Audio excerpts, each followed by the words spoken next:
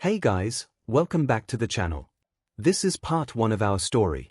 If you like this what if story and want to see part 2, let me know in the comments below. Before we start, don't forget to like, subscribe, and share this video with your friends.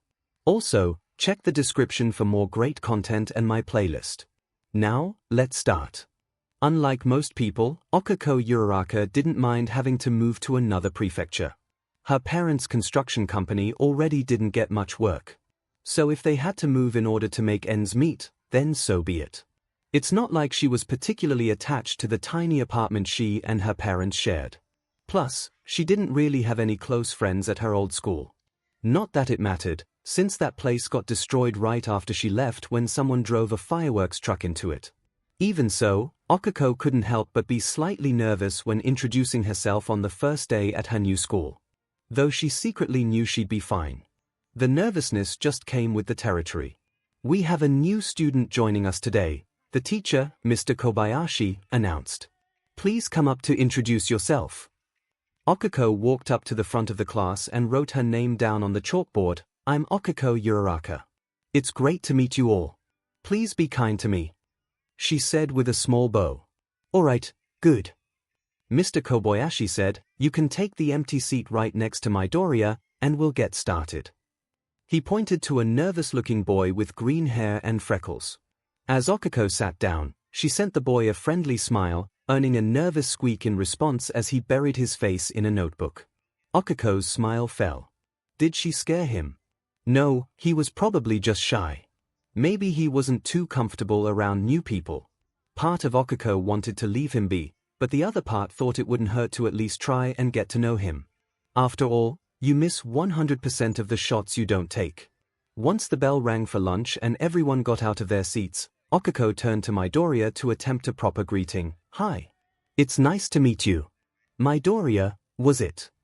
The boy's face turned red as he stuttered out a response. Oh, yeah. I'm Izuku Midoriya. Nice to meet you, too. Boy, this whole new school thing sure is nerve-wracking, 𝐒𝐿𝐻𝐻 said in an attempt to make conversation. But this place seems alright. Oh, Izuku struggled with a response for a moment. The people here are really, I'm sure they'll like you. 𝐒𝐿𝐻𝐻 did not like the hesitancy in his voice. Was there something about this place she didn't know? 𝐒𝐿𝐻𝐻 would get her answer as a girl with wild dark brown hair walked up to her and Izuku. Hey. 𝐸𝑚, right. Hi, I'm Deku. Me and the girls were wondering if you wanted to grab lunch with someone other than Deku. 𝐒𝐻𝐻 tilted her head in confusion. Deku. She means me, Izuku mumbled just loud enough for her to hear. Deku. What does that mean? 𝐒𝐻𝐻 asked aloud.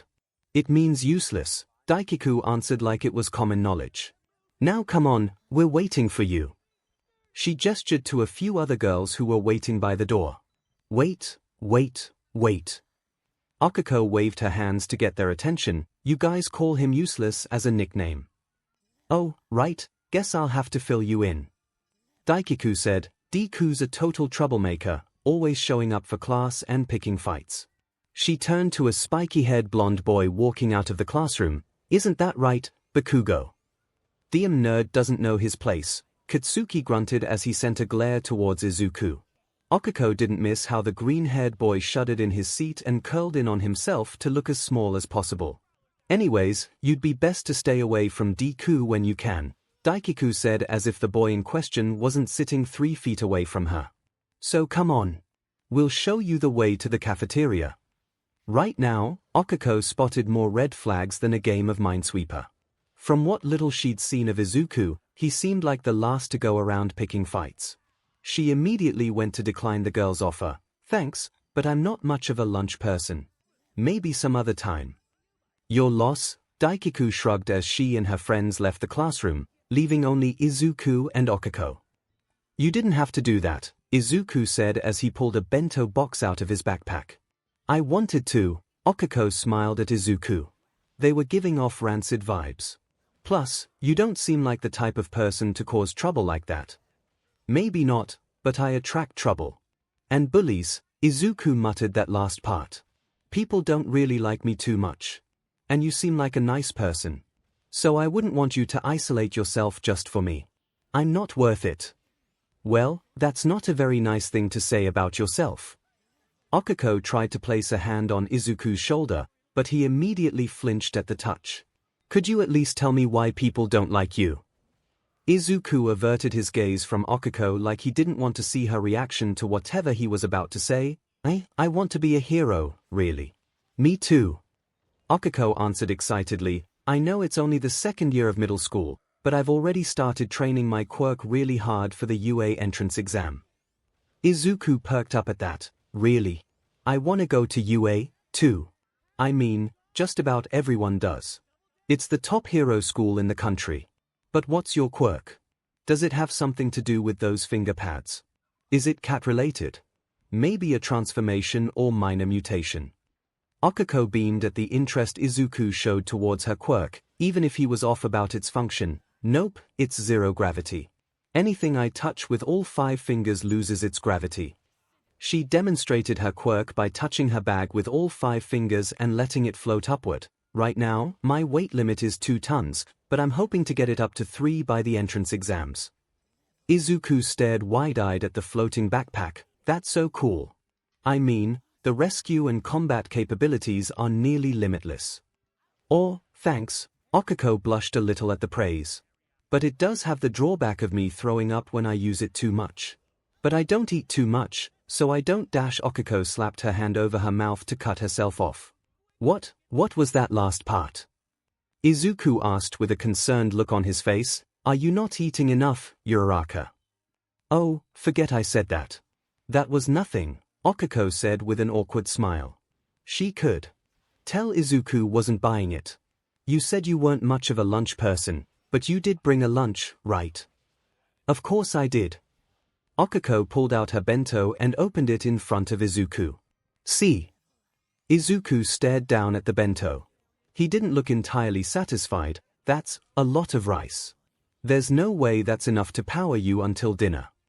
𝐒𝐿's smile faltered as she slumped in her seat. Okay, you got me. My family's not the most well-off. My parents run a construction company, but they've been struggling to find work. We've had to cut back on meals as of late.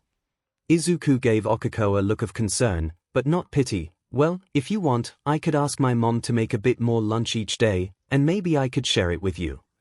Oh, you don't have to do that. Please. It's just me and my mom at home. We always have extra food lying around anyway. 𝐒𝐿 stared into Izuku's pleading eyes. He held the same energy of a small, innocent child you just couldn't say no to. She let out a long sigh. Okay, I guess. If you insist. Izuku gave a soft smile. Thank you. I should probably be the one thanking you. I mean, you're the one giving me food. The pair had a good chuckle at that. Well, you need all the energy you can get if you're going to be a hero. That reminds me, you never told me about your quirk. Izuku's cheerful mood immediately dampened. He sat silently in contemplation for a moment before taking a deep breath and responding, that's the other part of why people don't like me. It's because I'm actually quirkless. Oh. Suddenly, a million puzzle pieces clicked together inside 𝐒𝐿's brain. So, they've been treating you badly because... Izuku lowered his head and gave a solemn nod. 𝐒𝐿 felt a surge of anger bubble up inside her. That's bullshit. So what if you want to be a hero without a quirk? Why should they care? It's mostly 𝐒𝐭𝐻𝐿 who has a problem with that. The blonde boy with red eyes from earlier. The teachers like him because he has a powerful explosion quirk, so they let him get away with a lot. How much is a lot? 𝐒𝐿 asked. In place of a response, Izuku reached into his bag and pulled out a tube of burn cream. 𝐒𝐿 felt her blood run cold at the implications. Oh my god. Sorry to bring down the mood, Izuku muttered. No, don't apologize, Midoriya, 𝐒𝐿 demanded sternly. I've only spoken to you for a few minutes, and you're already one of the nicest people I've ever met. I don't deserve this. You don't deserve a bad reputation that apparently necessitates bullying just for wanting to live your dream. You mean it? Izuku asked in disbelief. Of course I do. And if the rest of the schools like Bakugo or Daikiku, then you'd be a way better hero than any of them anyways. Suddenly, Izuku began hiccuping as huge tears rolled down his face. Okiko began to panic. "Oh, I'm so sorry. Was it something I said?" "No." Izuku choked out in between breaths. "It's just, you're the first person to believe in me like that. Thank you." That very fact made Okiko angrier. She didn't realize the bar was set that low. She didn't know what she wanted to say to Izuku, but she knew what she wanted to do. "Midoriya, can I hug you?" When Izuku gave a teary-eyed nod, Okiko spread her arms out, and Izuku fell into her embrace. They just sat there for a while, Izuku quietly sobbing while Okiko slowly rubbed circles around his back. But through all the emotions, they both knew deep down that they had just made a friend for life. As the months went by, Izuku and Okiko quickly grew closer together. It wasn't long at all before they both considered the other to be their best friend. With Okiko's encouragement, Izuku finally began exercising to train his body for UA. He found it was much easier to find the motivation when he knew someone believed in him. Okiko had found herself feeling fuller as well, both emotionally and physically, as Izuku's mom very graciously volunteered to make an extra bento for her each day after she had her over for dinner.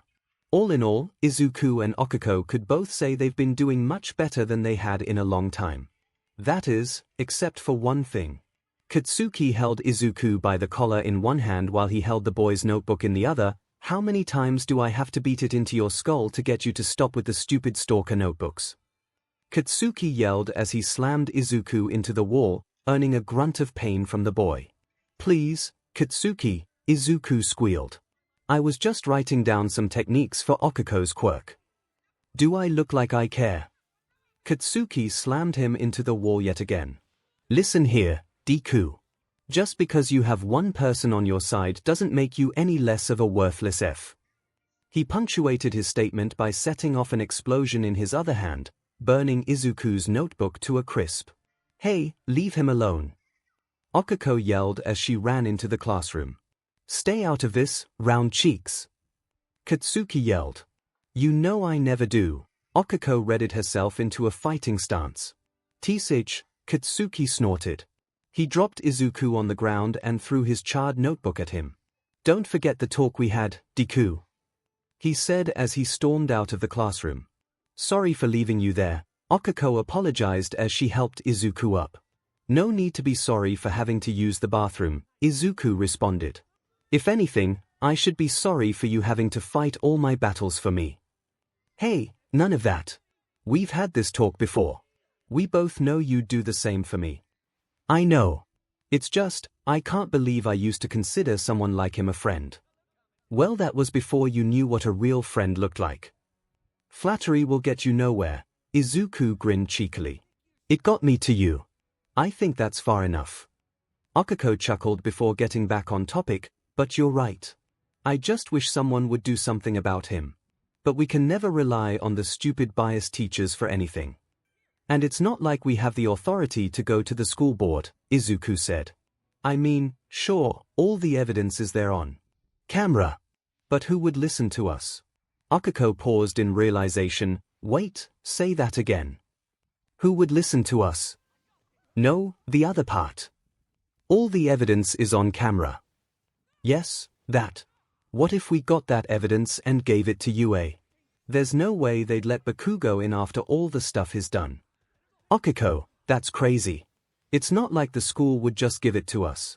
We'd have to break into the security room after school hours." Well, why don't we?" "Because it's illegal. And I don't think UA would let us in if they found out how we got it." "Well, what if we didn't show UA? What if we just used the footage to get Bakugo and his cronies off our backs? We'd still be breaking and entering. That doesn't sound very heroic." "So, heroes break into villain bases all the time. Aldera Middle School is not a vill. Oh, who am I kidding? It pretty much is." "You got that right. The things they knowingly let Bakugo do to you are pretty much illegal." "All right, you've convinced me. I'll have a plan formulated by tonight." "You've always got a plan, Izuku. That's what I love about you most." The two teenagers immediately reddened at 𝐒𝐿𝐵's slip-of-the-tongue statement. Did you just? 𝐒𝐿𝐵 nervously murmured. We'll unpack those feelings later. 𝐒𝐿𝐵 quickly said. 𝐒𝐿𝐵 nodded. Yeah, sure, right. That night, 𝐒𝐿𝐵 and 𝐒𝐿𝐵, both dressed entirely in black, stood outside the gates of 𝐿𝐵 Middle School. The security room is on the 4th floor, 𝐒𝐿𝐵 explained. I'm sure you can guess how we get up there. Right? 𝐒𝐿𝐵 nodded. She tapped both 𝐒𝐿𝐵 and herself on the shoulder with 5 fingers. With their gravity removed, they silently leaped over the gates and floated through the air. It wasn't very long before the duo reached the school's roof, and 𝐒𝐿𝐵 lowered them down before pressing all her fingers together and whispering, "Release." Thankfully, there were no guards on the roof, and the exit door could be unlocked from the outside to prevent people from getting stuck up there. So the pair made their way to the 4th floor and peered around the corner. There, they saw the door to the surveillance room and a guard right next to it. What do we do? 𝐒𝐿𝐵 asked. Don't worry, I planned for this. 𝐒𝐿𝐵 pulled out a marble from his pocket and threw it across the hallway. It landed by the stairwell and made several small slinking noises when it made contact with the ground. Sounds which the guard noticed and left his post to go investigate. With the guard distracted, 𝐒𝐿𝐵 and 𝐒𝐿𝐵 went to the surveillance room, but they soon found that the door was locked. Dang it, should have seen this coming, 𝐒𝐿𝐵 grunted. Do you have the key, 𝐒𝐿𝐵? Don't need it, 𝐒𝐿𝐵 responded. This school is so old and decrepit that most doors will open if you pull on them hard enough. To demonstrate, he grabbed the doorknob with both hands and yanked as hard as he could. It wasn't too long before the door swung open. Cool, how'd you figure that out? 𝐒𝐿𝐵 winced as they entered the room and closed the door behind them. I tried to hide from Katsuki a lot. I wasn't always successful. 𝐒𝐿𝐵 clenched her fist and gritted her teeth. That BS'd. But that's why we're here. 𝐒𝐿𝐵 sat himself down in front of the monitor and began combing through the footage. It didn't take much effort to find multiple instances of Katsuki assaulting, threatening, and yelling at 𝐒𝐿𝐵, sometimes with the teachers in plain view. Alright, I've got about 5 flash drives worth of footage, 𝐒𝐿𝐵 said after about an hour. Once I get home, I'll copy the information to a few more flash drives. How many flash drives do you have? 𝐒𝐿𝐵 asked. Mom works an office job, so practically infinite. Now let's get out of here. I've got to import some footage to my laptop. Both 𝐒𝐿𝐵 and 𝐒𝐿𝐵 couldn't help the satisfied grins on their faces. The next day, not long after school let out, Katsuki cornered 𝐒𝐿𝐵 in an empty hallway. Sparks popped in his hand threateningly as he loomed over the green-haired boy, who was practically cowering in fear. I heard from Freaky Fingers that someone was trying to train for UA yesterday, Katsuki said threateningly. Please, Katsuki, 𝐒𝐿𝐵 whimpered. I was just exercising, I swear. Bull. SHC. Katsuki said in a calm fury as he placed a hand on 𝐒𝐿𝐵's shoulder and let out a small explosion. Looks like someone needs to be put in their place. Yeah, you. Katsuki whipped his head around to see 𝐒𝐿𝐵 holding a laptop that was playing a video. What the hell is that? All the footage of you for the past 2 years. If this gets out, I don't think any hero school in the world would take you. Katsuki's face paled for a brief moment before quickly turning back to rage. Like hell you're gonna blackmail me. I can just tell a teacher. Oh, you mean the teachers who sat idly by and practically encouraged your actions. If anything, they'll end up in prison for all they did. Fine, Katsuki spat. What the hell do you want? Do you want money? I know you're effing poor. He pulled out his wallet and handed 𝐒𝐿𝐵 a stack of 10,000 yen bills. 𝐒𝐿𝐵 gawked at the money. She knew Katsuki was rich, but he had this much money in his pocket. She shifted her gaze to 𝐒𝐿𝐵, who nodded incredulously. All right, she said, this should be enough. She quickly deleted the footage from the laptop. Ha! Katsuki laughed. I knew you'd sell yourself out for money. He turned to 𝐒𝐿𝐵. See, Deku. Not even your so-called friend thinks you're worth more than a few months of allowance. Too bad she didn't tell you about the dozens of backups we keep at home, 𝐒𝐿𝐵 replied. Katsuki's face contorted in shock as he blinked at his former friend.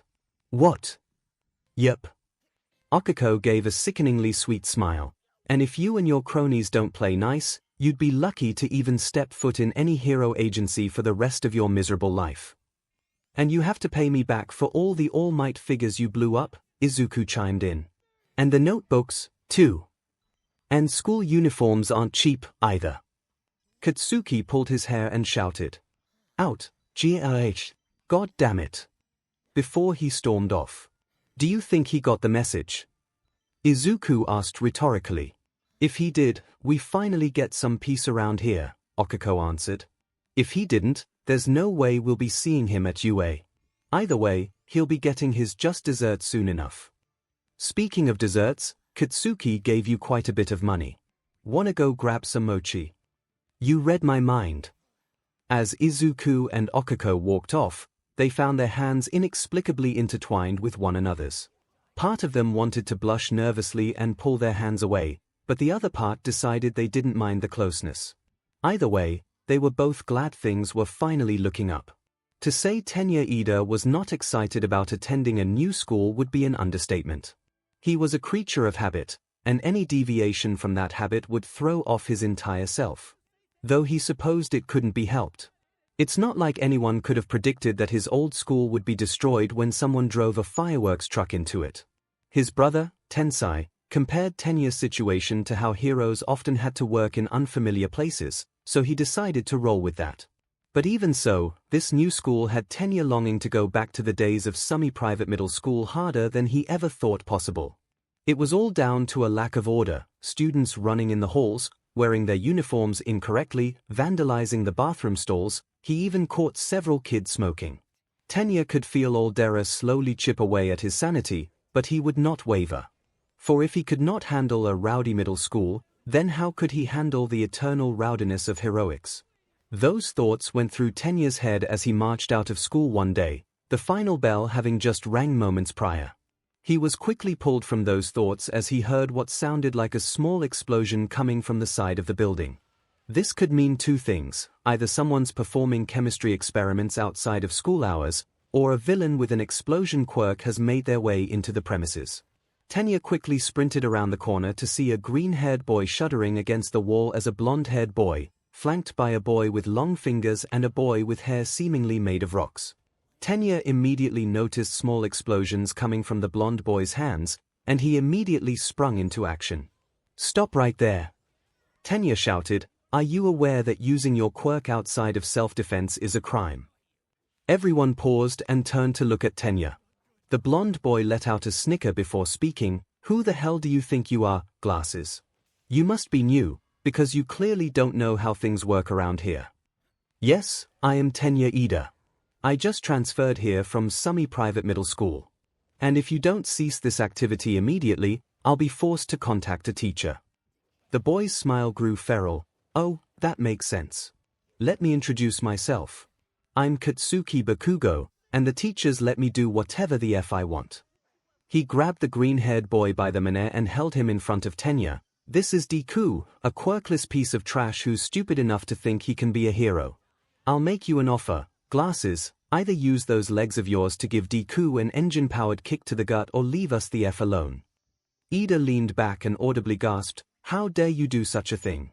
Even worse, you try to coerce me as well. I won't allow it.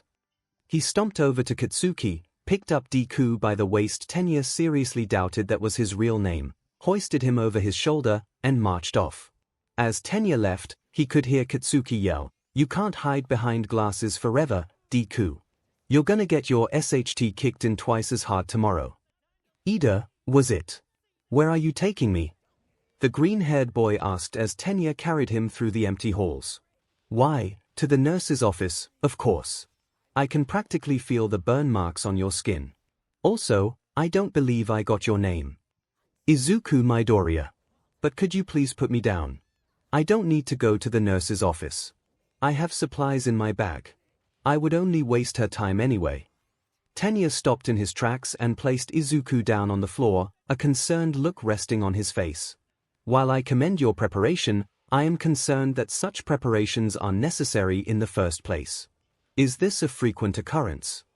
Unfortunately, yeah, Izuku sighed as he pulled out bandages from his bag and wrapped them around his arm.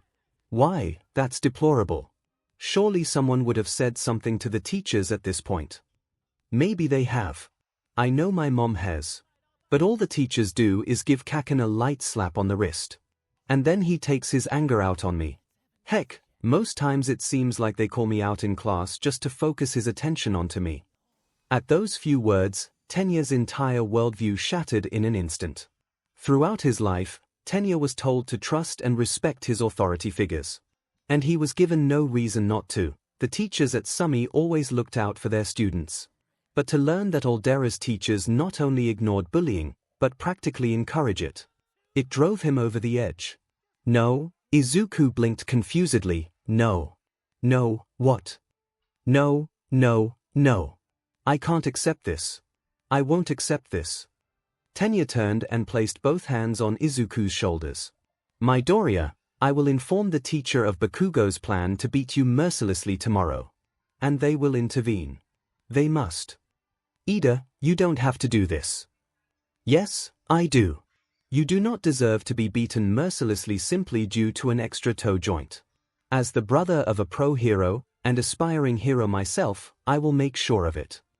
As Tenya marched off to find the nearest teacher, Izuku watched him with tears pricking at his eyes.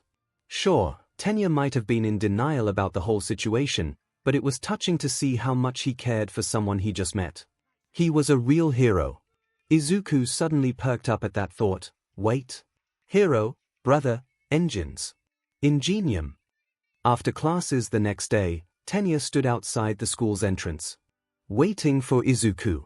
They were in different classes, so he didn't know exactly where to find him. Tenya just hoped Izuku wouldn't take any of the other exits. Sure enough, though, Tenya spotted a mop of green hair facing away from him. Midoriya.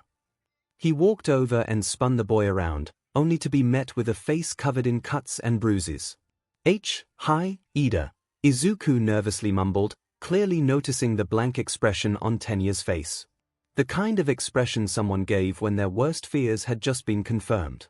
Are you okay? Ida quickly snapped out of his funk and examined Izuku's face. Am I okay? What about you? You look terrible. Oh, it's not too bad. Izuku tried to wave off his concern. I've had worse. After staring silently for a moment, Tenya took a deep breath as he proceeded to bow at a 90-degree angle. Midoriya, I'd like to apologize. Izuku's eyes widened as he nervously fidgeted, unsure what to do. What are you talking about? It's not like you were the one to beat me up. No, but I was a fool in thinking the teaching staff would do something to prevent this matter when you clearly had more experience with them. I swear, I will do everything in my power to right this wrong. What are you going to do? Tenya stood tall and smiled confidently. I have no idea. Several hours later, Tenya sat at the dinner table with his brother. He still had no idea what to do. Normally, he would just alert his parents and brother, adults he actually trusted, to launch an investigation into the school. Unfortunately for him, they were all knee-deep in taking down a drag syndicate. It was a miracle that Tensai had the time to sit down with him for dinner at all. Still, he thought the least he could do was ask for advice. Brother, I am in need of your advice, Tenya spoke up. What's up? Tensai looked up from his meal. Is it school-related? I know you haven't been having the easiest time adjusting. You'd be correct. I've recently encountered some less-than-moral practices from the students that go far beyond running in the halls. I attempted to contact someone of higher authority, but they proved uncaring and ineffective. And now I am unsure what to do. Tensai leaned back in his chair to think for a moment before answering. I think I understand what you're getting at. You're looking for a hero, but the ones present are ineffective. That is one way to put it. Well, one thing I've learned from being a hero, and one thing you'll learn as you go along, is that sometimes you can't afford to be 100% clean when resolving an issue. Sometimes, you have to take drastic measures. I'm afraid I don't understand. Okay, you're gonna think I'm weird for saying this, but sometimes you have to break rules in order to enforce rules. Tenya looked at his brother in shock, like a tarantula was crawling on his face. Brother, you can't seriously be suggesting what I think you are. Why, if we were to use your hero metaphor, you'd practically be encouraging vigilantism. Well, between you and me, Tensai leaned closer to his brother. Most heroes don't report vigilantes unless they are doing more harm than good. They say snitches get stitches for a reason. I can't believe this, Ida said, flabbergasted at the fact his brother wasn't condemning vigilantism. I'm not saying you should become a vigilante or anything. I'm just saying that if the situation means so much to you, then maybe you should consider taking matters into your own hands. Whatever you do, I'll vouch for YA. Tensai gave Tenya a wink and a cheeky smile. Very well, then. Tenya said as he got up from his chair and walked to his room. Thank you for the advice, brother. I will take it into consideration. And take it into consideration he did. After dinner, he spent over half an hour pacing back and forth in his room, weighing his options. He didn't entirely agree with what his brother had said, but he acknowledged he had a point. Conventional methods had failed him, and if he didn't do anything, he would be no better than the bystanders that plagued all of Aldera. But even so, it was clear that the bullies wouldn't listen to him. But then again, villains rarely listen to heroes, either. That's why they fought in the first place. Tenya wanted to be the hero in this situation, but he knew the school would never approve of his actions. But if that were the case, maybe he should lean into it. Of course. A surefire way to both intimidate the bullies and make a clear stance against his school. Tenya ran to the nearest bathroom and stared into the mirror. If he was going to become the school's enemy, he needed to look the part. The next day, Izuku stood at the school's entrance, utter bafflement etched upon his face. What is up, my bro? Tenya greeted, trying and failing to make his voice sound as tough as possible. His voice wasn't the only thing that radiated faux toughness, however. His hair was messy, his tie was undone, his shirt was not tucked in, and one of his brief legs was partially torn off. Ida, what are you doing? Izuku finally asked. Why, I'm taking a stance against your bullies and the school that encourages them. By becoming a delinquent. Of course. Tenya exclaimed as he power-walked into the building. Come now, we must speed walk in the halls so we may get to class on time instead of the expected 15 minutes beforehand. As Izuku and Tenya speed walked down the halls, Tenya pulled out a black Sharpie and began leaving tiny, barely noticeable dots on the walls. I am desecrating these school walls with my act of vandalism. He shouted. I still don't get what you're trying to accomplish here, Izuku admitted. You shall soon see, Tenya said as he entered Izuku's classroom and sat down at the desk next to him. An action that Izuku found very confusing. Ida, I don't think this is your classroom. I am more than aware, Midoriya. However, I am a delinquent. I care not for rules and regulations. The pair were interrupted by an amused huff from Katsuki. Oh, so that's why you're making a bigger butt of yourself then. Usual. Let me guess, you went to the bathroom without washing your hands. That is very correct. Tenya stated, however, I believe that will be the least shameful thing I'll be forced to do today. For I, Tenya Ida, challenge you, Katsuki Bakugo, to a battle of DMNs. Katsuki let out a feral grin as he leaped onto his desk and let out small explosions in his hands. Bring it, glasses. I've been itching to kick your butt since Monday. Good, Tenya nodded. Then, as they say, we shall take this outside. After class, of course. Any day of the week. I'll destroy you. As the teacher walked into the room and classes began, Izuku whispered to Tenya, what are you thinking? Kaken's gonna kill you out there. Tenya, being the bad boy that he was, saw no issue with talking during class. Do not fear, Midoriya, for I have a special way of defeating delinquents such as him. Takes one to know one, after all. Okay, but how will that stop you from being blown up? My brother has taught me to resolve situations as swiftly as possible. And if I play my cards right, the fight shall end before my opponent has the time to unleash a single attack. Izuku's eyes darted around for a moment before he nodded hesitantly. Okay. In that case, you should know that Kaken always starts his fights with a right hook. Every single time. A confident grin etched onto Tenya's face. That's perfect. Later that day, a small crowd gathered behind the school to watch the brawl between Tenya and Katsuki. Both stood in fighting positions about 10 feet away from each other. Izuku stood in the front of the crowd to watch Tenya. Part of him wanted to cheer for his new friend, but literally everyone else was chanting Katsuki's name, so he decided not to be the odd man out.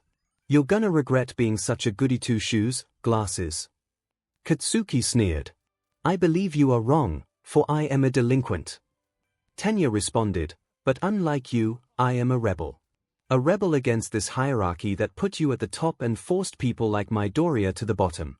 A rebel for those whom society left behind. A rebel who are you gonna fight or just talk me to death?" Katsuki yelled. "Oh, my apologies. You may have the first move," Tenya said as he silently revved up his engines. As soon as Tenya finished that sentence, Katsuki used an explosion to propel himself towards his opponent as he swung his fist back for a right hook, die. Recipro burst. Suddenly, Tenya's engines roared to life as he took off in the blink of an eye. Less than a tenth of a second later, a booming impact was heard as Tenya delivered an engine-powered kick to Katsuki's gut. Katsuki immediately stopped in his tracks as he coughed up spittle and fell to the ground, the wind knocked completely out of him. Before his head could hit the ground, however, Tenya delivered a normal roundhouse kick to the blonde boy's skull, knocking him out almost instantly. The crowd went silent as they watched what they thought was the strongest person in the school be completely and utterly destroyed in the span of 2 seconds. After a few moments, Tenya placed his foot on his unconscious opponent's body and began to speak. "I have defeated your school's top fighter. As such, I am now the top dog, and you all shall listen to me." "Like hell, we will," one of the audience members shouted. "Oh, would you like to revive a recipro burst of your own? Because I can make that happen." Tenya only received a frustrated grumble in response. "That's what I thought. Now, as the school's top dog, there will be some changes around here. No running in the halls, no smoking on school property, no vandalism, no tardiness, and no bullying of any kind. Anyone who steps out of line will end up like Bakugo. Do I make myself clear?" Tenya was satisfied by the angry murmurs of agreement. "Very well. Now return to class, all of you. Lunch is nearly over." As the crowd quickly dissipated, Tenya saw Izuku run over to him excitedly. "Ida, that was amazing. I can't believe that worked." "Thank you very much, Midoriya." Ida smiled. "I hope now the school will become a better learning environment for all of us." "So what are you gonna do now?" "Now, I have a school to upkeep and a reputation to uphold. It will be daunting work, and I'm not sure I can do it alone." Izuku quickly picked up on the implication. I could give you a hand if you want." "Excellent." Ida wrapped a hand around Izuku's shoulder and pulled to his side. "We shall be the greatest delinquents this school has ever known."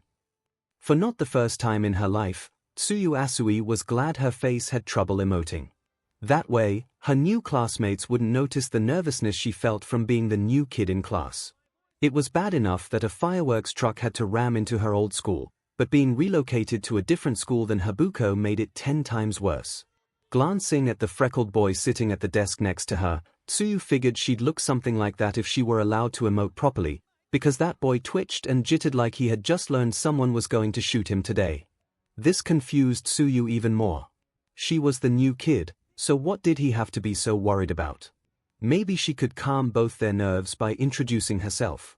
Perhaps they could strike up a conversation about their shared hair color or something. As the bell rang for lunch, Tsuyu turned to the green-haired boy to greet herself. But before she could say anything, another boy with orange hair covering his eyes slid up to her desk. "Hey, how's it going? I'm Suzuki. You seem pretty cute. What's your name?"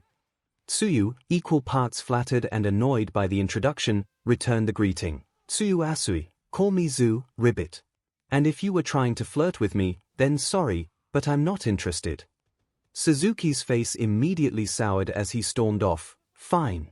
I wasn't interested in a freak like you anyway." If Tsuyu could roll her eyes, she would have. It looks like the mutant discrimination was the one thing that carried over from her old school. And if this was like previous experiences, he probably noticed the frog mutations and only wanted to date her for the stuff she could do with her tongue.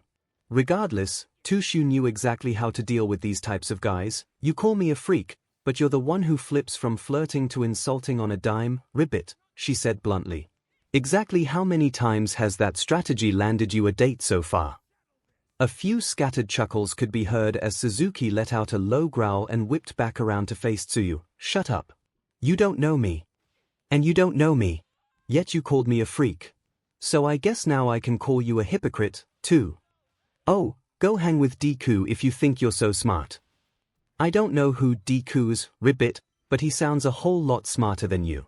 Considering you haven't come up with a single clever insult during this entire argument.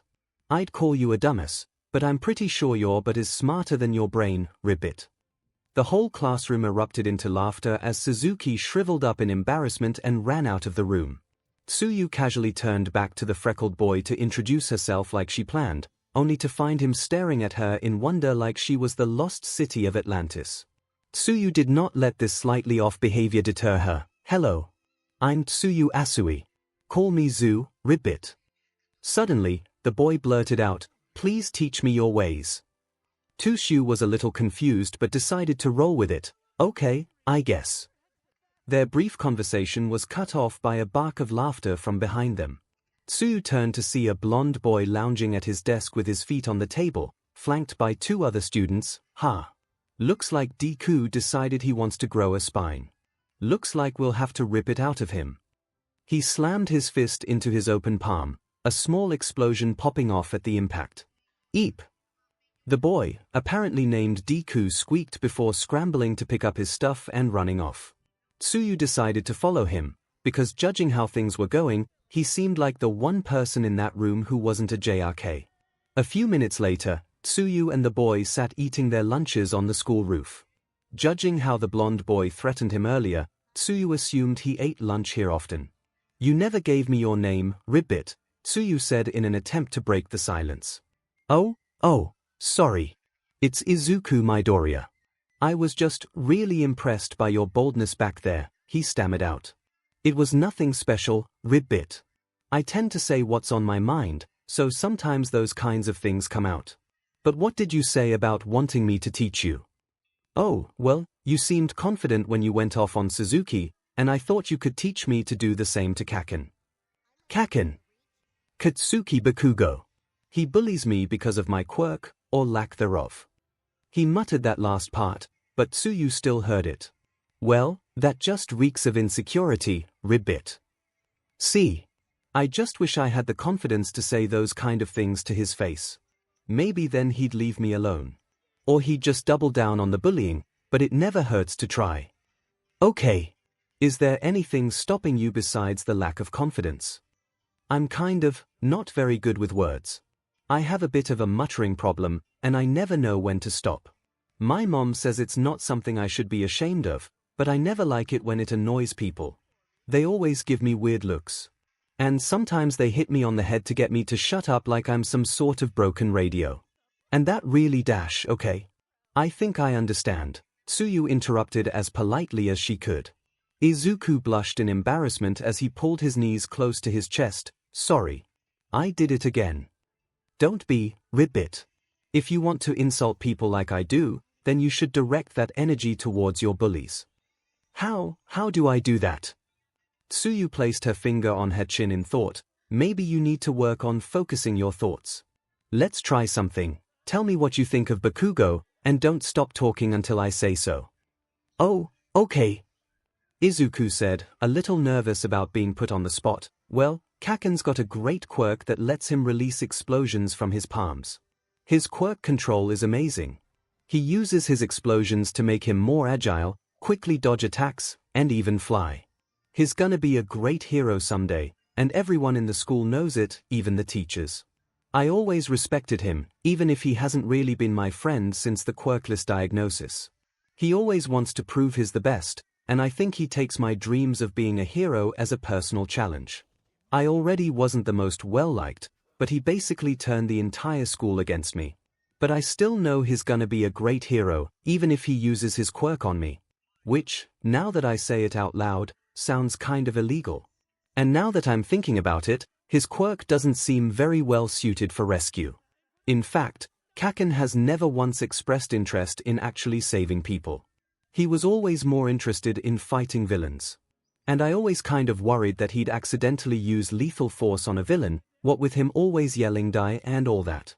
And maybe, someone who has no interest in saving and helping people shouldn't be a hero at all. Wait a minute, have I just been conditioned into thinking 𝐭𝐽𝐻 was as good as he said he was by a school that only wants the credit of having housed a future top 10 hero? I think so, ribbit, Tsuyu responded. Izuku paused for a moment as he stared blankly at the floor. I need to sit down for a minute. You already sitting down?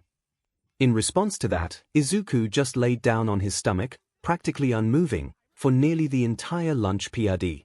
Tsuyu just let him be, figuring he needed time to sort things out in his head. After a couple minutes, Izuku hoisted his body off the ground and leaned on the railing for support. Okay, I think I know what to do now, he said, his voice still exasperated. Do you want to save the insult training for tomorrow, ribbit? Tsuyu asked. No, Izuku weakly shook his head. Now that I've filtered out my thoughts about Katsuki, I think I can start formulating what I want to say to him. How long do you think that'll take? Not long. I know him better than anyone. The bell rang, signaling the end of lunch, and the two green-haired kids made their way to the door. In fact, Izuku continued, I think I'll lay it on him the next time he tries to start something. He opened the door, only to find Katsuki and his cronies waiting for them on the other side, which I guess is right now.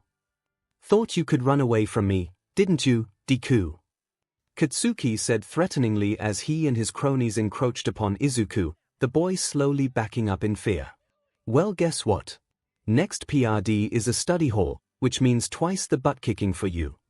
Whatever insult Izuku was about to say immediately died in his throat. He turned to Tsuyu, who just shrugged. He gave a nervous gulp. It was either now or never. Taking a deep breath, Izuku summoned every last ounce of courage in his body and said, Are you really that insecure that you have to beat up a quirkless kid just to make yourself feel better? Katsuki paused for a moment, dumbstruck at what Izuku had just said. What the F did you just say? I was just saying that you're such a complex bundle of superiority and inferiority complexes that you see me as a continued threat to your dream of becoming the greatest hero despite all the praise heaped upon you by the entire school. And knowing me, that's kind of pathetic. Katsuki paused to comprehend Izuku's insult analysis since his muttering was hard to understand. Once he did, his anger returned in full force. Did you just call me pathetic? I did. Izuku yelled out nervously, and that's just the tip of the iceberg. You're a walking pile of contradictions. You're one of the top scorers in the entire school, yet you dress like a delinquent. You only chose to go to this school in the first place just so you could manufacture a heroic backstory. Who the heck cares about a heroic backstory anyway? No one knows All Might's backstory, and he's the #1 hero. You. And while we're on the topic, why do you even want to be the #1 hero? 'Cause I don't think you want to be the next symbol of peace. Do you just want to prove you're the best? What will you do after you reach your goal? Just go around beating up villains all day. That makes sense, because you'd honestly look less out of place in an illegal fighting ring than in a hero school like UA. Seriously, it's like you don't even know what a hero is. Because if every hero thought like you, we'd be stuck in another era of chaos. Silence stretched across the rooftop as Izuku caught his breath. He felt a lot lighter, as if that was something he needed to get off his chest for a while. Katsuki, for his part, just stood there unmoving, with a shocked expression that made it seem like he was rethinking his entire life. Eventually, Izuku finished catching his breath, and without saying anything, walked around Katsuki and his cronies to reach the door, Tsuyu quickly following behind him. How was that, Asui? Izuku asked tiredly as they walked down the stairs. Pretty good for a first attempt, ribbit, Tsuyu complimented. Also, call me Zu. Right, sorry. Though I am worried that Bakugo might come after you once he recovers. Or his cronies, or maybe even the teachers. Izuku was quick to wave off those concerns. I don't think I mind anymore. I have a few choice words I'd like to say to each and every one of them. Rip, I almost feel bad for them. Izuku shrugged. It's their fault for giving me so much material to work with. Tsuyu nodded. Can't argue with that, ribbit. can't argue with that. Shoto Todoroki was hardly bothered by the fact he had to transfer to Old Dera Middle School when his old one was destroyed by a rampaging fireworks truck. That mattered very little to him. The only thing on his mind at the moment was surpassing his father without using his fire. That, and the small group of students currently surrounding him at his desk. "So, you're new here?" One of the boys said, "I like your hair. You got a quirk, or is that just dyed?" These guys were starting to agitate Shoto. No one ever talked to him at his old school. What changed? "Oh, right, he was the new kid. I have a nice quirk," he replied. There was no need to make anyone aware of his half of the quirk. "Really?" the boy replied. "Then how come this side's warmer than the other?" He walked behind Shoto and waved one arm at each of his sides to gauge the difference. "You got a fire quirk, too." Shoto's conversation was interrupted by a stream of barely coherent words from a green-haired bay sitting a few rows behind them, differing temperatures on each side of the body. Could be a built-in mechanism for quickly melting ice. The possibility of a fire aspect to the quirk shouldn't be ruled out either. Both sides being equal in strength would work well in explaining the split hair colors. As the boy continued muttering to himself, a blonde-haired boy got out of his desk and chopped the green-haired boy on the head. "No one thing asked you, Deku." He then whipped around and growled at Shoto, "Is the nerd right? Can you shoot fire and ice?" Shoto, seemingly cornered, decided to answer truthfully in hopes that they would leave him alone afterward. "Yes. Yes, I can." To his dismay, however, the blonde man seemed to grow angrier as he slammed his hands on Shoto's desk. "I bet you think you're hottie just cause you have a half-decent quirk, here." "Not particularly," said Shoto in an attempt to de-escalate the situation, which seemingly went unnoticed by the blonde boy. "Well, guess what, icy hot.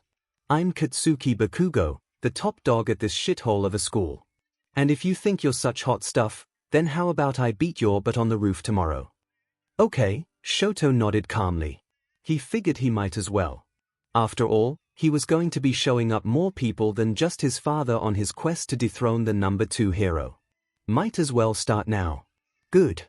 I hope you're ready to die," Katsuki huffed before storming out of the classroom, most of the other boys following behind him while they cheered him on. When it was just him and the green-haired boy left in the classroom, Shoto got up and made his way down the hall. Unfortunately for him, the green-haired boy followed behind him, twiddling his fingers as if he wanted to say something. Eventually, he did. "Hi. I'm Izuku Midoriya. I just wanted to say sorry for blurting out your quirk. I didn't think my observations would be correct." "It's fine," Shoto responded coldly. "It would have gotten out one way or another." "Oh, okay. I also just wanted to say how I think it's really cool how you stood up to Kaken like that." "Do you mean Bakugo?"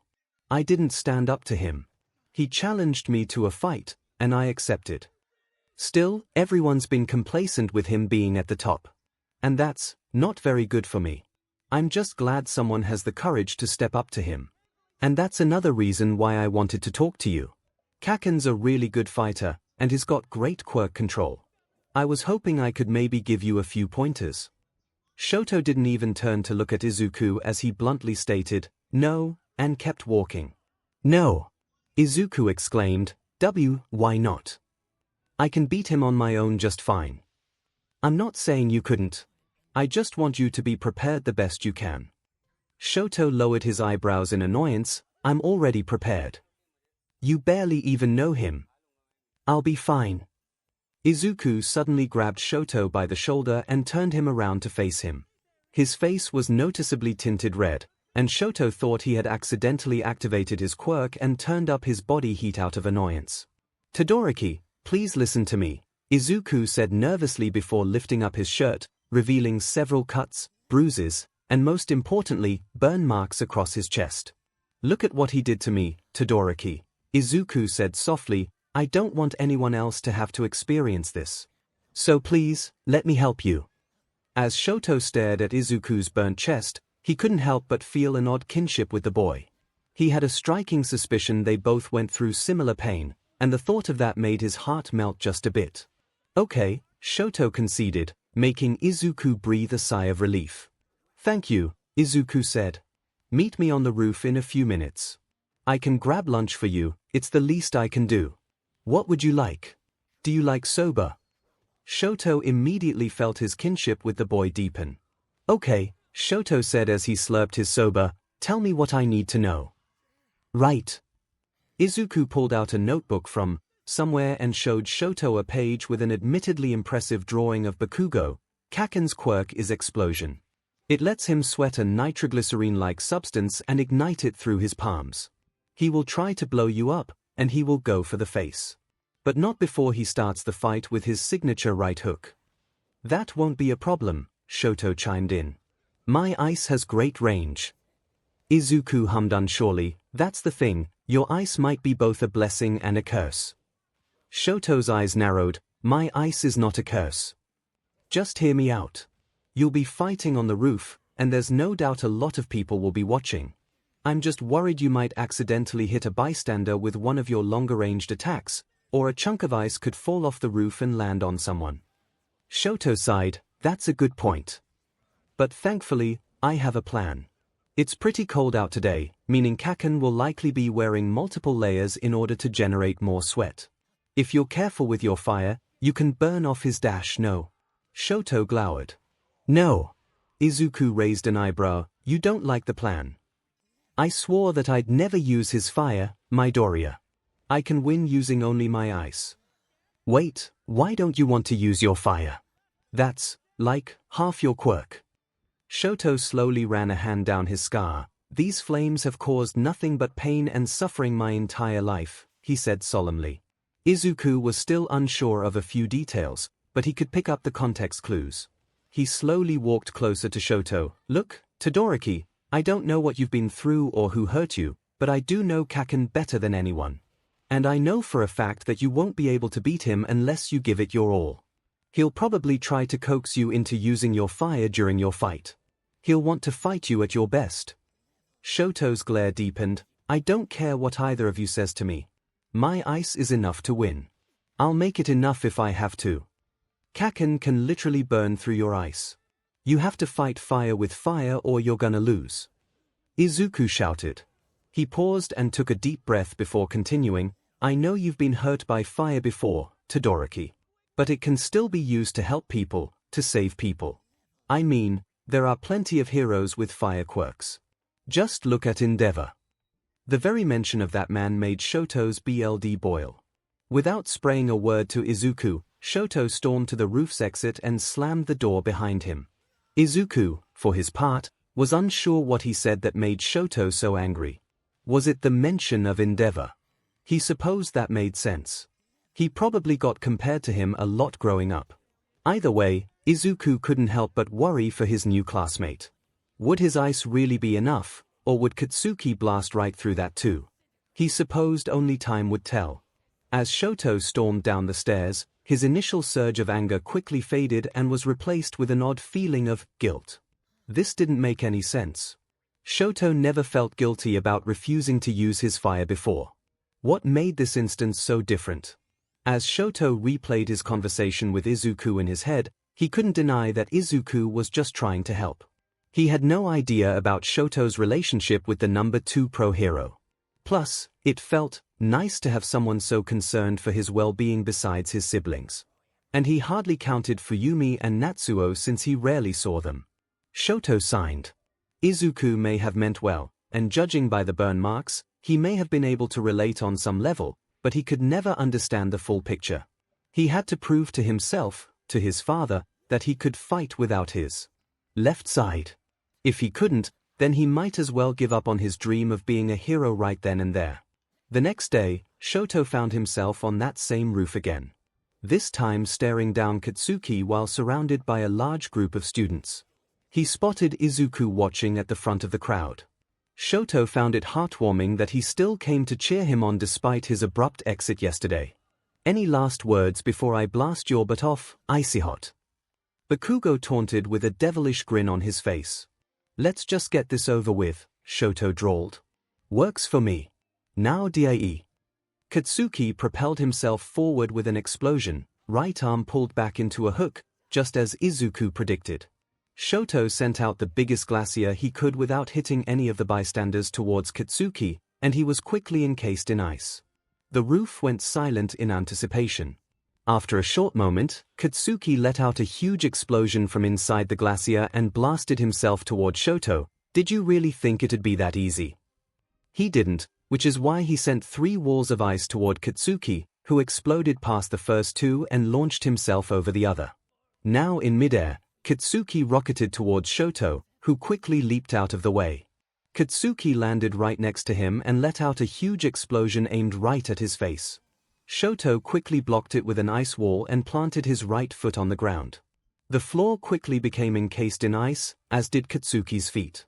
As Shoto used this opportunity to get some distance from Katsuki, the explosive blonde tore his feet out of the ice and turned to him, an angry scowl adorning his face. Why haven't you used your DMN fire?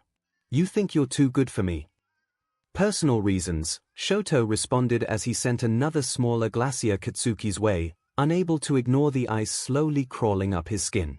Before the glacier encased Katsuki yet again, he pointed his hands to the ground and let out a condensed burst that propelled him over the attack. Bullshit. He yelled as he flew at Shoto yet again. Shoto teared another ice wall at the last second, but Katsuki used an explosion to vault right over it and land right in front of him. Before Shoto could react, Katsuki pointed both palms at him and let out a wide explosion. Shoto's vision blurred as he fell to the ground. He attempted to get up, but Katsuki stomped down HD on his stomach. Shoto could barely make out Katsuki's shouts. You still didn't use your DMN fire. Are you toying with me? How am I supposed to be the undisputed best if you keep half-butting it? His head whipped around to face the crowd, at one person in particular. You put him up to this, didn't you, Deku? What? I don't know what you're talking about. Shoto heard Izuku plead. Don't lie to me. He felt the weight on his stomach leave as Katsuki menacingly stomped over to Izuku. I saw you 2 head to the roof yesterday. This was all a setup to make me look dumb, wasn't it? Well, we'll see who really looks dumb when I blast your face off. As Shoto fought to stand up, barely remaining conscious, he caught a glimpse of Katsuki about to attack Izuku, who was weakly raising his arms in defense as tears pricked at the corners of his eyes. But he didn't see Izuku and Katsuki right there. No, Shoto saw himself cowering in fear, left to the mercy of his father. Time seemed to slow down for Shoto as he tried to process the situation. Before long, a familiar voice rang out in his head. I know you've been hurt by fire before, Todoroki. But it can still be used to help people, to save people. At those words, Shoto felt a spark light up within him. That spark quickly turned into a fire, and that fire turned into a raging inferno. Shoto slowly stood up. His arms limped at his sides, but he didn't care. He found himself letting out a huge smile as his inferno raged both inside and out. Katsuki paused his approach toward Izuku and turned to see Shoto finally using his flames. His grin grew even more feral. Finally. Now we can fight for real. Katsuki launched himself at Shoto, but he was quickly knocked back by a jet of flames. Undeterred, he went to try again, only to find that the flames had already dissipated. What the F? We were just getting started. In place of response, Shoto waved his hand and encased Katsuki in yet another glacier. The explosive teen grunted as he tried to blow up his icy prison, but nothing happened. What the hell? What's going on? Katsuki asked as he clenched and unclenched his fists in an attempt to release an explosion, but nothing came out. You seriously haven't noticed? Shoto asked. Noticed what? Katsuki yelled as he looked around to figure out if something was off. When his eyes met his body, he paused in realization. That fire jet from earlier had burned off most of his clothes, leaving only a tank top and a pair of boxer shorts. He couldn't sweat even if he wanted to. UBSTRD. You can't do this.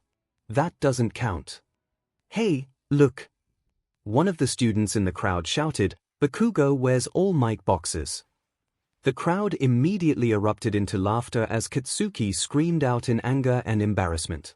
As a tired Shoto stood in the center of a laughing crowd, he found himself blindsided by a tackle hug from Izuku. That was amazing, Todoroki. He cheered. I knew you had it in you to use your fire. I just knew it. Shoto didn't respond, still blindsided by the hug. He wasn't too used to displays of affection like this, not since his mother was taken away. He slowly found himself wrapping his arms around Izuku and leaning into the touch. He was reminded of his mother's hugs, but Izuku's were different. They were much more intimate than he was used to. As Shoto tightened the hug, he quickly decided he liked this form of intimacy. And he would look forward to sharing more moments like this with Izuku in the future. Whatever that may hold for them. Omake, Izuku as he watched everyone laugh at Katsuki's All Might boxes, I'm wearing that same brand right now. They must never know. Shoto, burn-in, my new school has biased, quirkist teachers. I need you to burn it to the ground. Burn-in. Sure thing. I'll have them arrested in no time at all. Shoto, no. I want you to use your quirk to set the building ablaze. And then we'll dance on the ashes. Izuku breathed heavily as he ran down the street. He was covered in scrapes and bruises, his muscles ached, and he was already down a shoe, but he didn't stop running, for he knew what would await him if he did. To celebrate the weekend, Katsuki thought it would be a good idea to round up as many eager students as he could and have them all essentially hunt Izuku for sport. Every time they caught up to him, they would beat down on him for a few moments before letting him run off so they could chase him again.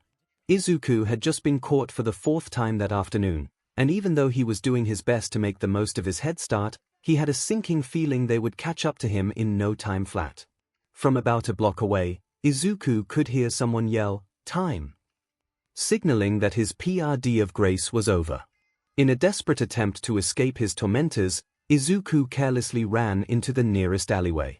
He suddenly came screeching to a halt when he saw he was about to run into a little girl with white hair and a yellow horn sticking out of her forehead. "Are you okay, mister?" the little girl asked. "I'm being chased." Izuku huffed out in between breaths. To Izuku's surprise, the little girl took his hand and led him into a nearby building. "You look hurt. Papa can help you." Izuku was a little confused as the girl sat him down on a couch, but he decided to be polite. "Oh, is your father a doctor?" "No, he's a criminal," the girl answered like that was a completely normal profession. "Eh? A what?" "Eh?" Izuku heard an unknown voice call out, "Did you find your ball?" "No, Papa. I found someone hurt." Eri responded. Izuku froze in fear as the girl's father entered the room. He was tall, with purple hair and a puffy jacket. His most distinguishing feature, however, was a red and yellow bird-like mask he wore over his mouth. Izuku recognized that kind of mask from a news report he saw last week. You Yakuza." He stammered out. "Dear God, you look horrible. What happened to you?"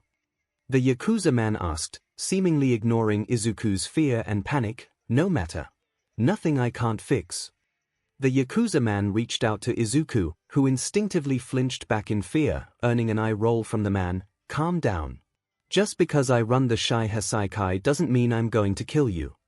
He planted all 5 fingers on Izuku's arm, and the boy felt a tingling sensation throughout his entire body. After a moment, the sensation vanished, along with all his pain. Izuku felt around his body. He didn't feel any of the cuts or bruises that were there before, and his muscle strain was gone as well. "What did you do?" Izuku was quick to ask. "I used my quirk on you, Overhaul." The man replied, "It lets me disassemble and reassemble matter at a molecular level. I used it to repair your injuries just now." Izuku's shock and fear were quickly replaced by curiosity for this interesting new quirk. "That's so cool, Mr. Chisaki. Kai Chisaki. And this is my little princess, Eri." He lifted up Eri and gave her a hug, which she reciprocated. "Izuku Midoriya," the boy in question greeted. "Sorry I freaked out earlier. I thought the Yakuza were supposed to be dangerous." "Papa's not dangerous," Eri said as she hugged her father tighter. "He's a businessman." Chisaki corrected, "We've got a strong code of honor here. We only hurt people if they happen to PSS us off. Other than that, we fund startups, control crime in the area, and do a wee bit of extortion. Nothing wrong with a bit of extortion." I didn't think you guys had a branch in Mustafa, 𝐒𝐿 said. We didn't. But we had to relocate after our old compound was destroyed by a rampaging fireworks truck. But anyways, how did you get that beat up in the first place? Oh, 𝐒𝐿's mood dropped. Kakin and his lackeys were chasing me down the street again. Again? Do they beat you up this hard every time? 𝐒𝐿 waved his hand in a civil expression. Can he hide here, Papa? Eri asked innocently. I wanna play with him. That depends on what Midoriya would like, Chisaki answered before turning to 𝐒𝐿. Midoriya, would you like to play with my daughter? Okay, 𝐒𝐿 responded with a small smile. What would you like to play, Eri? Let's draw. Eri jumped up and down excitedly as she grabbed 𝐒𝐿 by the arm and dragged him to the kitchen table. I'll make you both some hot chocolate, Chisaki said as he looked through the cupboards. What are you drawing, Eri? 𝐒𝐿 asked as he saw the girl grab a big handful of crayons. I'm drawing a unicorn. Eri showed her picture to 𝐒𝐿, a round blob in the vague shape of a horse with a triangle sticking out its head. That's very lovely, Faye. I think I'll draw a unicorn, too. After a few minutes of scribbling with her crayons, Eri looked up from her paper to get a look at 𝐒𝐿's. She was immediately floored by his artistic prowess. Woo. How did you learn to draw so good? Oh, this. 𝐒𝐿 asked. All you have to do is break it down into shapes. Watch. 𝐒𝐿 turned his paper over and sketched out 3 circles. He connected them with some lines, added a square horse snout, dotted some eyes, and used triangles for the legs, ears, and meneh. Eri was astounded by the demonstration. Wow. You should do that for your job. Oh, no. It's just a hobby, like my notebooks. 𝐒𝐿 pulled out a notebook and flipped to a page with a drawing of All Might, which Eri also gawked at. Hot chocolate's ready, Chisaki said as he planned 2 mugs of steaming cocoa on the table. He paused when he caught a glimpse of 𝐒𝐿's notebook. Hey, what's this? Oh, just my hero analysis notebook, 𝐒𝐿 answered shyly. Would you mind if I took a look? Sure, if you're interested. Chisaki took the notebook and began flipping through it, humming thoughtfully at its contents. I must say, this is some impressive quirk analysis you have here. 𝐒𝐿 blushed at the praise. You mean it? I mean it. I've never seen someone write 8 pages on 𝐻𝐻's aerodynamics before. I wonder what you'd have to say about my quirk. 𝐒𝐿 immediately perked up at that. Well, it's a great quirk with nearly endless possibilities. I'm sure healing my injuries was only the tip of the iceberg. With the right materials, I'm sure you could assemble buildings or put together cars in the blink of an eye. But I bet a quirk like that takes a lot of practice to use as well as you did. I'm sure you had to study biology for hours to get to the point where you could heal me without blowing me up. Chisaki hummed in amusement. I don't think I've ever thought to use my quirk to build a car before. I ought to have you come back sometime to analyze the 8 bullets. I'm sure you could come up with some pretty creative quirk applications. 𝐒𝐿, look. Eri interrupted as she showed him her paper. I did what you did, now my unicorn looks so much prettier. That's amazing, Eri. 𝐒𝐿 praised as he ruffled his hand through her hair. You learned so fast. Maybe you should do it for your job. Thank you for having me over, Mr. Chisaki, 𝐒𝐿 said as he stood outside the Yakuza building, and for healing me. No problem, Chisaki smiled behind his mask. Come back anytime. And I mean it. Eri really likes you, and she hasn't had anyone come over for a playdate in a while. 𝐒𝐿 returned the smile. I might just have to take you up on that offer. And he did. Over the next few months, 𝐒� periodically stopped by the Yakuza compound to play with Eri and talk quirks with Chisaki.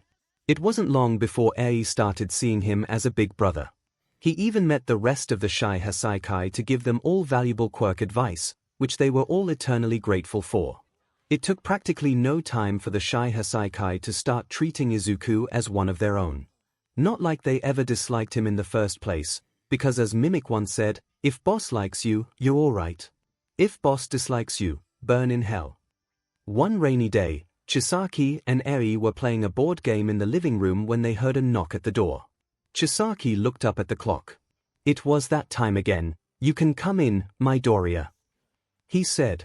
When the door opened, the pair saw Izuku with a black eye, a bloody nose, and mud stains scattered across his skin. "Hi guys," he greeted weakly.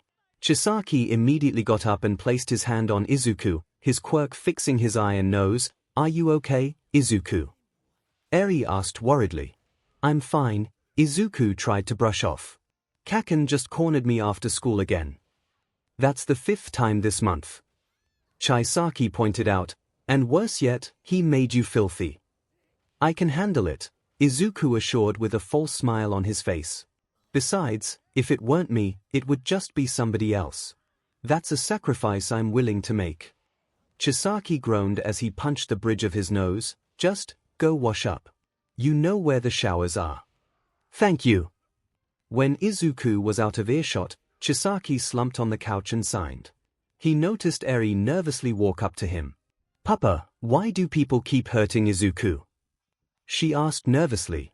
Chisaki patted the seat next to him, to which Eri sat down. "Abe, do you know how we at the Shy Hisekai have a code of honor and how we only hurt people if they go against us?" Eri nodded. "The sad truth is not everyone follows the same code of honor we do. Sometimes, people hurt others because it makes them feel better about themselves." Eri gasped. "That's horrible." "You're right, Eri. But Izuku's important to us. He needs our help, even if he doesn't know it. How can we help him?" Chisaki pulled Eri into a hug. "You already help him by being you. Playing with you helps Izuku feel better after school. As for me," Chisaki's eyes narrowed, "I'm gonna have a little chat with the teachers who keep letting Izuku get hurt." Eri perked up as she let go of the hug. "Are you and the Yakuza gonna visit his school?" Chisaki grinned as he pat Eri on the head. "Oh, we're gonna do more than just visit." The next day, Izuku sat at his desk as he nervously eyed Katsuki. The teacher was running late, and Izuku was worried Katsuki might use the extra time to rough him up before class started. Thankfully, a teacher walked into the room a few minutes later. Unthankfully, that teacher was Kai Chisaki. "Hello, class." Chisaki greeted with false sincerity. "I'm your substitute homeroom teacher, Mr. Overhaul. In fact, all your teachers are substitutes today." "What happened to them?" one student asked. "They all mysteriously got tumors.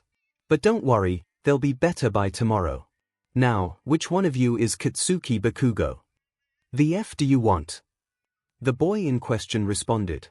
Chisaki clapped his hands together. "Well, looks like someone's eager to start the day. I just have one message for you." Chisaki slowly walked up to Katsuki's desk and placed a hand on his shoulder. "Welcome to hell. Get the F away from me." Katsuki moved his hand towards Chisaki, seemingly intent on blowing him up, but no explosions came out. Katsuki stared at his palm in shock. "What the hell did you do to me?" "I used my quirk on you," Chisaki answered coldly. "A little birdie told me you release explosions through the sweat in your palms, so I moved those sweat glands somewhere else. For the rest of the school day, you're effectively quirkless. And if you don't want to stay that way forever, you'll play along. Sound good?" Katsuki just stared at Chisaki in shock, who seemed to take his silence as a confirmation. "Great." He smiled. "Now let's get started." Izuku, knowing full well Chisaki could have done much worse, shuddered for his friend-turned-bully. "Hello, I'm your substitute math teacher, Mr. Chronastasis. According to the schedule, you all have a quiz today." He went around to pass papers to the class, and Izuku noticed Katsuki gawking at his copy. "You gave me a Fing college chemistry exam." The blonde yelled to his teacher. "Hope you studied. That's worth 40% of your grade." Izuku could practically feel Chronastasis grin behind his mask. "Hello. I am your substitute art teacher, Mr. Mimic. Today, we will practice drawing complex poses." He dramatically pointed at Katsuki. "You. Come up here and pose for us." "What Fing pose do you want?" Katsuki grumbled angrily. "You will lay down on the floor as if you have been defeated in a fight." Mimic turned and dramatically pointed to Izuku. "You. Come up here and pose triumphantly over the fallen body as if you were the one to have defeated him." Katsuki got up and yelled, "F no. I'm not letting shitty Deku pretend he beat me. We can get rid of more than just your quirk." Mimic threatened. Katsuki swore under his breath as he lay down right next to Izuku, who posed triumphantly. Izuku, for his part, was confused by the whole situation, but he had enough common sense to not argue with the Yakuza, even if he was an honorary member at this point. And if the Shy Hisekai's plans involved the humiliation of his tormentor of nearly 10 years, he decided he could trust his teachers just this once. Hello. I'm your substitute gym teacher, Mr. Rapper. Today, we'll be playing dodgeball. Finally. Katsuki cheered, something I can kick butt at. Katsuki Bakugo will be on one team, and everyone else will be on the other. Katsuki's good mood immediately soured. Fine. I don't need those extras on my team to win anyway. He said right before a barrage of dodgeballs struck him. At least there's no way they can ruin lunch for me, Katsuki grumbled to himself as he made his way down the lunch line. He noticed everyone's trays were being filled with apples, applesauce, apple juice, and apple pie. When it was Katsuki's turn, he noticed the lunch lady was a 5-year-old girl with white hair and a yellow horn wearing an oversized chef's hat. The girl paused before she placed an apple on Katsuki's tray. Suddenly, her horn began glowing as the apple in her hand shrunk in size, eventually turning into seeds, which the girl put on Katsuki's tray. What did you just do? Katsuki asked. Grow your own lunch, the little girl huffed as she blew a raspberry at Katsuki, who was left more confused than anything. Hello, I'm your substitute ethics teacher, Mr. Tengai. Today, we'll be discussing quirkless discrimination. Specifically, how one should not be using their quirk to blow them up. Is that what this is about? Katsuki stood up from his desk and turned to Izuku. Did you put them up to this, Deku? No, he didn't. Tengai answered for him. We knew what you've been doing to him for a while. Frankly, I'm surprised it took us this long to do something. You can't do this to me. I'm calling the cops. Sure, call the police. Then we'll all get arrested, and then we'll be unable to give you your quirk back. But who knows? Maybe you could still become the first quirkless hero. Katsuki silently fumed as he sat back down at his desk. That's what I thought, Tengai nodded. Now, since the school day is almost over, the boss wanted me to remind the entire class that while we may be gone tomorrow, we could always come back if any of you decide to be quirkist. And next time we block off someone's quirk, we might not be feeling generous enough to give it back. Everyone in the class collectively gulped.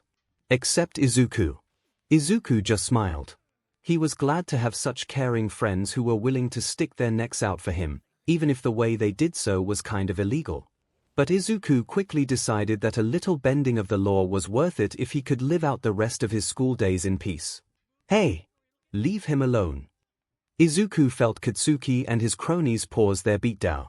He cracked open one eye to a girl with pink hair, pink skin, and pitch-black sclera standing angrily in front of the boys with her hands at her hips. This ain't your business, so get the hell out of here, Pinky. Katsuki barked at the girl. Just for that, I'm making Pinky my new hero name, the girl replied sternly. Now buzz off, or I'll make you. She held out her hand threateningly, and a white gooey liquid began to secrete from her fingertips. The liquid dripped off her hand and leaned in the grass, which seemed to disintegrate upon contact. Teach fine. Katsuki shoved his hands into his pockets and walked off, his cronies following behind. Are you okay? The girl asked as she held out her hand to help Izuku up. I'm alright, thanks. Izuku tried to smile as he took the girl's hand. You're that new girl in our class. Mina Ashido, right? Yep, that's me. Mina smiled as she pointed at herself. Me and a few others just transferred from Mustafa Private Middle School. Right. I heard that place was destroyed by a rampaging fireworks truck. Mina gave a frustrated sigh. Yeah. I'd like to have a few words with that truck driver. But at least I get to make new friends here. Speaking of which, those guys didn't seem very friendly at all. Izuku shrugged. Not much I can do. Kaken's been like that since we were at least 4 years old. If Mina had a drink, she would have done a spit take. He's been beating you up for nearly 10 years. Well, to be fair, this one was kinder on me. He reached into his pocket and pulled out an envelope sealed with a heart-shaped sticker. Mina's eyes widened at the sight. No. She exclaimed in disbelief. Izuku looked down at the ground as his tone grew solemn. Yeah. This was the 4th time they got me with the fake confession trick. I knew it was a fake, but I didn't want to disappoint anyone on the off chance it was genuine. How could they? Mina shouted out, to defy the sanctity of love and romance. They just earned themselves a spot on the top of my SHT list. I appreciate your concern, Ashido, but I don't think there's much you can do. The teachers let him get away with pretty much everything just cause he has a strong quirk. I swear, it's like this school's secretly run by a group of quirk supremacists or something. Somewhere, Redestro sneezed. Well, I wouldn't worry about that, Mina assured. I just so happen to have been a top-grade bully hunter in my old school. If we wanna deal any damage, we gotta hit him where it hurts. We have to aim for the heart. Izuku lowered his eyebrows in confusion. I don't think Kaken is interested in pursuing anyone romantically. A devilish grin appeared on Mina's face as she rubbed her hands together. He doesn't have to be, she said, but before we can pull off our MSTR plan, I need to do a little reconnaissance. Wait, we have a MSTR plan now. Yes. Try to keep up, Midori. Nicknames already. Izuku mumbled to himself. Later that day, Izuku sat in the cafeteria as he watched Mina zip from one group of students to another, somehow holding 4 conversations at once. Izuku could hardly keep up with what she was talking about. This must be what it's like for other people when he starts muttering. With Mina's earlier comment of aiming for the heart, Izuku thought she would be bringing up the idea of crushes or relationships. But instead, she was just talking about seemingly random topics like shampoo brands, TV shows, homework, restaurants, and hero fights. Izuku was perplexed, but he decided to trust Mina's process. After all, he may have only known her for about 20 minutes, but he already trusted her more than anyone else in the room. The depressing implications of that statement did not go unnoticed by Izuku. Eventually, Mina ended her conversations and sat down next to Izuku as she wrote something down on a notepad. All right, she began, I talked to a bunch of people. And based on their interest, personalities, and tastes, I managed to scrape together this. She handed Izuku her notepad. A shipping chart. Izuku asked before quickly backtracking on his words to remove any idea of doubt. Not that I don't trust your process or anything. I just don't see how that'll help take down Kaken. Also, how did you get all this information so quickly? Mina confidently grinned as she turned in her seat to lean on the lunch table. Some people like to call me a social butterfly, but I like to think of myself as a social Mothra. And as for the shipping charts, the real information is on the next page. As soon as Izuku flipped to the next page, the puzzle in his brain clicked together, and he immediately figured out all the details of Mina's plan. Okay, yeah. This plan will definitely work. I'm glad you see it that way, Midori. Mina playfully jabbed him on the arm. Besides, if it weren't for your comment earlier, I wouldn't have figured this out. Later that day, just after school let out, Izuku and Mina hid in the bushes of the school courtyard. There, they saw a nervous-looking girl with long blue hair that covered her eyes walk up to the center of the courtyard, a pink envelope in her hand. Looks like Kaeno got the message, Mina whispered to Izuku. Now for the other shoe to drop, Izuku responded. After a few moments of fidgeting, Kaeno turned as she heard another girl with brown hair and glasses walk up to the same spot. She was holding a similar-looking letter, Uzumaki. She exclaimed, "What are you doing here?" "I got a letter from Bakugo saying he wanted to meet me here," Uzumaki answered. "Based on the nature of the envelope, I can only assume he wanted to confess his love to me." "That can't be right." Kaeno held up her envelope. "He wanted to confess to me." "Well, one of us must be wrong. And I'm pretty sure it's not me." "Maybe it is," said a third voice. The girls turned to see a boy with black, spiky hair holding another pink envelope. "It's obvious Bakugo wanted to confess to me." "No, me," yelled a fourth person. "What about me?" asked a fifth. "He likes me best," a sixth person announced. This continued until about a dozen students stood in the center of the courtyard, each one holding a pink envelope. They all angrily yelled over each other for a few minutes until someone shouted out, "Everybody stop." The students went silent as they all turned to Kayano. We all know there's only one way to settle this. She then punched Uzumaki in the face, who responded by pouncing on the blue-haired girl and trying to scratch her face off. From there, pandemonium broke out. A 12-way fight ensued to determine who would win Bakugo's heart. Dirt was slung, shins were kicked, punches were thrown, people were thrown, and quirks of all kinds were dished out. From the bushes, Izuku and Mina cackled madly at the chaos. I kind of feel a little bad for laughing, Izuku said between giggles. Don't worry, Mina chuckled. I've done something like this before. If my calculations are correct, this will only last about 10 more seconds. This exact situation has happened more than once. Izuku questioned. Look. Mina pointed at the group of students, who were no longer fighting and instead shaking each other's hands. So we're all in agreement, Kayano announced. We'll all share Bakugo. After all, he was the one who sent out all those letters. This must have been the outcome he was planning for. Speak of the devil, it was at this moment that Katsuki stormed onto the field. Why the hell did you extras call me here? He grunted. Uzumaki stepped up to speak. Bakugo, after much deliberation, we've all agreed to accept your confession and become your partners. What? Katsuki asked confusedly. I'm not interested in dating any of you DMN extras. You, not. Of course not. I don't care about any of you. Now get the F out of here. The students' expressions quickly shifted from sadness to anger. I can't believe he just said that. One of them shouted. What the hell, Bakugo? He's so rude. You can't break our hearts like that. Why did I even like him in the first place? Get him. As Bakugo tried in vain to fight off the angry mob, Izuku and Mina's laughter quickly transitioned into full hysterics. Neither of them could remember when they had laughed so hard before. Man, I didn't think that would work out so well, Izuku said as he struggled to breathe from laughing so hard. I know. I always love it when bullies get a taste of their own medicine, Mina laughed. You think he'll ever find out it was us who sent those letters?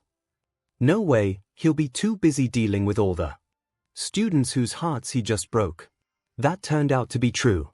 Even after the angry mob had dissipated, the repercussions of Katsuki's actions had remained. Gone was his image of Aldera's #1 hero hopeful, instead replaced by Aldera's #1 heartbreaking playboy. Katsuki absolutely hated his new image, as did the entire teaching staff. Unfortunately, the rumor mill had already spread courtesy of Mina, and they found it nearly impossible to fix his reputation after that. Oh, by the way, Mina said as she and Izuku walked home, there's someone else who transferred here who I think you should meet. Really, who? Izuku asked. His name is Hiro Kirishima. He's shy, like you. And he wants to be a hero, too. I think you'll get along pretty well. Yeah. I can't wait to meet him. Do you know if he likes any particular heroes? Have you heard of Crimson Riot? Izuku pulled out a notebook and showed off a page of the hero in question. Have I ever? Nezu slowly walked into his office and collapsed into his chair. He had just wrapped up yet another graduation ceremony. This marked the end of his 26th year as principal of UA. 26 years. That was more years than Nezu had brain cells left. This must be what humans call burnout, he mused to himself. Nezu sighed as he sunk deeper into his chair. Where did it all go wrong? When did this job stop being fun? Nezu figured around the time his last personal student graduated, and that was around 12 years ago. He wanted to find a new one, but Hisashi Yamada was truly a diamond in the rough that Nezu found difficult to replace. Nezu's mind flashed back to his first job as a middle school principal. Those days were so much simpler. No heroics, no politics, no overly expensive fake cities, and no giant robots. Just him and a few hundred students full of endless potential. And not just the potential to be great heroes or support engineers or whatnot. The possibilities of what these students could accomplish were practically endless. Nezu stood on his chair and slammed his paws on his desk. That's what he decided to do. He'll go back to basics, to a familiar yet unpredictable teaching experience. All he had to do was appoint Power Loader as the new principal of UA because he was clearly the most sane out of all his faculty, and he'd be off to a new beginning. 𝐒𝐲 decided not to publicly announce his year-long leave, both to prevent unnecessary media speculation and to surprise his future students. After throwing a knife at a dartboard, he decided 𝐿𝐷ERA Middle School would be the place for him. Not the fanciest school by any means, but 𝐒𝐲 loved a good challenge. To his surprise, the 𝐿𝐷ERA staff practically handed him the principal position on a silver platter, so long as they were allowed to advertise that a pro hero ran their school. Once the year was over, of course. 𝐒𝐲 gleefully obliged, as he didn't mind taking advantage of his status to get what he wanted. He worked hard for that hero license, he deserved to flaunt it every now and then. When 𝐒𝐲 set up his new office, he decided to have the security monitors moved there as well. After all, that was the best way to gauge student activity. After spending over an hour getting to know his new pupils, he stumbled across a rather interesting sight. He saw a blonde-haired boy with an explosion quirk blow up the desk of a scared-looking green-haired boy. Most curious of all, however, was that a teacher was in that very room, yet chose to do nothing. Before 𝐒𝐲 called an emergency faculty meeting, he decided to do a little digging on those two particular students of his. After matching their faces to their files, 𝐒𝐲 was perplexed at what he had found. Apparently, the green-haired boy, Izuku Midoriya, was known for picking fights and disrupting class, while the blonde boy, Katsuki Bakugo, was one of the school's top students. This clearly didn't match the footage 𝐒𝐲 had just seen, so he turned to past recordings to look for more evidence. And boy, did he find evidence.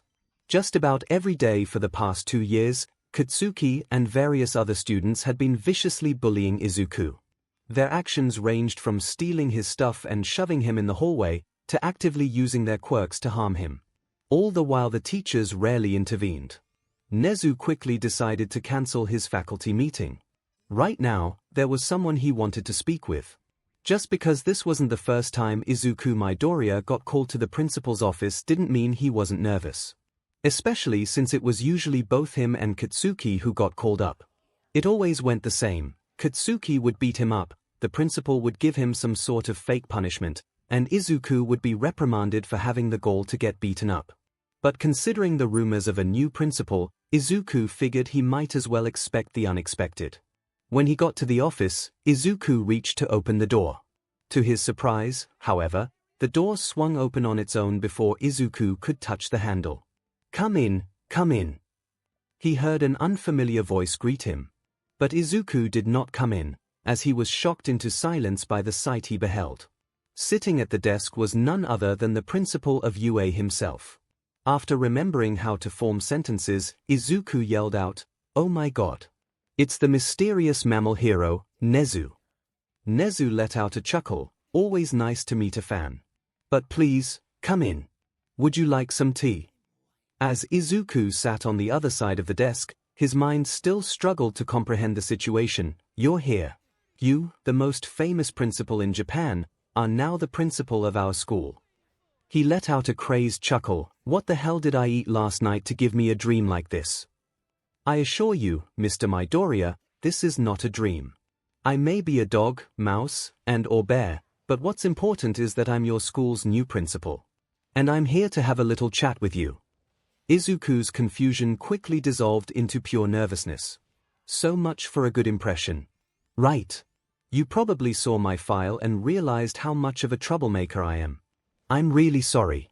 I don't mean to get into trouble, I swear," he pleaded. "You are both right and wrong on your assumption," 𝐒𝐲 said as he held up Izuku's extremely thick file in one paw. "While it is true that I have taken a look at your file, I have come to a much different conclusion than you thought I have." To illustrate his point, 𝐒𝐲 reached into his pocket with his other paw, took out a small lighter, and set Izuku's file ablaze. Izuku's jaw dropped as he watched every single misdemeanor over his past 2 years at 𝐿𝐷ERA Middle School disappear in an instant. I'm not sure I understand, sir." "Then allow me to explain. When I signed on as principal of this school, I was unaware of the faculty's frankly illegal conduct regarding you and Mr. Bakugo. Rest assured, however, as I will personally see to it that this school is shut down and all its teachers will be put to justice." Izuku nodded blankly, still struggling to comprehend the situation. "Okay. But what about Kaken?" As for Katsuki Bakugo, I doubt he'll ever be allowed to so much as look at any hero school for the rest of his days. Izuku suddenly shot out of his seat. Hold on, you can't do that. Kaken's supposed to be a hero. Nezu's composure didn't falter. Oh, and where did you get that idea? Practically everyone in the school agrees on it. He has to make it to UA. He just has to. Yes, everyone in this school run by biased teachers believes the student they put up on a pedestal deserves the world. Well, when you put it like that, of course, they could just be biased for a reason. Maybe he just radiates heroic potential. Nezu turned the security monitor to Izuku, which showed footage of Katsuki launching an explosion at Izuku. But based on what I've seen of him, that sounds very unlikely. Yeah, well, Izuku paused as he reached for an answer. He only does that to me. It shouldn't matter too much. For the first time since the meeting began, Nezu dropped his trademark smile as he gently rested a paw on Izuku's shoulder. Midoriya, the way you speak of yourself leads me to believe you think of yourself as less than human. Well, I would like to let you know that I am deeply sorry for all you've endured over these past 2 years. Absolutely nobody deserves to be treated badly due to their genetic differences. Izuku started sniffling as small tears ran down his face, but Nezu continued, as your principal and as a hero, you have my solemn vow that these injustices will not stand. At those words, the dam broke, and Izuku began to cry openly as tears flooded his face. Nezu simply smiled warmly as he pulled Izuku in for a hug, rubbing small circles on his back. After a few minutes, Izuku's tears subsided as he slowly separated from the hug and sat back in his seat. Sorry about that. I don't have the best handle on my emotions, he apologized guiltily. There is nothing to be sorry for, Nezu calmly replied. Izuku scratched his arm nervously. This might now be the best time, but it sounds like our meeting's wrapping up, and I just have to ask. He pulled out a notebook from somewhere and opened it to a page with a drawing of Nezu on it. Could I have your autograph? Certainly. Nezu went to sign the page, but paused to read his journal entry. Oh my, this is some interesting analysis you have here, young man. Would you mind if I quickly flipped through the rest of your notebook? Oh, okay, I guess, Izuku said hesitantly. But I doubt you'll find anything interesting in there. Nezu turned to the beginning and flipped through the pages. He read pages upon pages of quirk analysis, fighting techniques, possible weaknesses, and ways to combat those weaknesses. All the while, he found his investment increase exponentially. As Nezu's eyes darted across each page, his grin widened, his pupils dilated, his tail twitched, and he let out a slightly manic chuckle. When he finished the last page, he slammed the notebook on the desk, causing Izuku to flinch a little in his seat. Mr. Midoriya, he said ominously, I would like to request an extension for our meeting. Why is that? Izuku asked in equal parts fear and excitement. I have a proposition for you involving Katsuki Bakugo. He cheered, the ominousness in his voice dissipating almost instantly. Kaken. Does this have something to do with his admittance to a hero school? Correct. While I will be barring Mr. Bakugo from the UA entrance exam, I have decided I will not blacklist him from all hero schools if he shows a significant improvement in behavior. And in order for him to change, he'll need a rather harsh wake-up call. Izuku tilted his head. I'm confused. What does this have to do with my journals? Why, who better to give him the wake-up call than the person he'd least expect? And to do that, I'd like to help you refine your quirk analysis. Which is why, with your permission, I'd like to take you on as my personal student. Yes. Izuku blurted out without giving himself a chance to fully comprehend the sentence. Nezu clapped his hands together. Excellent. Now, how would you like to get a little well-intentioned revenge on your former tormentor? Izuku returned Nezu's iconic grin. I'd love to. Nezu nodded eagerly. Then let us begin on our main subject, the dark side of quirk analysis. 1 week later. The last class of the day had finished a few minutes ago, and just about everybody had already left. Despite that, Izuku sat hunched at his desk, scribbling at his newest notebook, when it was suddenly snatched off his desk by a cocky-looking Katsuki, flanked by 2 of his cronies, just as he planned. How many times do we have to teach you this lesson, Deku? Katsuki sneered. You bring out your creepy stalker notebooks, you get your butt beat. Izuku didn't look up from his desk, nor did he utter a single word. Katsuki's eye twitched in annoyance. Hello. Did you go deaf or something? I said we're gonna kick your butt. Izuku still didn't respond, which made Katsuki contort his face in rage. You think you're too good to talk to me? He said as he slammed his hand on the desk.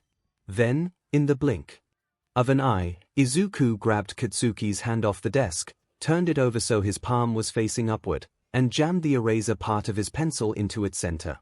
Oh! Katsuki yelped as instinctively pulled his hand away. Your thing dead, Deku. He tried to release a huge explosion from the same hand, but only a tiny burst came out. It was at this moment that Izuku finally raised his head to face Katsuki, giving him the coldest stare Katsuki had ever seen in his entire life. Do you know what I just did, Kaken? He asked calmly. You just dug your own grave, that's what. Katsuki barked. No, Izuku slowly shook his head. I hit a nerve cluster in the center of your palm, and that temporarily disabled your quirk. Don't worry, it'll be better by tomorrow. He held up his pencil and turned it to the sharpened side. But if I wasn't feeling so generous, if I had struck you with the other end, he let out a slow, deep laugh, you would have been as quirkless as the kid you bullied. Katsuki trembled as he instinctively stepped back, as a small animal would back away from a predator. What the hell are you talking about? He asked shakily. Izuku got up from his seat and slowly circled Katsuki and his cronies. I'm saying you're weaker than you think, Kaken. All it takes is one lucky shot, one simple strike, and your dreams of heroism go up in flames. Though it's not as if you're the only one with this problem. Izuku shifted his gaze to one of Katsuki's lackeys, the one with gray, spiky hair. Kumin Ryuzuki. A quirk-like neck extension doesn't seem too bad. That is, until you realize that just gives it more places to snap. He punctuated that last work with a crack of his neck. Izuku turned to the other one of Katsuki's cronies, this one without any hair, and with a quirk that lets you pull your eyes right out of their sockets. Could you imagine how easy it would be to sever the optic nerve? He made a pair of scissors with his fingers. Just one snip is all it takes. But who knows? Maybe the eyes would regenerate. But based on your current expressions, I doubt you're in the mood to experiment. And indeed they weren't. Because as soon as Izuku finished his sentence, Katsuki and his cronies all ran out of the classroom as fast as humanly possible while screaming like children. As soon as Izuku was left alone in the classroom, he collapsed into a chair and let out a breath he didn't realize he was holding.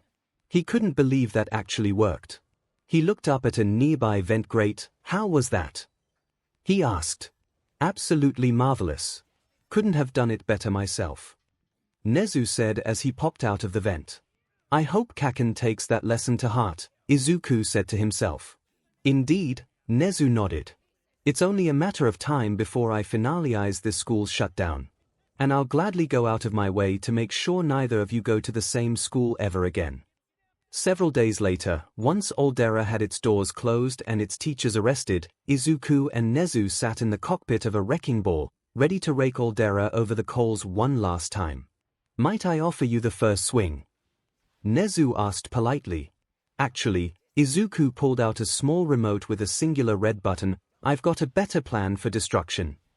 He pressed the button, and a truck full of fireworks came barreling in out of nowhere and slammed into the school, igniting its entire cargo and creating a colorful spectacle of light that was visible from space. Nezu laughed like a madman. Oh, brilliant, Midoriya. Absolutely brilliant. I can't wait until Yagi meets you. He won't be able to pass you up. Izuku lowered an eyebrow. Who's Yagi? Izuku Midoriya wasn't quite sure what to make of his new classmate. She introduced herself as Himiko Toga in a dull tone that sounded like it had been rehearsed ad nauseam, but Izuku just chalked it up to first-day jitters. It wasn't until Himiko had taken her seat next to Izuku and class began that he started to notice something was off. Izuku considered himself to be the textbook definition of jittery, but Himiko instantly blew that out of the water. And it wasn't the drank too much coffee kind of jittery. It seemed more like the serious withdrawal symptoms kind of jittery. Not only that, her eyes twitched, her hair looked disheveled, and she held a stoic, almost dead-looking expression throughout the entire class. Like she was trying to hold herself together, but was in danger of snapping at any moment. Izuku realized he was probably getting a bit too personal here, with him keeping track of all her tics even though they hadn't spoken a word to one another. So he decided to at least familiarize himself with her before he started needlessly worrying. "Are you okay?" he whispered. Himiko slowly turned to Izuku and gave the fakest smile he'd ever seen. "Yes. I'm perfectly normal." Wow. That was very unconvincing. It was at that moment Izuku decided he should get to the bottom of this. After all, he might not have a quirk, but there were still other ways he could be a hero. Izuku decided the best way to start was to befriend the girl so he could get a better understanding of her and her situation. Provided she didn't immediately dismiss him due to his quirklessness. Wouldn't be the first time.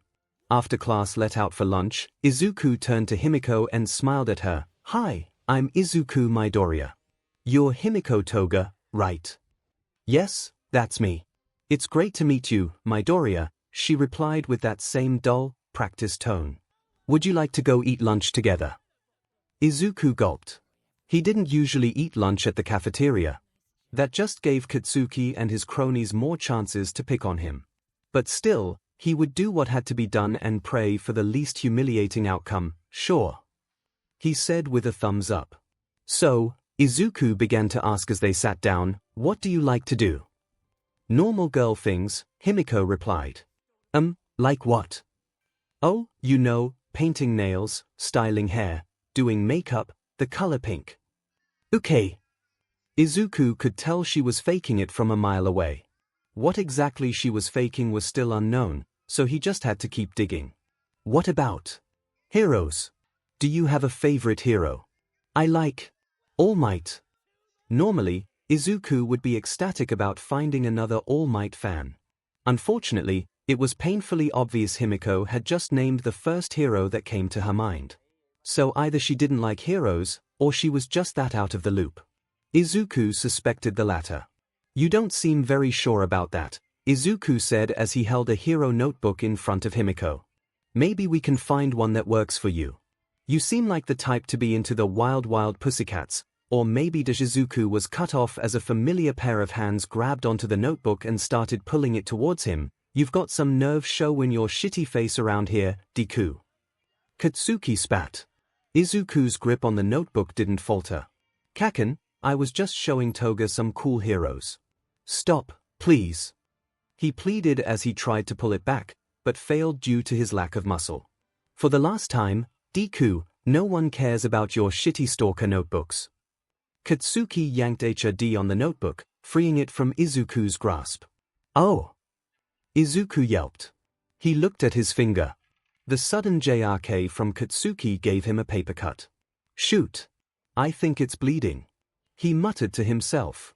He spared a quick glance over to Himiko, only for his attention to fully divert to her once he saw her current state. She was staring at Izuku's paper cut with dilated pupils, biting her lips so hard it looked like it was about to bleed, and breathing heavily through her nose. Izuku, unsure of what caused this reaction, slowly and carefully approached Himiko. "Toga, are you all right?" he asked as calmly as he could. Suddenly, Himiko fell out of her seat and collapsed on the ground. Izuku shot out of his seat to try and help her up, but she quickly scrambled away while repeatedly whispering to herself, "Normal girls don't drink BLD, normal girls don't drink BLD, normal girls don't drink BLD. What the F?" Katsuki muttered under his breath, which Izuku didn't seem to notice. Before he could do anything else, Himiko shot up and ran out of the cafeteria as fast as she could. "Toga, wait!" Izuku yelled as he ran to chase after her. He had no idea what was happening to Himiko or why, but he knew he wouldn't be able to live with himself if he didn't at least try to do something. Himiko had no idea where she was going, she just needed to get away. She couldn't be around Izuku, around anyone. The minute she got a whiff of his BLD, it was like all her primal urges came bursting through at once. It took everything she had not to attack him right then and there. Himiko heard footsteps trailing behind her. She had no idea who they belonged to, Probably a teacher sent to chase her down like the monster she was. It didn't matter, there was no way her parents would even look at her again after having yet another breakdown. After getting some distance between her and her pursuer, 𝐒𝐭𝐴 darted into the nearest alley and collapsed against the wall to catch her breath. She still felt her urges gnawing away at her.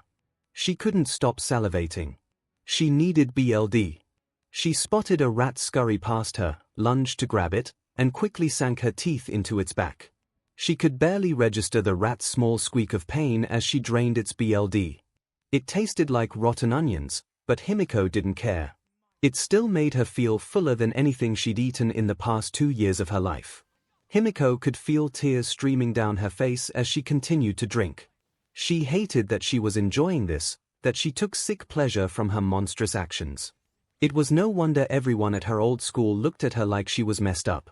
Now it looked like she would be in for a repeat at her new school. Toga!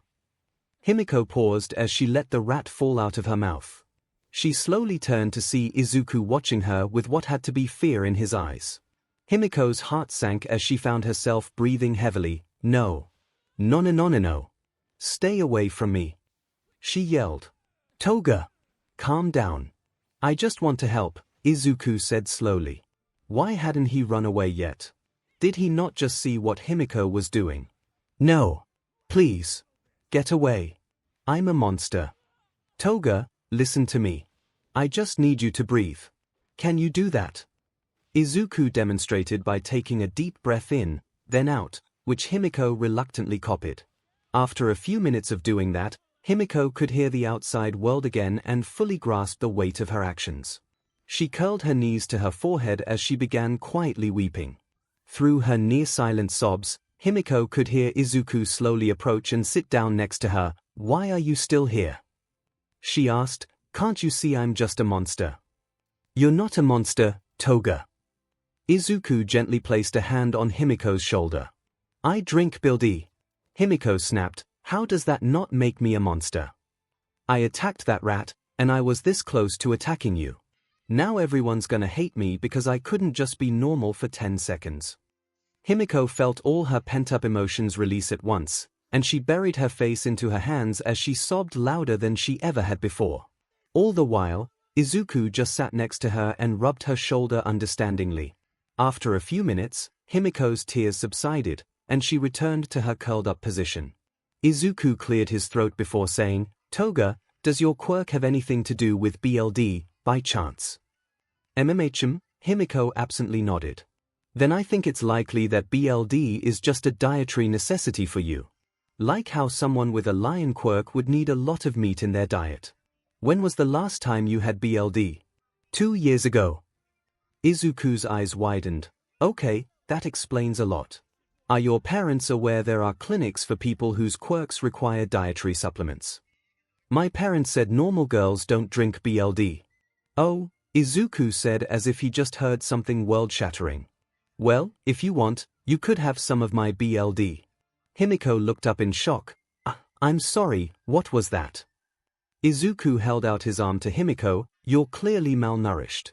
So unless your body doesn't reject my BLD type or anything, then I'd be happy to lend you some if you need it. 𝐒𝐿 stared at Izuku in disbelief. Why? Why are you being so nice to me? Izuku let out a small smile. You look like you needed help. 𝐒𝐿 looked down at Izuku's arm. After a moment of hesitation, she slowly dug her fangs into his flesh and began sking. As soon as the BLD hit her tongue, she felt an overwhelming joy she had never felt before. His BLD was so rich, so juicy, so succulent. It tasted like fresh honey, the kind 𝐒𝐿 wanted to enjoy all day. But unfortunately, all good things must come to an end. After a few moments, 𝐒𝐿 disconnected her fangs from his arm, finally satisfied after God knows how many years. She barely even noticed the tears of joy dripping down her face. Do you feel better? Izuku asked as he took out his phone. 𝐒𝐿 nodded with a small smile on her face. Suddenly, she noticed Izuku had his phone to his ear, waiting for someone to pick up. Who are you calling? My mom, Izuku answered. She's a lawyer. Several months later, 𝐒𝐿 and Izuku walked to class with their hands intertwined with one another, as they had done many times before. Izuku had his trademark sheepish, slightly flustered smile, while Himiko wore a satisfied grin. "I can't believe your mom got my parents arrested for child abuse," Himiko stated. "And I can't believe she got Vlad King on the case, who then adopted you soon after," Izuku added. "And I can't believe how much better I feel now that I have a steady supply of medically provided BLD. I swear, that fireworks truck crashing into my old school was the best thing to ever happen to me." "Wait, why are we saying this out loud if we both already know?" "Because I like the sound of your cute voice." Himiko leaned up and kissed Izuku on the cheek, earning a blush from the boy. "Himiko, PDA," Izuku muttered. Himiko grinned. "I don't mind if other people know how much I love you. And I know you don't either." In place of a reply, Izuku quickly planted a kiss of his own on his girlfriend's cheek, his face exploding into a deep red blush soon after. As the couple sat down at their desks, they found their flirting interrupted when Katsuki slammed his hands on both their desks, letting out an explosion on each one. "Listen here, Deku. Just because some girl's desperate enough to hang out with you doesn't make you any less of a waste of space. Got that?" Well, Izuku stuttered before Himiko spoke up for him. "What Izuku means to say is that he wants you to F off, Bakugo. Don't tell me what to do," Katsuki yelled before storming to his desk. "This isn't over, Deku." "The nerve of him," Himiko muttered to herself. "Probably the least cute thing I've ever seen." "Yeah," Izuku reluctantly agreed, "he's been a lot angrier ever since you and I started dating." "Really? I thought he was always this much of an butt." Himiko stage yelled to make sure Katsuki overheard. She took great pride in the dirty look he shot her. "I just wish he'd be a bit nicer, but it's not like he'd willingly save a cat from a tree or anything." "Yeah, he'd probably hate that," Himiko chuckled. Suddenly, she paused as a delightfully devilish idea popped into her brain. "But what if he did?" Izuku raised an eyebrow. "What do you mean?" Himiko leaned over to whisper in Izuku's ear, "You know how the annual BLD drive is tomorrow. And how Bakugo always donates a ton of BLD to feed his ego." Yeah. "And you know how no one, not even the teachers, knows my real quirk." "Yeah, your SPM donors put it down as minor cat mutation." "But how do those two things?" Izuku's eyes widened in realization. "Himiko, you're a genius. Keep complimenting me like that, and I might just have to kiss you." Izuku grinned. "That doesn't sound so bad." Several days later. "Hey, Bakugo." Katsuki paused in the hallway as some extra came up to greet him. "What the F do you want?"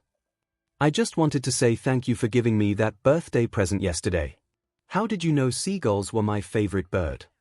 "I have no idea what you're talking about," Katsuki drawled. "Oh, don't be so modest," the extra laughed. "We all know what a big help you've been over these past few days." They suddenly noticed some other extra walking past them and called them over. "Hey, Kazashi, didn't Bakugo help rescue your cat from a tree the other day?" "No, I didn't," Katsuki yelled. "Yeah, you did," Kazashi exclaimed. "I never got to thank you for that. I had no idea you were so good with animals. I also heard from Kenji that you helped them study for their math test. And you gave Mayano some great workout tips," the extra pointed out. Katsuki clenched his fists and ground his teeth together. "I didn't do any of that. None of you extras mean a DMN thing to me." "Actions speak louder than words," Kazashi said cheerfully. "F you. I'm outta here." Katsuki screamed as he stomped off to his classroom. When Katsuki opened the door, he was met with what had to have been the weirdest sight he had ever seen. Someone who looked exactly like him was already sitting at his desk and conversing with the other extras. And then I said, "I don't know, but his face rings a bell." Fake Katsuki said to the laughter of the extras surrounding him. Real Katsuki fumed in anger as he set off small explosions in his palms. "Who the F are you?" Everyone in the room turned to real Katsuki, then back at fake Katsuki, then real, then fake. "I'm Katsuki Bakugo, duh." The faker smiled. "Are you the one who's been helping these extras behind my back?" "You say that like it's a bad thing," fake Katsuki deadpanned. "It is. I can't afford to waste time on these extras."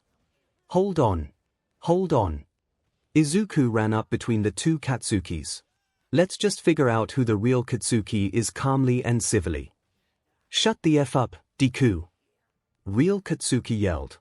Hey, that wasn't very nice, fake Katsuki reprimanded. If you were really me, you wouldn't give a flying F. Real Katsuki then ran up to his doppelganger and held him up by the collar. And if you were really me, you'd know how I like to handle problems. Hey, leave Bakugo alone, you faker. One of the extras yelled out. Real. Katsuki turned to the now formed crowd in confusion. What do you mean? I'm the real one. I have the explosions. Well, maybe the real Katsuki shouldn't be blowing innocent people up. Fake Katsuki pointed out. Yeah. I like the nice Bakugo better. Someone in the crowd said. I agree, he's much more helpful. And modest. He's strong, but he doesn't rub that fact in your face. Everyone, attack the faker. Suddenly, the entire class lunged toward real Katsuki and tackled him to the floor. Stop it, you idiots. You're making a huge mistake. He desperately screamed. Before he was carried off, he caught a glimpse of his doppelganger, who gave a cheeky, fang-toothed smile. Katsuki immediately recognized those vampire-like teeth. Goddammit, fangs. When Himiko was alone, she dropped the disguise and ran over to the front of the school. There, she and Izuku watched a police car haul off the supposedly fake Katsuki. They both turned to each other and shared a wicked grin. You know they're just gonna let him go once they realize he's the real deal, Izuku pointed out. I know. But that look on his face was just too priceless, Himiko giggled. And who knows? Maybe he'll realize how much people liked him when he was nice and make a change for the better. Or he'll double down and become twice as angry. That's also a possibility. I hope he doubles down. Because I'd love to see his reaction to 2-Dekus, Himiko said as she ruffled Izuku's fluffy green hair. Izuku chuckled, that would truly be a sight to behold. Myheroacademia was glad that fireworks truck rammed into her old school. Sure, it might have destroyed all the inventions she kept in her locker, but if they couldn't survive a couple hundred fireworks, they were pretty much useless. Besides, this new school would allow her so many more new connections. She'd have a client in no time. Right now, Mai was in the middle of math class, but she wasn't even paying attention. Why would she need to? One of her favorite pastimes was reading college-level physics textbooks. Instead, she started tinkering with the magnetic grapple gun she brought with her for just such an occasion. Out of the corner of her eye, Mai noticed some green-haired boy with freckles sneak a few glances at her work. This was perfect. Mai was always on the lookout for people who showed even a passing interest in her inventions. Gotta grab those clients while they're still interested, after all. Mai leaned over to Freckles and whispered, "What do you think? It's pretty cool, right?" "Oh, yeah, it's pretty cool." Freckles nervously whispered back. "I bet it has really good mobility." "Are you kidding? My babies are the best in the biz, no questions asked." Freckles stared blankly for a few seconds before responding, You're what?" "My babies. You know, the things I put my heart and soul into. I got one for every situation. Heck, you could be an accountant and I'd still have something for you. So, would you like to sponsor me or not?" Freckles nervously tapped his fingers together. Do you make support items? You know, for heroes." "Do I ever? In fact, that's my main outlet. Just tell me your quirk, and I can make you a custom baby that'll make you 10 times the hero you could ever be." Freckles' look of curiosity immediately fell, and a shameful expression etched itself onto his face. Shoot. She was losing him. Was it something she said? About that," Freckles murmured, "I'm actually quirkless." Mai stared at him in disbelief for a few seconds before speaking. "What did you just say?" "I said I'm quirkless. I should have told you sooner. I'm sorry for wasting your time." "I'll just dash, that's amazing." Mai shouted as she jumped out of her seat, attracting the attention of everyone in class. What? A quirkless hero. The perfect blank slate for all my incredible babies. You could be the new poster child for support items. How would you like to be the first employee of Hatsum Industries? Hey!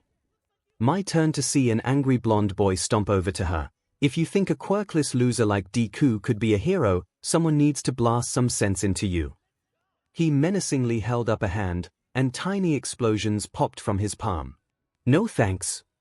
Mai smiled obliviously, my babies already blow me up at least twice a day. She turned to grab Freckles by the arm and ran out of the classroom with him in tow. Now come on, Freckles, we have some babies to make.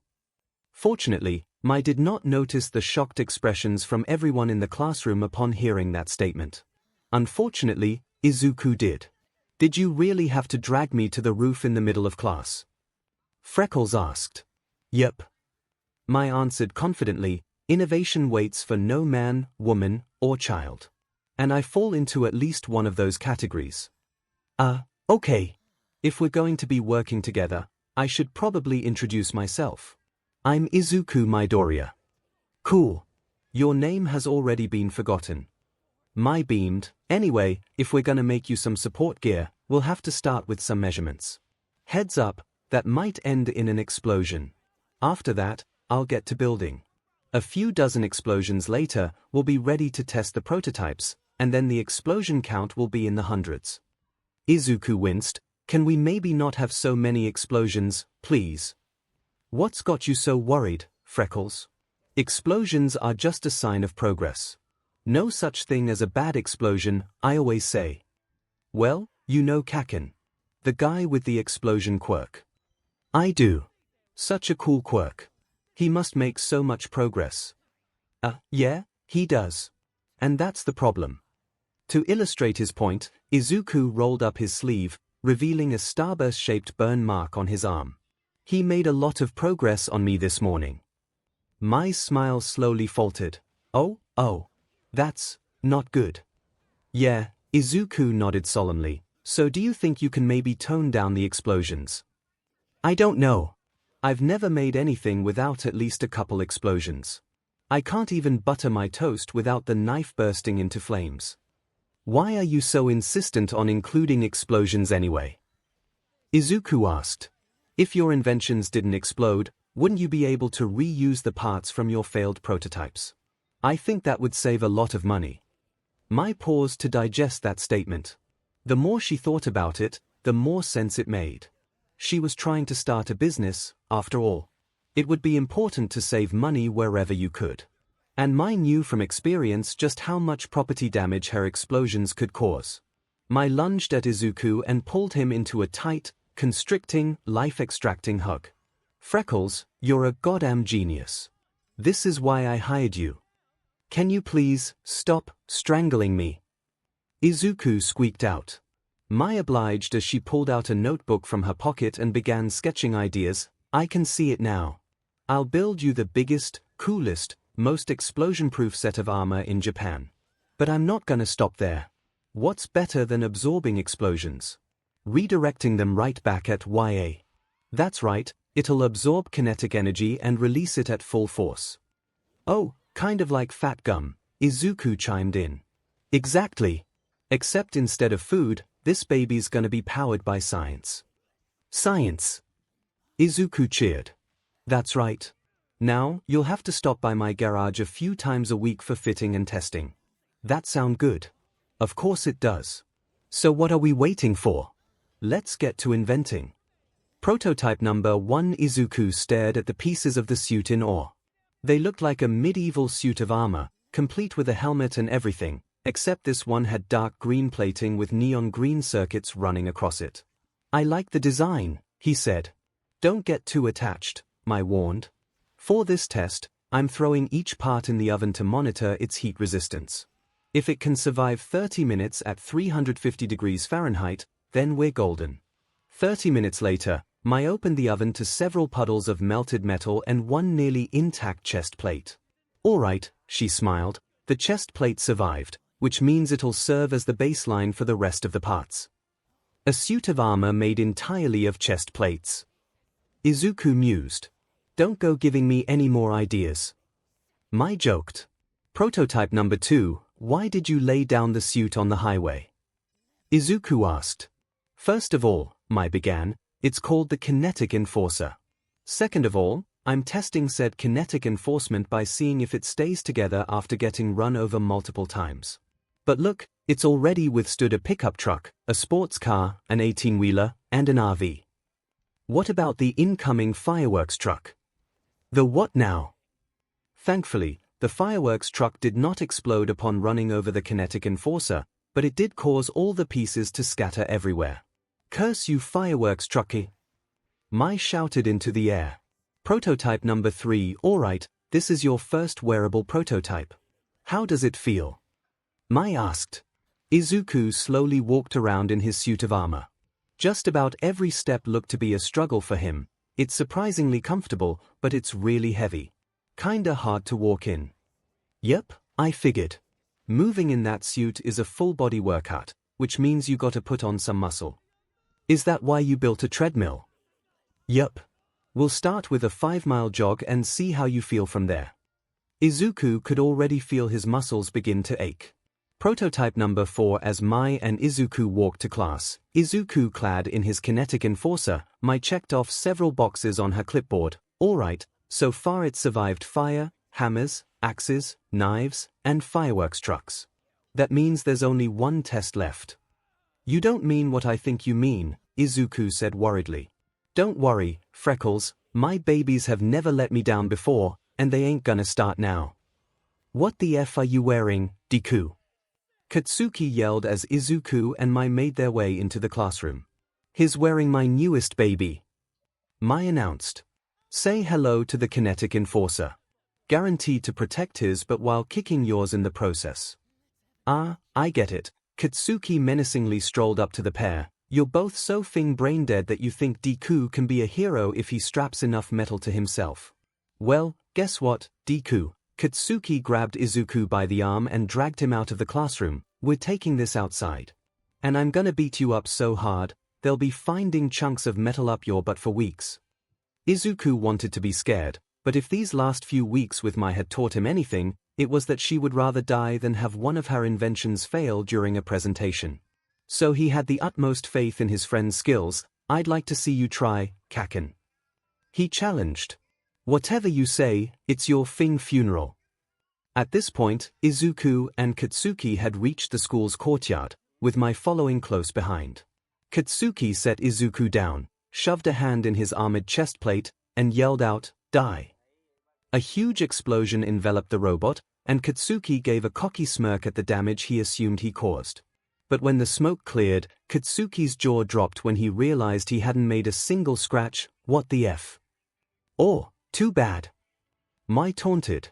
Maybe your explosions were just too small. Shut up, cross eyes. Katsuki lunged toward Izuku and let out an even bigger explosion, with no effect.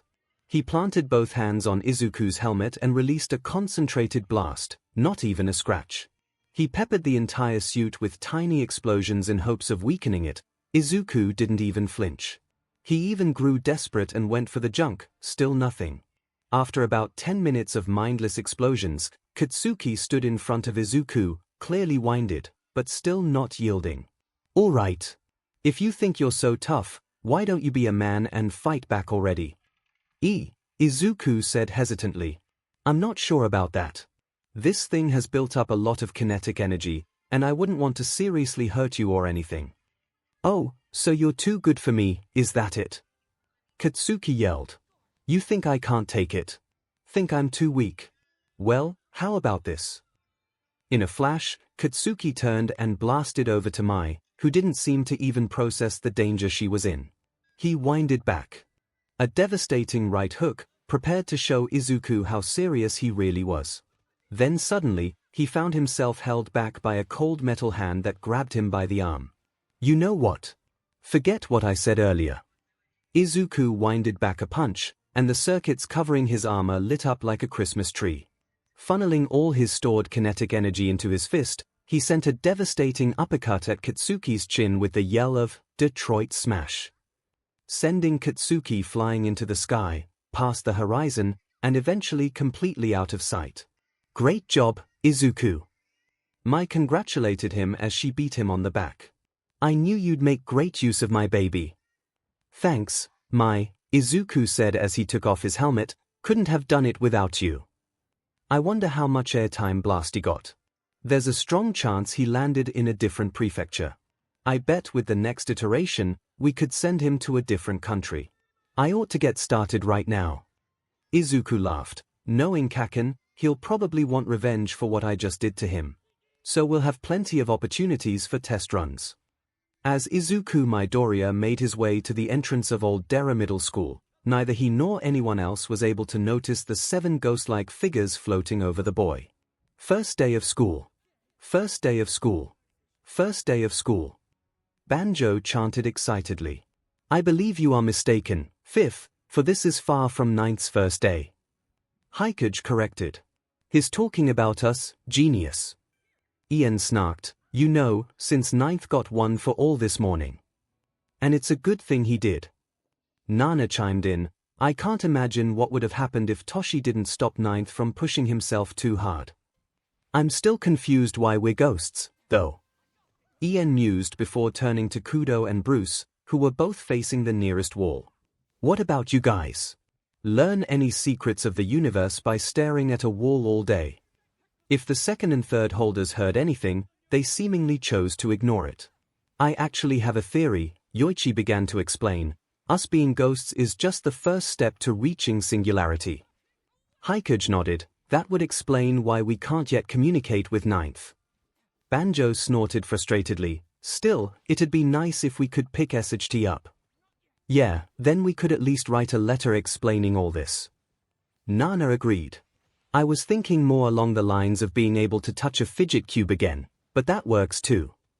The vestiges were interrupted from their conversation by the sound of a body slamming against the wall. They all turned to see Izuku held up by his collar by a blonde, angry-looking boy. It's that time of the week again, Deku.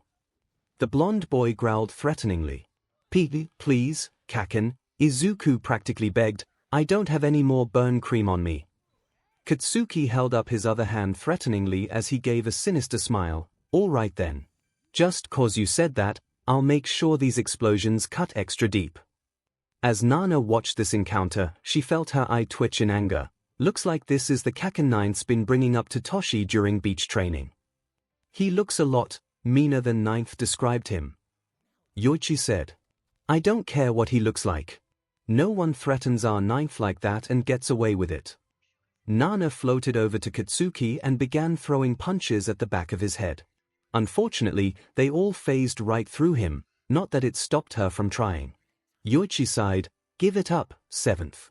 I don't like it any more than you do, but it's not like we can change how 1 for all works just because we're angry enough. POW Arch.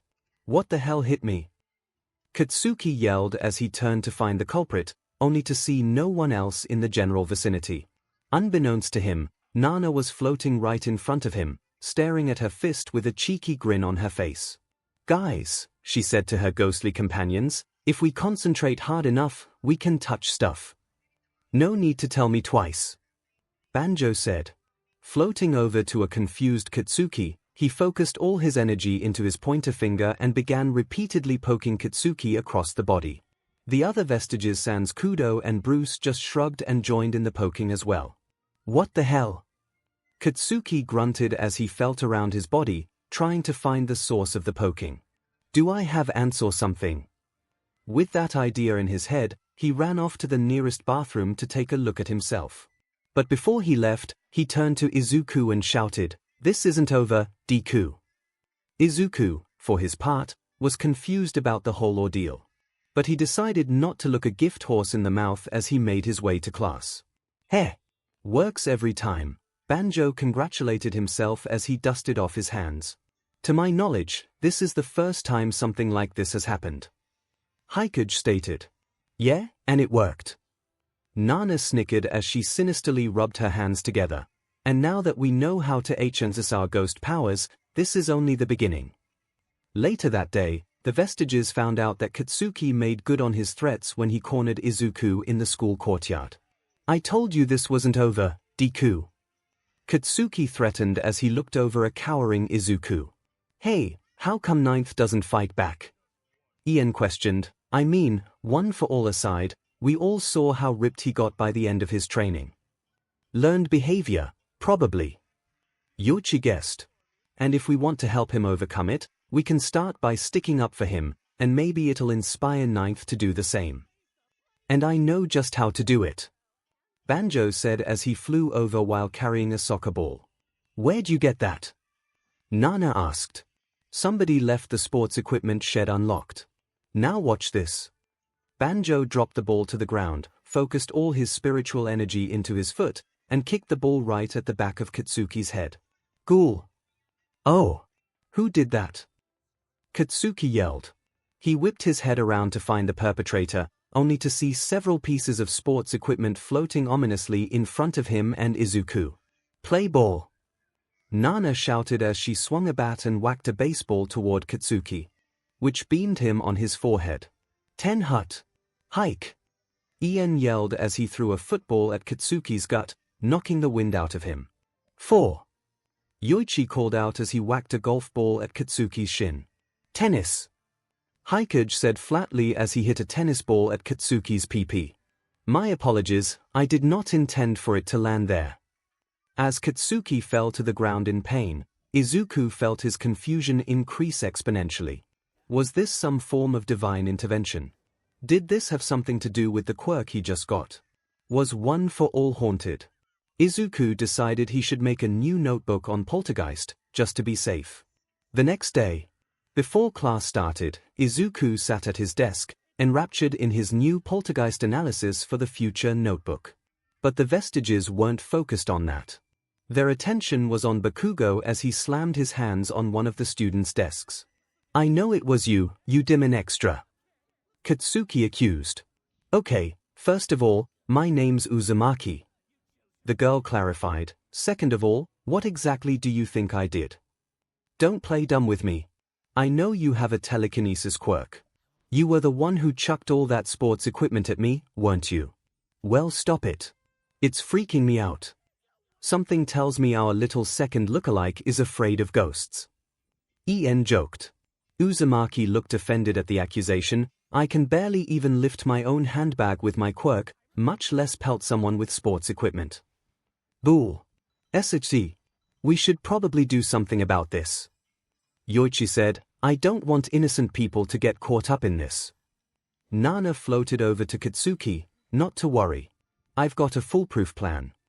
She focused her ghastly energy in her hands, lifted Katsuki off the ground, and began flying him in circles, causing screams of panic to spread across the entire classroom.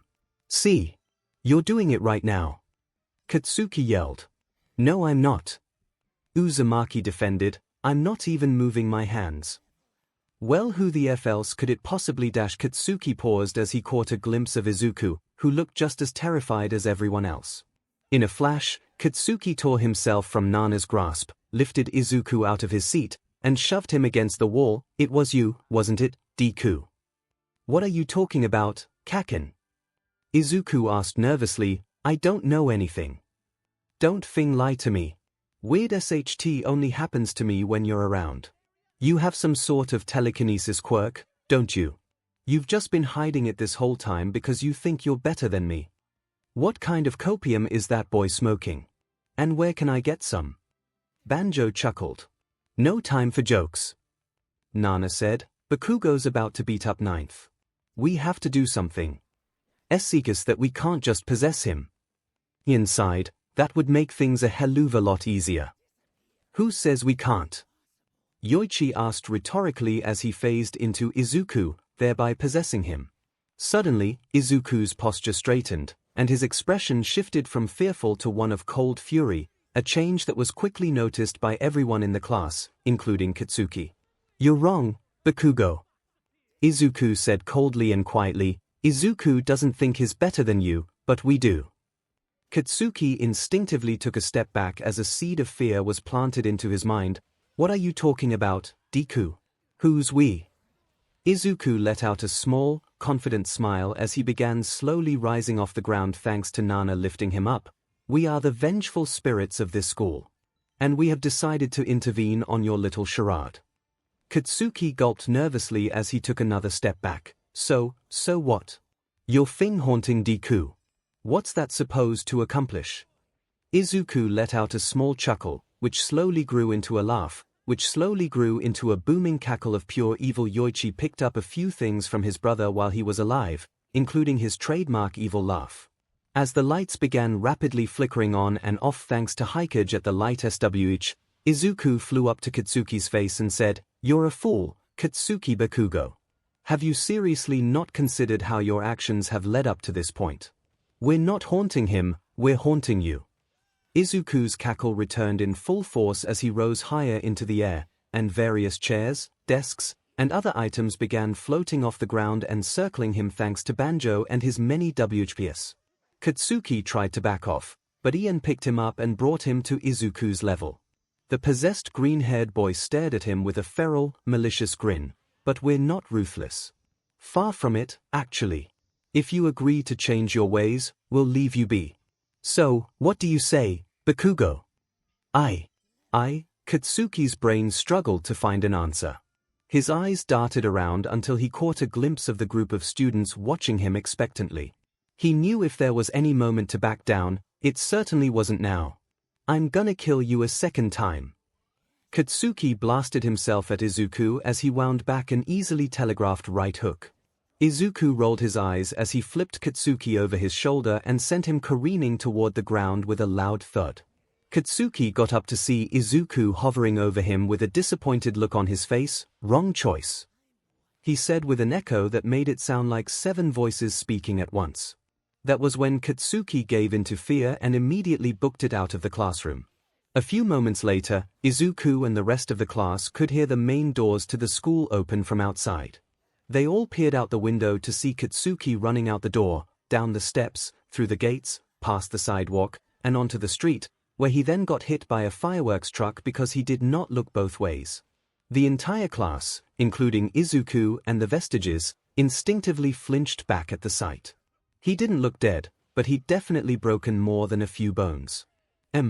I'll go call an ambulance," 𝐒𝐿 said, still possessed by Yoichi. School ended up being let out early that day due to the incident. Yoichi continued to possess 𝐒𝐿 until he got home and wrote a letter explaining everything. Once he was done with that, he sat down on 𝐒𝐿's bed, letter in hand, and flew out of 𝐒𝐿's body. "Here. What happened?" 𝐒𝐿 asked, having just regained consciousness. He quickly noticed the letter in his hand addressed to him and began to read it. "Dear 𝐒𝐿 Midoriya, this is a letter from the past holders of One for All. The quirk is rapidly approaching singularity. And as a result, we can now project ourselves as ghosts. We were the ones who pelted your bully with sports equipment yesterday. And when he threatened you earlier today, one of us possessed your body to give him a scare. Sorry for doing that without your consent, but we didn't want him to hurt you. It ended with him running away and getting hit by a fireworks truck. Don't worry, he's not dead. Just don't be surprised if you don't see him for a few days. And if he tries to bother you after that, don't worry, we'll have your back. Always rooting for you, Yoichi, Kudo, Bruce, 𝐒𝐭𝐻, Banjo, Ian, and Nana. Love, peace. You'll be inheriting our quirks eventually. More details to come. Please tell Toshinori Nana says hi." When 𝐒𝐿 finished reading the note, he had only one thing on his mind: who's Toshinori? Nana just facepalmed. All for One was practically giddy as he checked his calendar quirk. The day was finally here. In order to prepare himself for his inevitable clash with All Might, All for One started a tradition. Every few years, he would go undercover to swipe a particularly powerful quirk, and then he would stage an accident to destroy the evidence. Last time, he posed as a teacher so he could take air cannon, and then he blew the whole place up with a fireworks truck. That was fun, but All for One was determined to outdo himself this time. Thankfully, he had picked up a disguise quirk since then, and was ready to go undercover as a student. Of course, the drawback to the quirk was that any disguise it produced was only skin deep. All it would take was one punch, and he'd be back to normal. But All for One didn't care. If anything, it gave him the chance to flex his manipulation skills. As All for One threw up his teenage disguise, he took one more look at his mission file to savor the reward he was soon about to receive. Explosion, what a wonderful quirk. Once he obtained it, his quest to weaponize every one of his bodily fluids would be complete. He already had poisonous spit, acidic BLD, parasitic earwax, flaming urine, and many others. With devastating explosions literally right at his fingertips, All Might wouldn't stand a chance. As All for One made his way to his classroom while thinking about how exactly he should steal explosion, he was pulled from his thoughts by the familiar sound of combustion coming from across the hall. Putting two and two together, All for One excitedly ran down the hallway to see Katsuki Bakugo terrorizing a skinny green-haired boy. "You just never know when to give up, do you?" Katsuki sneered. "I wasn't even doing anything." The green-haired boy pleaded, only to be met with an explosion to the chest. "You're out of your league, Deku. That's more than enough reason for me to beat your quirkless butt." All for One's eyes widened at the word quirkless. He hadn't seen a naturally born quirkless child of that age for quite some time. And being as ostracized as he was, that child must be willing to do anything for a quirk. All for One felt his evil grin widen as his brain hatched an idea. He couldn't risk going after Katsuki directly, what with his fragile disguise. But if he gave someone a strong enough quirk, not only could he have someone else do the dirty work for him, but he would also gain a new indebted servant. Plus, the idea of a bully defeated by his former victim was too poetic for All for One to pass up. Putting his plan into action, All for One walked up to the green-haired boy and offered a hand to help him up. "Are you all right?" he asked with faux sincerity. "I'm fine. I've had worse." The boy replied as he got up. "I don't think I've seen you around here before. Are you new?" "Yes, I am. Today's my first day. My name is Reiji Shigaraki." Reiji wasn't his real first name, just the one he put on the fake identity. He kept his real last name because he never got tired of the sound of it. "Nice to meet you, I'm Izuku Midoriya." "That burn on your chest looks bad, Midoriya. Does that blonde kid beat you up just because you're quirkless?" Izuku sighed. "That, and because I want to be a hero." He kind of took that as a personal challenge. All for One had to hold back the urge to scoff. A quirkless hero, what an asinine idea. "Either way, why don't I patch you up?" He placed a hand on Izuku's chest and activated one of his healing quirks. The burn mark quickly shriveled up into nothingness as it was replaced with normal skin. Izuku stared at his chest in wonder. "You have a healing quirk. That's so cool." All for One chucked. "Not just a healing quirk. Let me tell you a secret." He leaned into Izuku's ear and whispered, "Now, don't tell anyone, but my quirk allows me to take and give other quirks." Izuku forced himself to cover his mouth with both hands to not blurt anything out in astonishment. Eventually, he swallowed the excitement and whispered back, "That might just be the coolest quirk I've ever seen. How many quirks do you have?" "Oh, countless. But that's not important right now. What's important is the one I'm going to give to you." Izuku's eyes widened as his pupils dilated. He struggled to form words for a few moments out of sheer shock. Eventually, he choked out, Are you serious?" His tone coated in disbelief. "As serious as I'll ever be." Suddenly, tears came gushing out of Izuku's eyes like a waterfall as he pulled All for One into a deep hug, an action he did not appreciate in the slightest. "Thank you. Thank you so much." Izuku cried out in pure childlike joy. "My pleasure." All for One grunted as he squirmed his way out of the hug. "There is, however, one thing I must ask of you first." "Anything. I'll do anything. All I need you to do is use your new quirk to put that explosive blonde in his place. After all, defeating villains is what a hero does best." "Oh, Kaken's not a villain. He's actually shooting for UA." If All for One had been drinking something, he would have spat it out in shock. He had just seen Katsuki use his quirk to assault Izuku. That was literally the legal definition of villainy. Takes one to know one, after all. Regardless, All for One tried to keep his composure. I doubt that kind of behavior would fly in an actual hero school. It would do him some good to set him straight by making him realize he's not the biggest fish in the pond. "I guess you have a point," Izuku reluctantly conceded. "If a little humility will help him become a better hero, I guess I could give it a shot." All for One hadn't known this boy for long, but he could already tell he was stretching his ideals just so he could get a quirk. He was reminded of the era of chaos, how some quirkless folk would literally offer their firstborn son in exchange for even the most useless of powers. The more things change, the more they stay the same. Good, good, all for one nodded. Now that everything's settled, which quirk would you like? Oh, what are my options? Practically everything. But how about we go with something familiar? Do either of your parents have quirks? My mom has a minor attraction quirk, and my dad can breathe fire. Do you have anything similar to either of those? Why not have both? I have a pyrokinesis quirk that I haven't been able to use due to vision issues. I'm sure you'll make great use of it. That sounds amazing. So, how does the transfer work? Do I have to ingest your DNA or something? It's much simpler than that, All for One said as he placed his hand on Izuku's face. This will only hurt for a minute. Exactly how much will this hurt? Oh God. The pain is unbearable. Once lunchtime rolled around, Izuku and All for One met on the rooftop so he could experiment with his new quirk. This quirk is great. Izuku cheered as another fire geyser enveloped from the ground. All I have to do is think of where I want my fire to be, and it appears. I can even form it into certain shapes like ball, geysers, and spears. Not only that, but I can even start fires in places I can't directly see, which gives me some great ideas for super moves.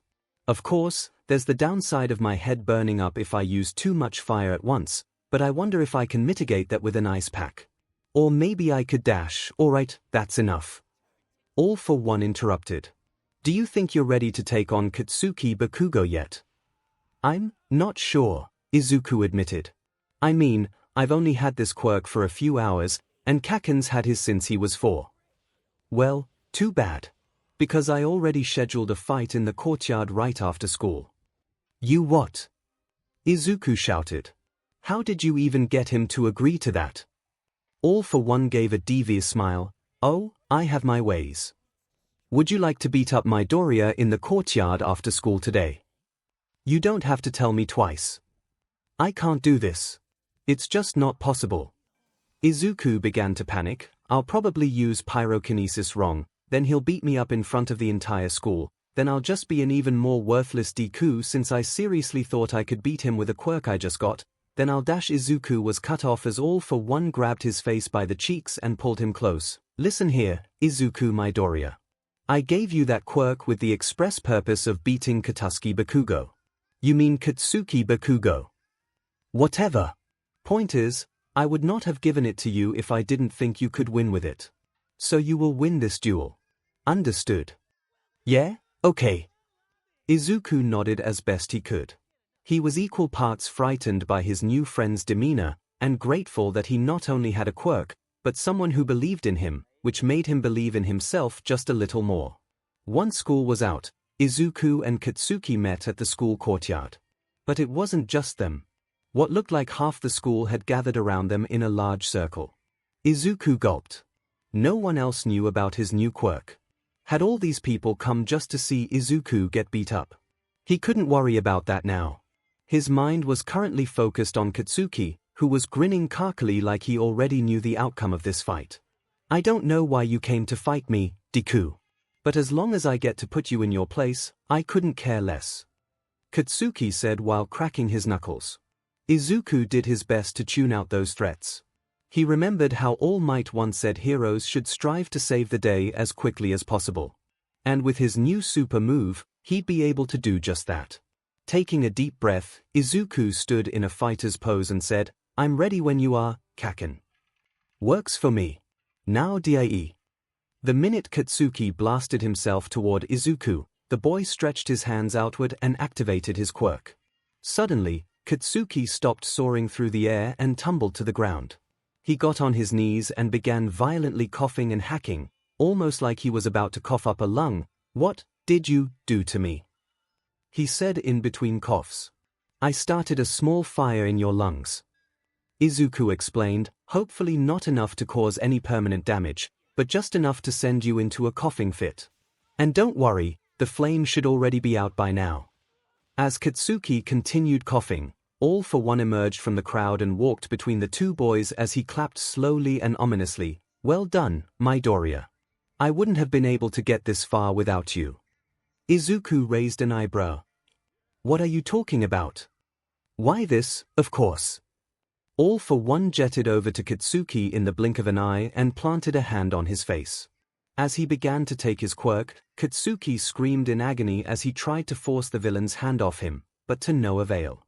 After a few seconds, All for One removed his hand from Katsuki's face and let out a dark, booming laugh.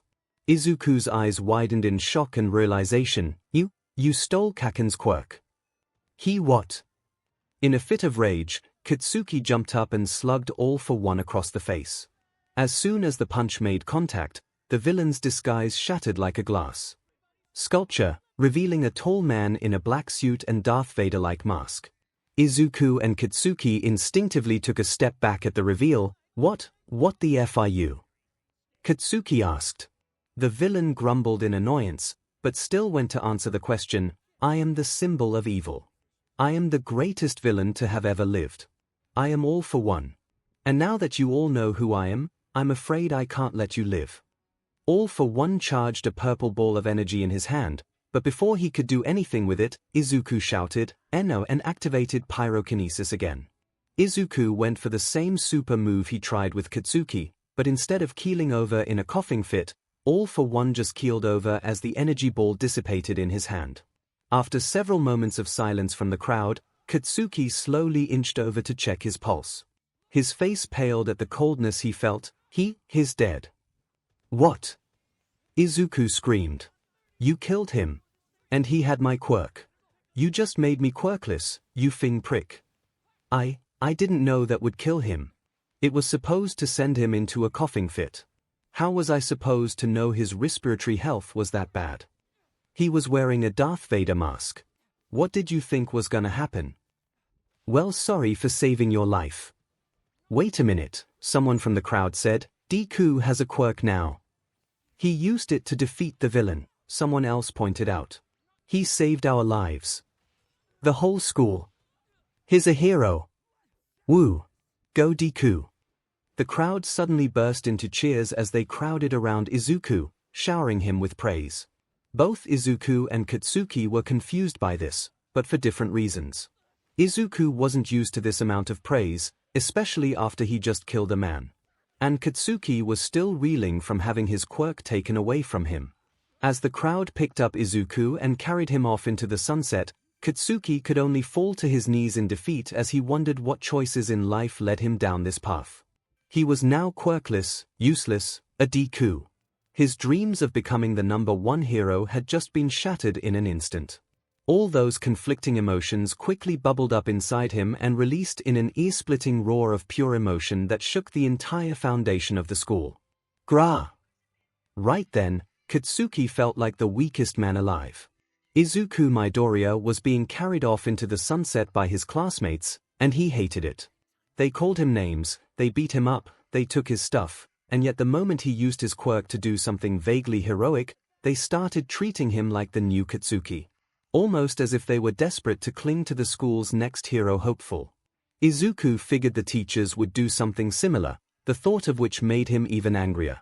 Sure, bullying was one thing, but turning their head to said bullying while actively encouraging it was another thing entirely.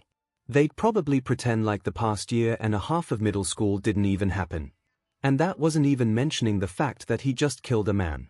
Sure, that man threatened to kill him and everyone in the entire school, so he could at least plead self-defense. But that doesn't erase the fact that he just killed a man. He was gonna need so much therapy. Izuku sighed to himself. He decided to finish off the day by looking at the positives.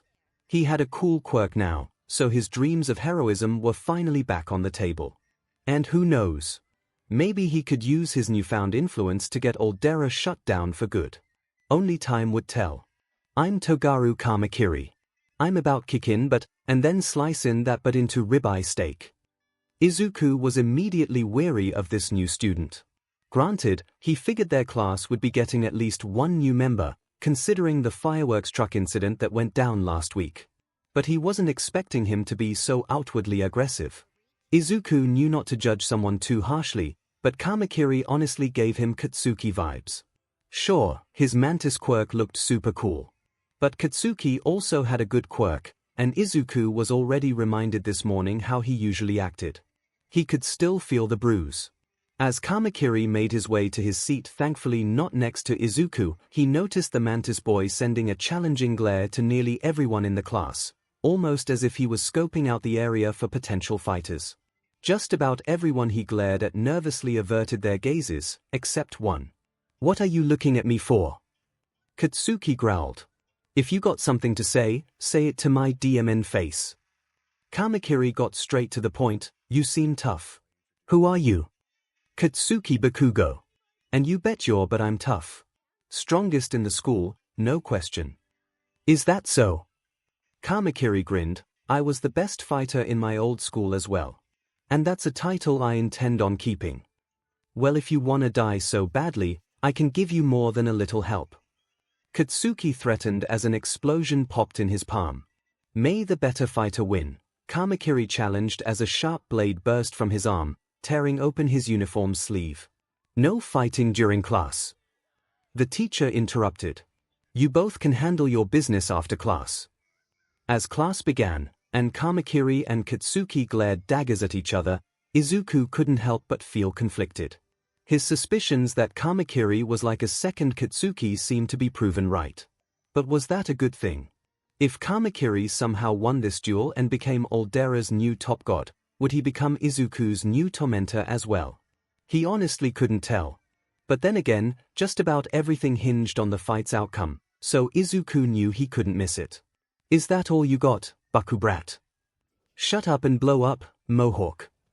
You could color Izuku surprised, because this fight was not going down the way he anticipated. He thought that since Kamakiri's quirk involved the creation of blades, he would have less range than Katsuki's explosions. And he did, but he more than made up for it with speed and maneuverability. Must have come with the mantis mutations. As Katsuki launched another explosion at Kamakiri, he quickly slid under the blast, jumped back to his feet, and pointed one of his blades mere centimeters from Katsuki's eye. Both combatants ceased their movement, and Kamakiri grinned while Katsuki's face contorted with rage. "Looks like I'm still the strongest," Kamakiri said. "You're but just got lucky." Katsuki yelled as he turned and walked off. "I'll kill you next time. Trust me, I'm looking forward to it." Okay, that really threw Izuku for a loop. He thought fights like these were a one-and-done deal, but they were going to be doing this again. Knowing Katsuki, Izuku figured he wouldn't stop fighting until he proved he was the undisputed best. And if Kamakiri was anything like him, the same applied to him as well. As Izuku thought about it more, he realized how this might actually be a good thing. With Katsuki constantly fighting Kamakiri, he might not have the time or energy to bully him all day. The idea sounded better and better the more Izuku thought about it. He decided he would let the angry ones have their little feud. For the first time in forever, Izuku might finally be able to enjoy himself. As the weeks flew by, Izuku did in fact enjoy his newfound peace and quiet. Okay, it wasn't really all that quiet on account of all the sounds of explosions and sword slashes. Katsuki and Kamakiri would fight just about every day. They didn't have a strict schedule or anything. They just seemed to drop everything to fight the moment one looked at the other funny. It didn't matter where, school roof, courtyard, gym, cafeteria, or sometimes even the classroom, they just fought whenever they felt like it. Izuku figured the fighting would stop once either combatant won enough fights in a row, thereby proving themselves the school's definitive top dog. But surprisingly enough, that hadn't happened yet. After around 3 weeks, Katsuki and Kamakiri tied at 11 wins each. So it looked like it wouldn't stop anytime soon, especially with the teachers practically encouraging the fights, as it gave both their hero hopefuls a chance to shine. Izuku, for his part, was thriving. He no longer had to live in fear of getting beaten up after school, having his notebooks burned, or getting chided whenever he muttered about some new quirk. Izuku felt lighter than he had in a long, long time. One day, as he made his way down the hall, Izuku instinctively flinched when he heard an explosion behind him, only to remember that Katsuki had stopped targeting him. He turned to the source of the explosion to see Katsuki standing over Kamakiri triumphantly. That blast he heard must have been the finishing blow. "Really? That's all you got?" Katsuki sneered, "Come on, it's like you gave me that win for free. Step up your DMN game. I don't wanna fight no weaklings." He punctuated this statement with an explosion to his opponent's chest before stomping off. Izuku stared at Kamakiri's defeated, burnt body lying against the wall, and all his regrets came bursting through like an axe-wielding serial killer. What the hell was he doing? He was supposed to be a hero. Why was he just sitting back and letting someone else take the brunt force of Katsuki's attacks? Running over to Kamakiri, Izuku pulled out some burn cream and applied it to his several burn spots, hearing a hiss of pain from the boy. "Oops, sorry." Izuku instinctively apologized. "It's fine, thank you." Kamakiri said, "You're that boy from class, aren't you?" Once the burn cream settled, Izuku took out some bandages and began wrapping them around the burn spots on Kamakiri's arms. "Yeah, that's me. Izuku Midoriya. I wish we could have met under better circumstances." Works for me. But why do you carry around burn cream? Does Bakugo fight other people on the side? Has he been cheating on me? No. He only really fights me. Well, less of a fight, more of a one-sided beatdown. He what? Kamakiri shot up, then immediately winced in pain from the sudden movement and sat back down. "I had no idea I was fighting a bully." Oh, you didn't." "Of course I didn't. How was I supposed to pick out a bully from a fighter? Why are you looking at me like that?" Like what?" "That, right there. You look skeptical." I think I owe you an apology." "For what?" "When I first saw you in class, I subconsciously thought of you as some sort of second Kaken." Kamakiri's head tilted downward in disappointment. "Oh, you did?" "Yeah," Izuku reluctantly admitted, "you were just kind of intimidating. And I'm not talking about your quirk." He quickly clarified, "I meant how you were sort of viciously glaring at everyone." "Oh, sorry about that. I just wanted to get a good look at everybody. I'm more of a face person than a name person." "Yeah, that makes sense. But if you don't mind me asking, why did you want to fight Kaken so bad?" Kamakiri shrugged. "I gotta fight. Gotta prove I'm the undisputed best. That's what I did at my old school." "Okay, but why?" "Well, you just find it dumb." "No, I won't. Come on, tell me." "Okay, fine. You know Endeavor." In place of a response, Izuku pulled out a notebook from somewhere and opened to a page with a drawing of the hero on it. "Thought so," Kamakiri nodded. "I know most people pick All Might as their favorite, but I've always been inspired by his drive and conviction." "Really?" "Yeah. It's like, the gap between him and All Might is so wide, but he never gives up. He never stops trying to improve. I found that really inspiring, you know. So I decided to always shoot for the top and strive to be the best I could be." "That's actually really admirable." "Thanks." Kamakiri gave a smile, which quickly faltered, "But now I'm on the fence about continuing to fight a bully. On one hand, I don't want to give him the satisfaction of beating me again. But on the other hand, I still kinda want to slice his butt off." Izuku scratched his chin as he thought to himself. After a few moments, his eyes brightened with an idea, and he said, "I think I know how you can do both." "How?" "You don't fight." Kamakiri tilted his head in confusion. "Yeah." The next day, after school ended, Kamakiri strolled out of the building like any other normal day. But it wasn't, because he had a plan. A plan that began when Katsuki grabbed him by the shoulder. "Where do you think you're going, Mohawk?" Katsuki grunted, "We still haven't fought today." Kamakiri took a deep breath as he mustered up the calmest voice he could. "Actually, I've decided that I don't feel like fighting you anymore." He shrugged Katsuki's hand off his shoulder and continued on his way.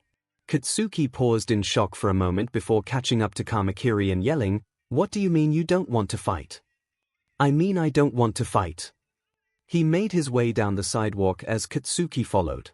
"I'm tired of it, and I'm tired of you." "No, you have to fight me. How else am I supposed to prove I'm the best?" "Not my problem." He made a right turn at Atu Street. "Oh, you best believe it's your problem. You can't fight me for superiority for a month and then just drop it like that. Fine, you're superior. Happy now. Kamakiri picked up his pace as he made another right. Just a little further. Well then let me fight you to prove it. I told you no. And I told you to fight me. No.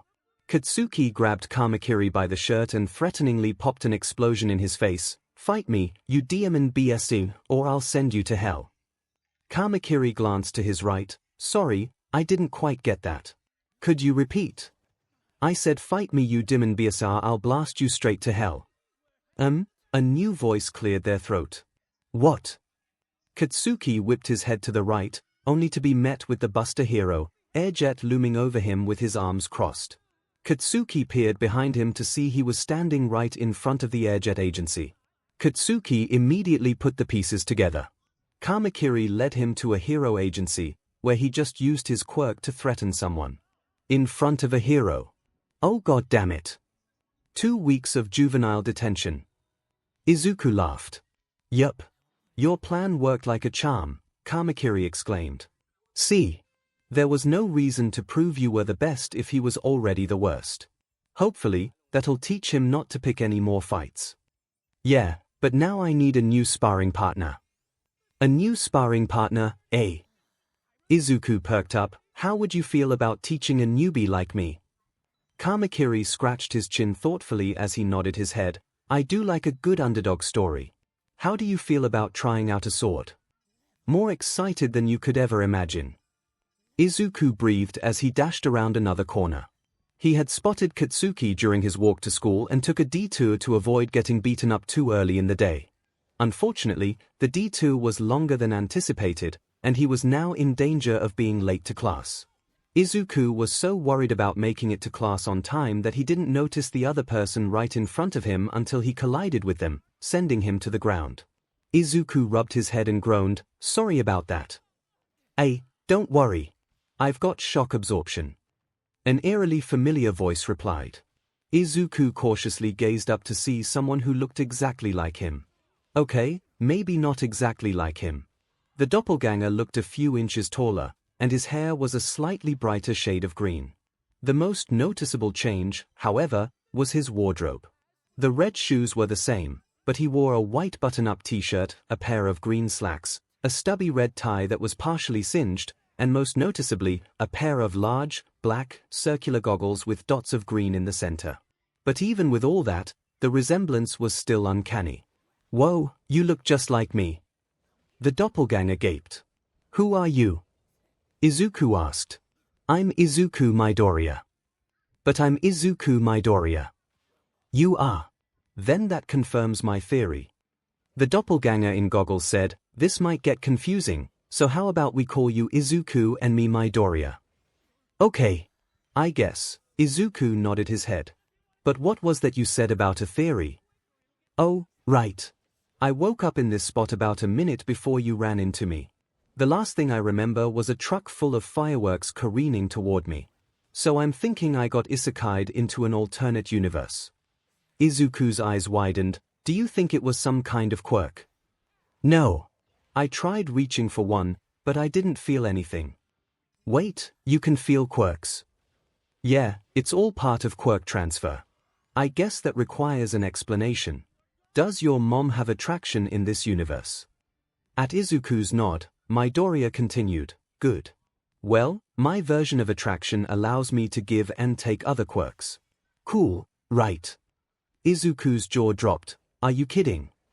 That's the coolest quirk I've ever seen. With a quirk like that, you could be the world's greatest hero. No, bleh. Midoriya interrupted. I'm not looking to become a hero. I'm in UA's support course. Well, that's great too. Izuku beamed. I mean, anyone can read about a quirk, but you can design suits and items based off the feel of a quirk. Exactly. I'm glad someone gets it. But what about you? What's your quirk? Izuku's mood immediately fell at the question. Oh, about that. I'm actually quirkless. What? Midoriya screamed, only to immediately backtrack when he saw the upset look on Izuku's face. Sorry. I didn't mean to overreact. It's just, quirks are my lifeblood. It's hard to imagine what I'd be like without them. Izuku gave a humorless chuckle. Well, here I am. Wait, in my universe, me and 𝐭𝐿 were both propped up by our school for our strong quirks. Since it's presumably just him in this universe, does your 𝐭𝐿 turn out any different? Izuku winced. That depends. Was 𝐭𝐿 ever a bully in your universe? Midoriya gulped nervously. You don't mean? Izuku gave a solemn nod and pulled up his shirt, revealing bandages taped across his stomach. Oh my god. Midoriya muttered. Here, I think I have something that can fix that. He reached behind him and pulled out a jar of pink liquid. What's that? Izuku asked, and where were you keeping it? Hammerspace, it's one of my quirks. As for what this is, I use technology to replicate the effects of recovery. Girl's quirk. That's kind of my whole thing. Do you keep any other support items like that in Hammerspace? Oh, ho. Midoriya grinned. I think I'm picking up what you're putting down. So you do? You bet. I've got the engine legging, expanding gloves, super specs, and lagomorph loafers. Who needs a quirk when you have these? Izuku gasped. Do you think these could help me become a quirkless hero? If anyone could do it, it would be us. Midoriya smiled as he handed Izuku the support items. Now, let's get to class. We've got an explosive pineapple to humble. Okay. Izuku slipped on the engine leggings and jetted off to school. Hey! Wait up! Midoriya yelled as he chased after him. God, I wish I had a speed quirk. Midoriya, you're late. The teacher, Mr. Kobayashi, chided as Izuku ran into the classroom. I think you mean Midoriya's. Midoriya corrected as he followed Izuku into class. Katsuki's jaw dropped. Why the hell are there two Dekus? He turned to Izuku and scowled. Do you have a cloning quirk or something? Have you just been hiding it to spite me? Izuku shrank under Katsuki's murderous gaze. No. I swear, 𝐭𝐿. Alternate universe, 𝐭𝐿. Keep up. Midoriya interrupted as he strode over to Katsuki's desk. Why are you like this, 𝐭𝐿? You were never this cruel in my universe.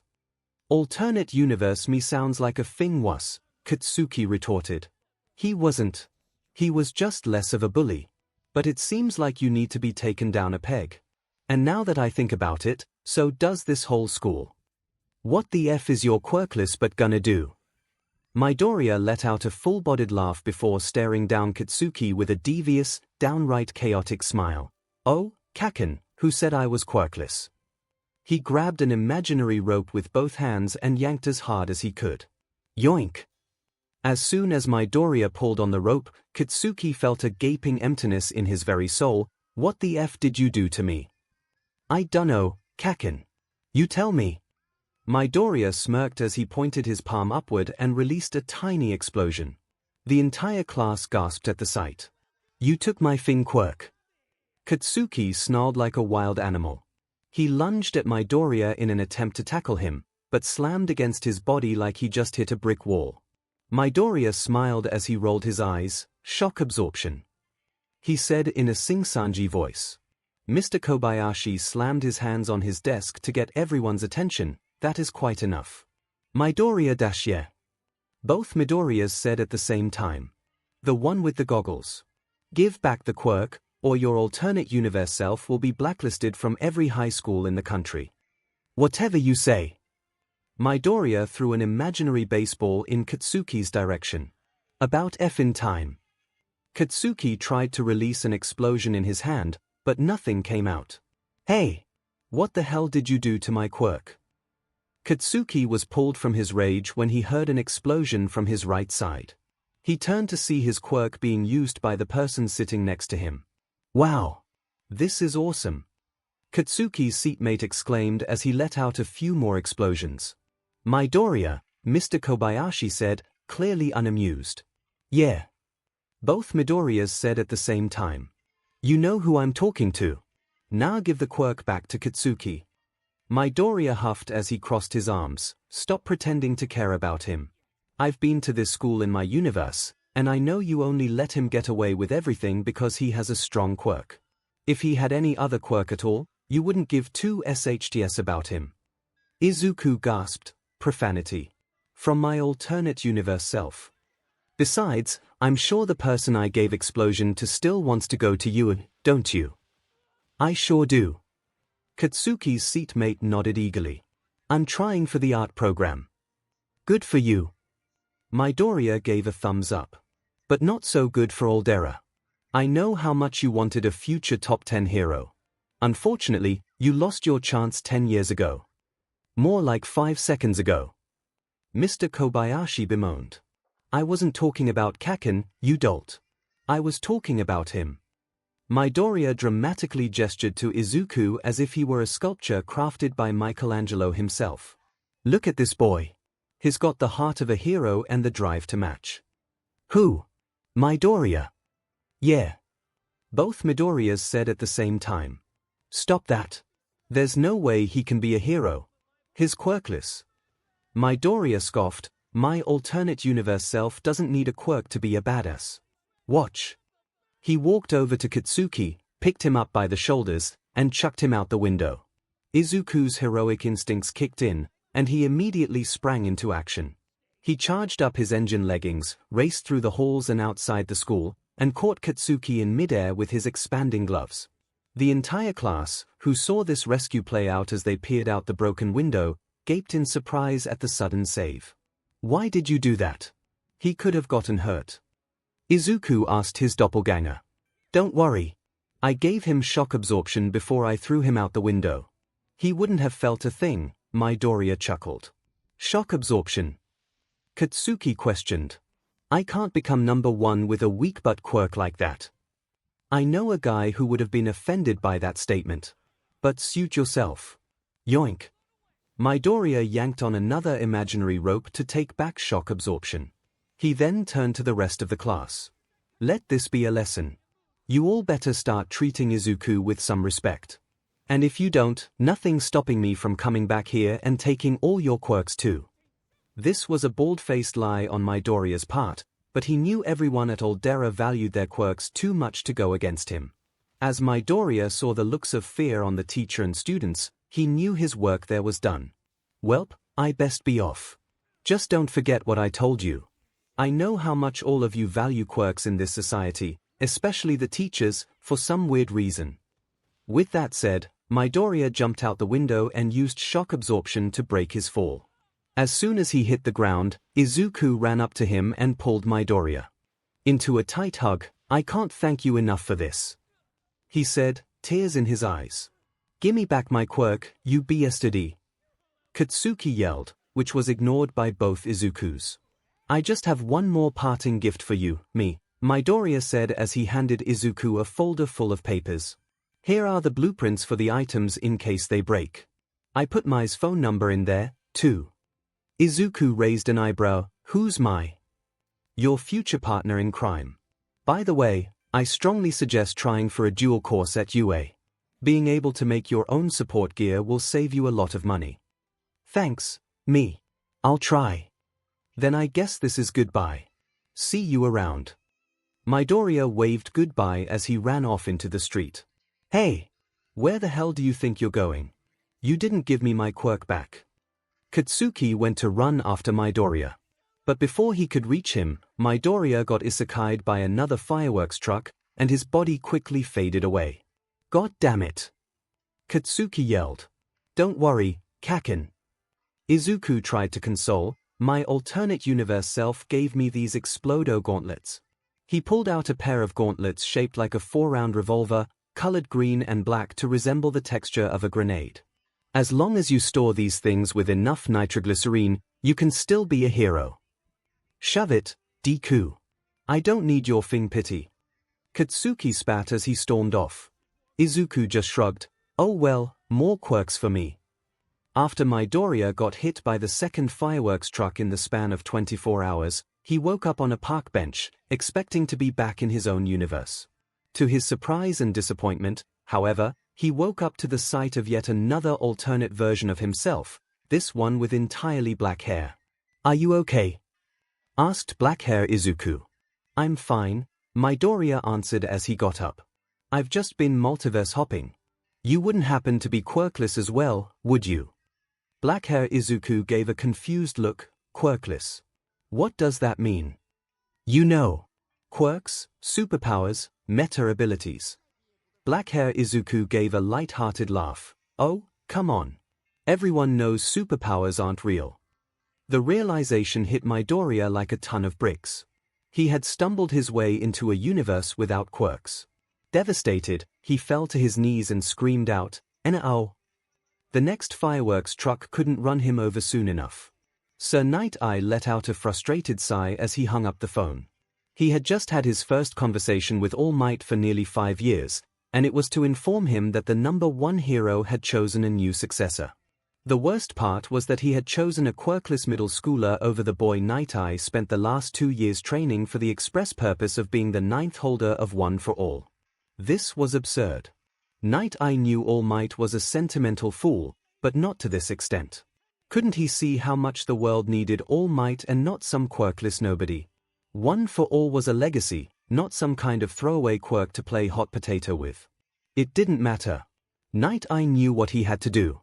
If All Might couldn't see the error of his ways, he would just have to make those errors more pronounced. He opened his computer and began conducting research on one Izuku Midoriya. After only a few minutes, Night-Eye had the boy's address pinned down. From there, it was easy to deduce which school he went to. He wasn't one of the top investigative heroes for nothing. Night-Eye pulled out his phone and dialed a number. "Hello. Is this Aldera Middle School? This is Mirai Sasaki, also known as the pro hero Sir Night-Eye. I would like to inquire about performing a guest lecture on. You'll allow it? No paperwork required. Very well then. I'll see you tomorrow." Night-Eye couldn't help his concern as he hung up the phone. There was something off about that school.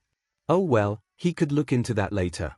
Right now he already had a mission, to expose Izuku Midoriya for the weakling he really was. Oh, that reminded him. He pressed a button on his intercom. "Bubble Girl, put the case regarding the rogue fireworks truck on hold. I've got a school to visit tomorrow."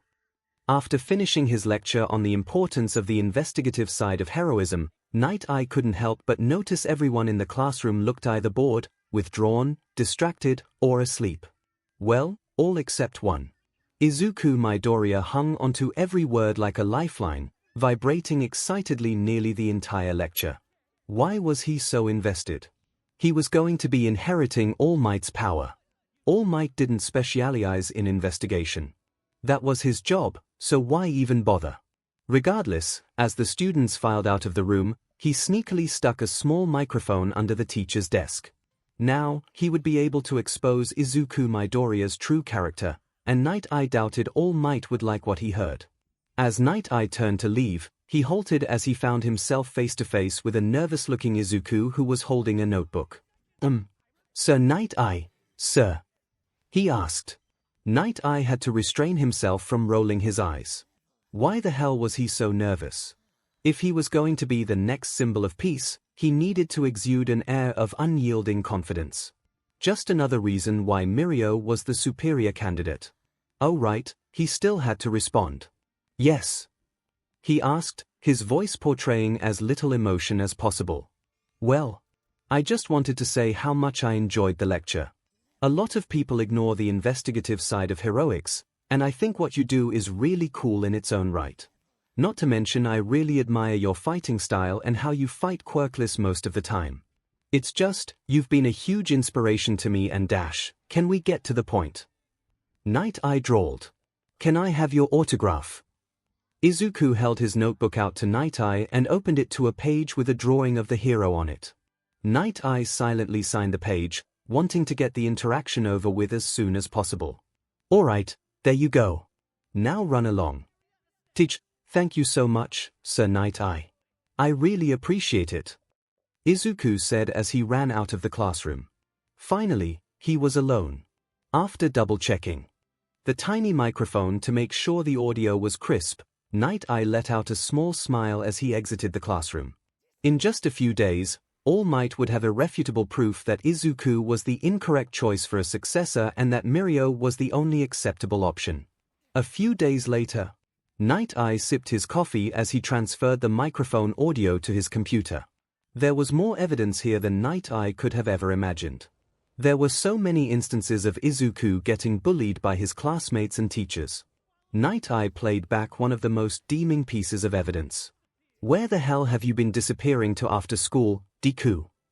"Nowhere, Kaken, I swear." "Don't thing lie to me, you demon nerd." Boom! Night Eye shook his head in disappointment. If All Might's successor couldn't handle a few bullies, what chance did they have to become the next symbol of peace? It didn't stop at his classmates, though. He had the gall to let himself get pushed around by the teachers as well. "Midoriya, how many times have I told you to stop being disruptive?" But Mr. Kobayashi, Kenji was the one who dashed Midoriya. "Do you want me to write you up again?" No, sorry.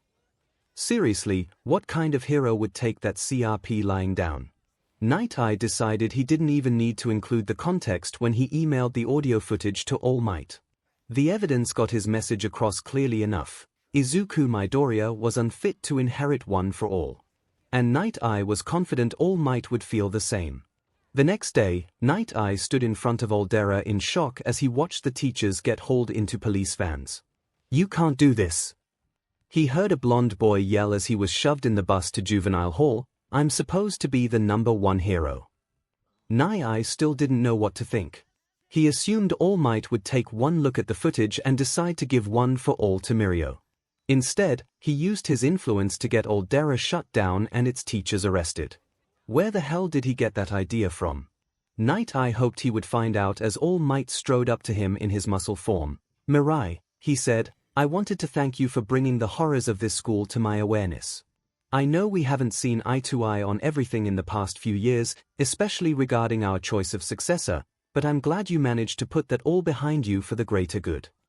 With a good-natured slap on the back, All Might walked off, leaving Night Eye alone and bewildered. Night Eye shook his head to clear his thoughts. It didn't matter. He had other ways of making All Might see the truth. And he wouldn't stop until Mirio took his rightful place as the next symbol of peace. As Night Eye walked to his car, he was pulled from his thoughts as he felt his phone vibrate in his pocket. "Hello. Hello. It's Bubble Girl. I just wanted to let you know that Wash offered me a sidekick position at his agency, so I'll be putting in my 2 weeks. Night Eye's eyes widened. "What? You can't resign now. Not while the fireworks truck case is still unsolved." About that, we found the truck just a few minutes ago." "What? Where?" "Among the smoldering ashes of what used to be your agency, because it crashed into it, in case I was being too subtle." Night Eye didn't want to hear another word. He hung up the phone and buried his face in his hands as he quietly wept to himself. All his rarest and most expensive All Might merchandise, reduced to ashes. What could he have possibly done to deserve this? "My name is Momo Yorozu. Pleased to make your acquaintance." Izuku stared at the raven-haired girl as she introduced herself to the class. When she walked to her desk, he couldn't help but take note of the elegant way she held herself. Each step was taken with precision as if she were a model on a runway. Izuku couldn't help but wonder what someone like her was doing in a rundown school like this. Though it wasn't like he had the courage to ask her. After a few uneventful classes, Izuku got out of his desk to make his way to the roof for lunch, but paused when he heard someone talking to the new girl. He knew eavesdropping was rude, but he couldn't help his curiosity. "So, Yorozu, where are you from?" asked one of Izuku's classmates, whose voice he recognized as Okawa. "Aichi Prefecture," Momo answered. "Isn't that kind of far away?" Okawa asked with uncertainty in her voice. "Yes, it is. My parents bought a small house for me to live in while I attend this school." Momo suddenly let out a small eep as if she hadn't meant to say that. "Oh, what I meant to say was," Okawa let out a small chuckle, "you almost had me for a second there." "Oh, yes, I was just joking," Momo said in an unconvincing tone that Okawa seemed to ignore. "So, anyway, what's your quirk? Does it have something to do with your skin? Because it looks unnaturally smooth." "Oh, why, thank you," Momo blushed at the praise, "but that's just the result of a good skincare routine. My quirk is called creation. It allows me to convert my fat stores into just about any material I know the chemical structure of. Izuku's eyes widened at that information. Anything. Like, anything. That had to be one of the most versatile quirks he'd ever seen in his life. A quirk like that could be useful in just about any situation. If there were a collapsing building, she could create pillars to keep it structurally sound. If there was a flood, she could give out rafts or life preservers. Heck, if her quirk allowed for more complicated creations, she could be a one-woman support department. And that's not even counting, shut up. No one can understand what you're saying. Okawa shouted. Oh, he said all that out loud, didn't he? Great. He just squandered his first impression. And to think, that hopeful part of his brain almost convinced him he could make a new friend for the first time in forever. Now, hold on.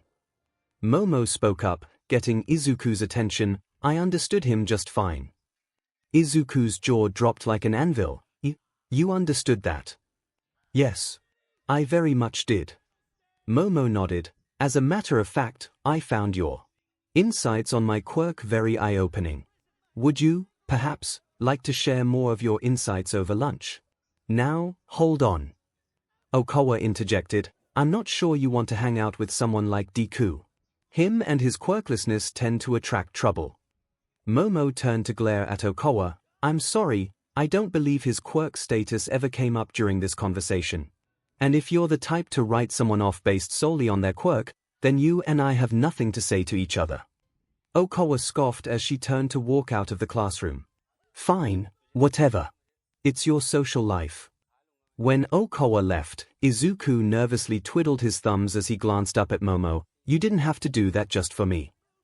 Momo turned to Izuku. If she was truly shallow enough to judge someone like that, then I'm glad to be rid of her. By the way, I don't believe I got your name. It's Izuku Midoriya. Well then, Midoriya, would you like to accompany me to lunch? Izuku let out a small smile. Yes. Yes, I would. Izuku couldn't help but be a little on edge as he sat across from Momo at the cafeteria. He usually ate lunch on the roof in order to stay out of Katsuki's way. But he didn't want Momo to feel out of place, so he was willing to step a bit out of his comfort zone. As they both opened their respective bentos, Izuku couldn't help but notice how big and fancy Momo's was. Maybe she wasn't lying about being from Aichi. Either way, Izuku decided not to pry. After all, there were quirks to be discussed. So, about creation, Izuku began. Can you really make anything? As long as it's not alive, then yes, I can. Momo stated proudly as she elegantly placed a hand on her chest. Wow! Izuku gaped. I mean, the possibilities with that are nearly endless. What's the most complicated thing you've ever created? Momo scratched her chin in thought for a moment before responding. Just last year, I made a fully functioning motorcycle. Though I doubt I'd be able to make that right now without a book of chemical structures. At that information, Izuku pulled out a notebook from somewhere and began scribbling down information faster than the eye could perceive. Motorcycle. That means she can make fully functioning engines, steel plates of different shapes and sizes, and even the fuel to power it. Actually, Momo chimed in. The fuel was the one part one did not make. The creation of liquids and gases requires greater concentration on my part, which is something I could not afford while making so many other parts at once. Izuku chewed on the tip of his pen. I wonder why that is. Is it because you have to picture the molecules in your head when you create something, and therefore, it takes more concentration to picture them far apart enough for it to qualify as a liquid or gas? Precisely. Momo beamed. I must say, you catch on rather quickly. Izuku blushed as he sheepishly scratched the back of his head. Oh, it's nothing. Quirk analysis is just a hobby of mine. Well then, I'm curious. What kinds of quirks do you usually analyze? Izuku turned to a notebook page featuring a sketch of Edgeshot and showed it to Momo, mostly quirks belonging to heroes. That's kinda why I got so attached to your quirk. It sounds very fitting for heroics. That's good, because I'm on track to take the UA recommendation exam next year. That's great. If anyone were to pass, I'm sure. Wait, did you say recommendation exam? Momo blushed as she slapped both hands over her mouth. Izuku couldn't help the slight chuckle. I suppose that explains the bento. Was I really that obvious? Not too obvious. You just seemed, generally fancier. Oh, well then, I apologize for deceiving you. Oh, there's no need to apologize. We all have the right to our own secrets. Though I'd be lying if I said I wasn't a little confused as to why you're here of all places. Did something happen to your old school? No. Nothing like that. Momo assured, it's just that. I grew tired of people treating me differently due to my family's wealth. So I had father move me to a lower-class school. Sorry if that came off as rude. No, you're right. This is far from the fanciest school in Japan. Especially compared to UA. Which I'm sure you'll get into, by the way. I appreciate your support, Midoriya. Momo gave a grateful smile, which subtly shifted into one of uncertainty. Though to be honest, I'm having a few doubts about my own abilities. Really? Does it have to do with memorizing chemical structures? Because other than that, your quirk can do pretty much anything. Yes, it can, and that's the problem, Momo sighed. I have so many options at my disposal that I end up unsure as to which one to choose. Izuku chewed on his pen again as he stared off into space. I'm not sure if there's an easy fix to that problem. Maybe you can start by narrowing down your options to a small number of items that would fit most scenarios.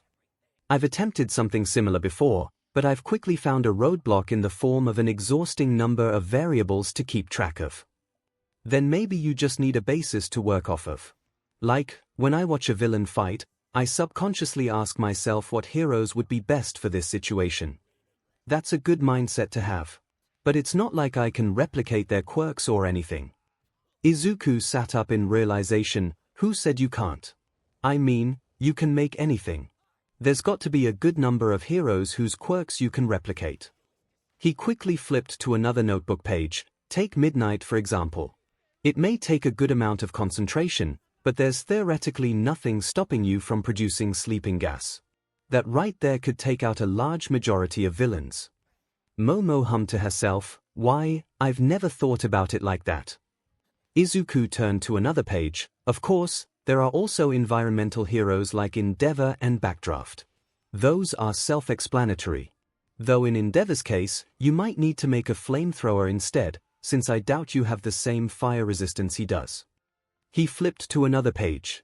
He was on a roll, and then there are heroes like Mr. Brave, whose whole thing is creating weapons.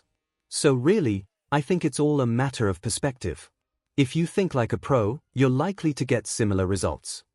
When Izuku dropped his notebook to catch his breath, he saw Momo with a bright, beaming smile on her face. I think that advice will do me well, Midoriya. I can't thank you enough. She said. And that's only the tip of the iceberg, Izuku added. Why, I bet you could even make bigger explosions than Kaken. Who's Kaken? Momo asked. Momo received her answer when a pair of hands slammed down on the table they were sitting at, startling Izuku out of his seat. Kaken. What are you doing here? He nervously squeaked. I heard what you said, Deku. Katsuki sneered, and there's no way this rich beach can out-explosion me.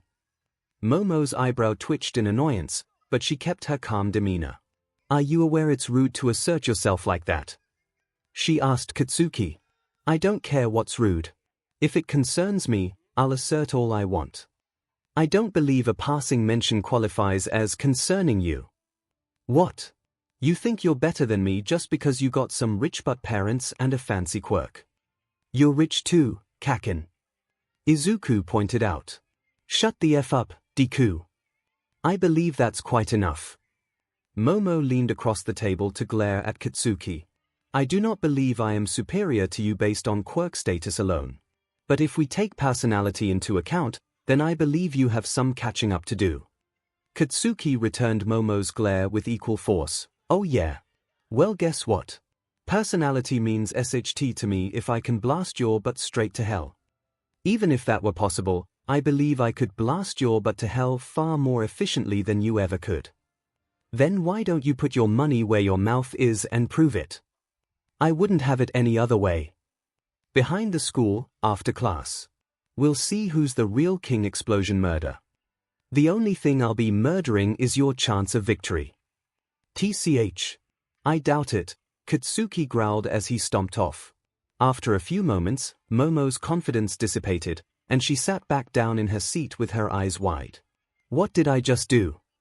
She asked herself. I was about to ask you the same thing, Izuku said. But even though Kaken's the top dog in this school, I still have faith in you. Wait. He's at the top of this school's social ladder. I assumed he was just some run-of-the-mill delinquent. Izuku shook his head. No. Kaken doesn't smoke or anything like that. He's aiming for UA like you. Just about everyone in the school supports him. Well, that certainly explains the attitude, Momo huffed. But what about the teachers? Do they not try to curb his behavior? I can't say I'd want a student like him representing my school. They don't. In fact, they're his biggest supporters. They let him get away with everything. Everything. Just because of his quirk. At Izuku's nod, Momo furrowed her brow. Well then, I'll have to let my parents know of this grave injustice. But first, I believe it would be beneficial to remind a certain explosive blonde that he's no longer the biggest fish in the pond. You remember the chemical structures for explosive substances? Momo gave a slightly sinister smile. They were some of the first substances I learned to make. At Izuku's concerned expression, Momo clarified. As a safety precaution. So I knew the importance of straying away from dangerous substances. Izuku gave a hesitant nod. Weird, but all right. Later that day, behind the school, Katsuki and Momo stood face to face, each sending a piercing glare toward the other. A large crowd watched them, and from that crowd, Izuku stepped out to relay the rules. Here's how this will work. Both combatants will take turns generating explosions, each one bigger than the last. The first one to make a smaller explosion or otherwise yield will be the loser. Are you both ready? As ready as I'll ever be, Katsuki said. I concur, Momo replied. Good, Izuku nodded. As the challenged party, Yorozu will go first. Very well. Momo rolled up her sleeves and generated a party popper from her arm. She pulled the string, and it went off with a pop. Th, I can do that in my sleep, Katsuki said as he pointed his palm to the sky and released a slightly larger blast. I am aware. I was just getting warmed up. Momo generated a lighter from one hand and a stick of dynamite from the other. She lit the fuse, then threw it into the air, where it exploded with an audible bang.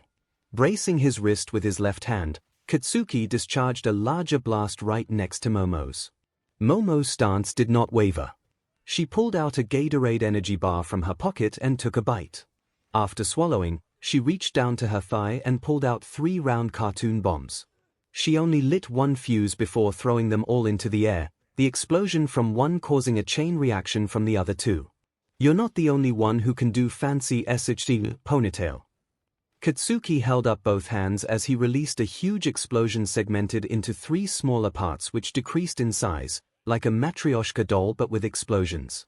Momo wiped her brow at the heat produced by all these explosions. You have proven yourself competent, but let's see if you can top this. After finishing the rest of her energy bar, she lifted up her shirt and pulled a small missile out of her stomach. Huffing from the exertion, she planted it on the ground, then created a small button and pressed it. The missile shot 50 feet in the air and quickly combusted into a massive ball of flames. The resulting shockwave could be felt by the entire crowd. Momo breathed as she let out a confident smile. That one took a lot out of her. But it didn't matter. She knew there was no way Katsuki had enough sweat in his body to match that. Though, to her surprise, Katsuki didn't look perturbed. He just let out a sinister smile. You think I didn't plan for this?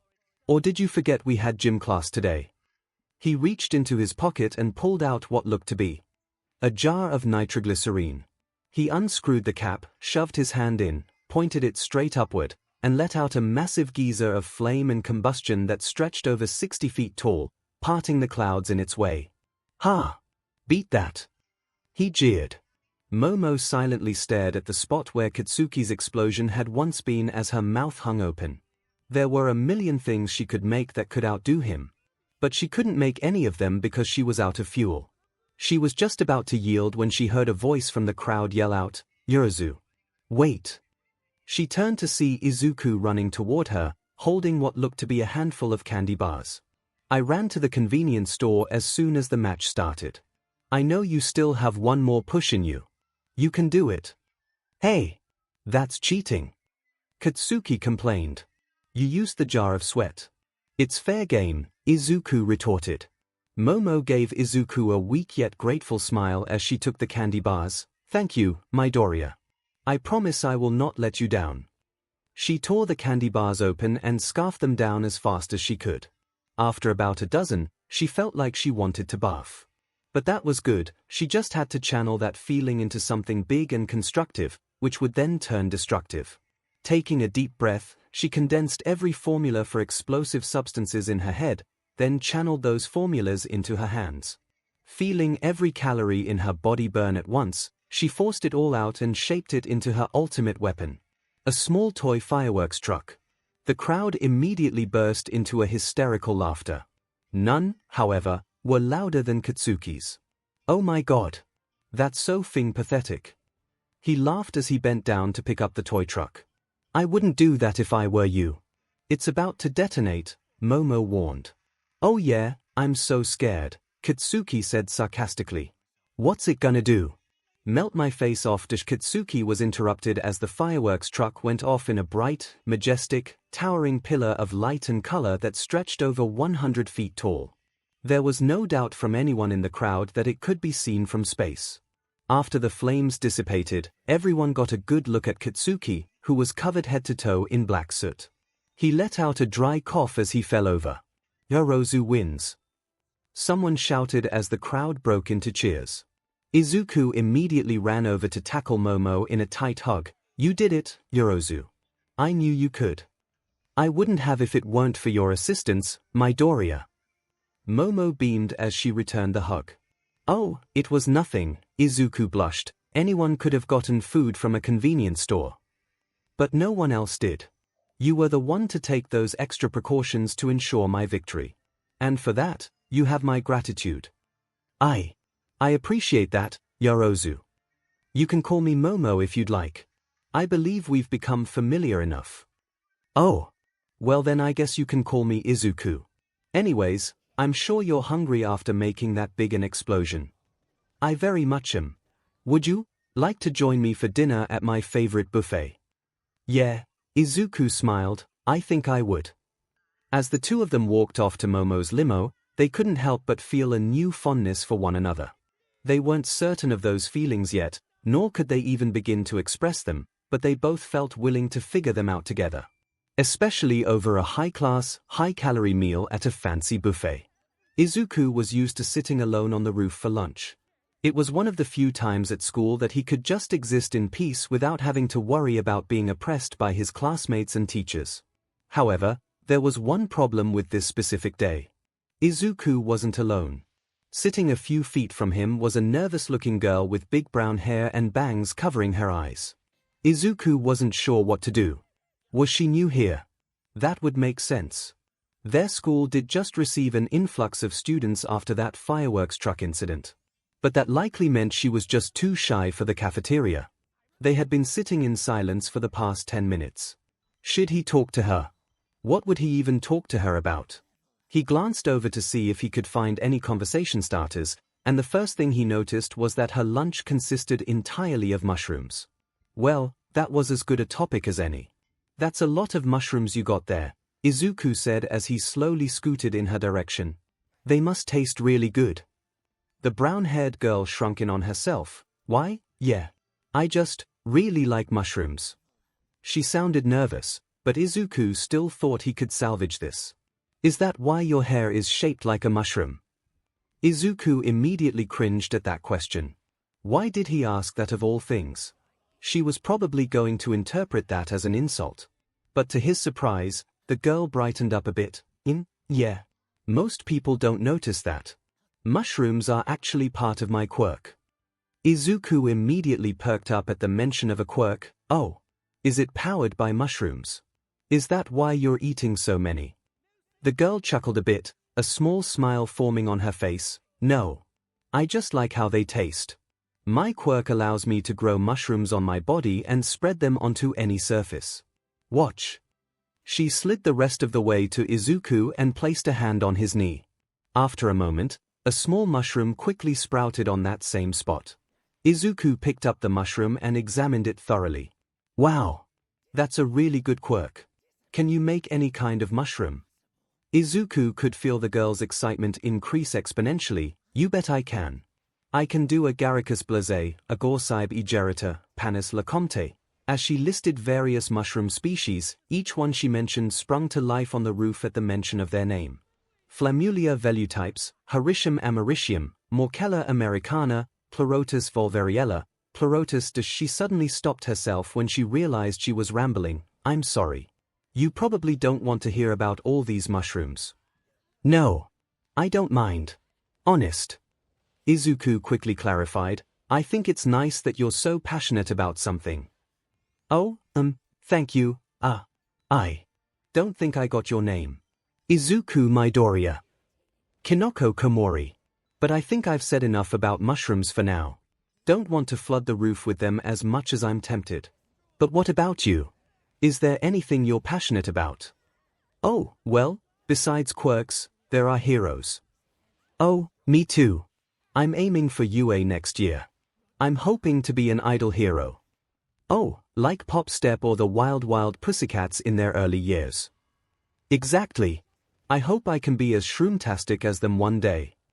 "Well, your quirk is definitely well suited for heroics. Especially if you can make mushrooms that produce toxic or hallucinogenic spores. Can you do that?" "I can do toxic stuff, but I stay away from hallucinogens." "Why not? Is it because you're susceptible to them? I'm sure a gas mask would solve that."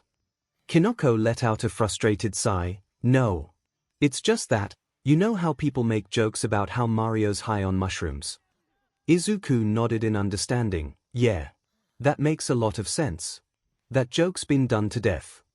And the worst part is that I'm immune to most mushroom spores. I literally can't get high off my own mushrooms. And yes, I've tried. Everyone in my family has tried at some point." "Okay," Izuku said with uncertainty. "That aside, I still think it could be an effective way of neutralizing villains." Maybe," Kinoko huffed. Izuku could tell that the question brought her mood down, so he aimed to change the subject to something lighter. "You know, I'm curious. What kinds of mushrooms do you think would aid you most in hero work?" he asked as he pulled out a notebook and pen from somewhere.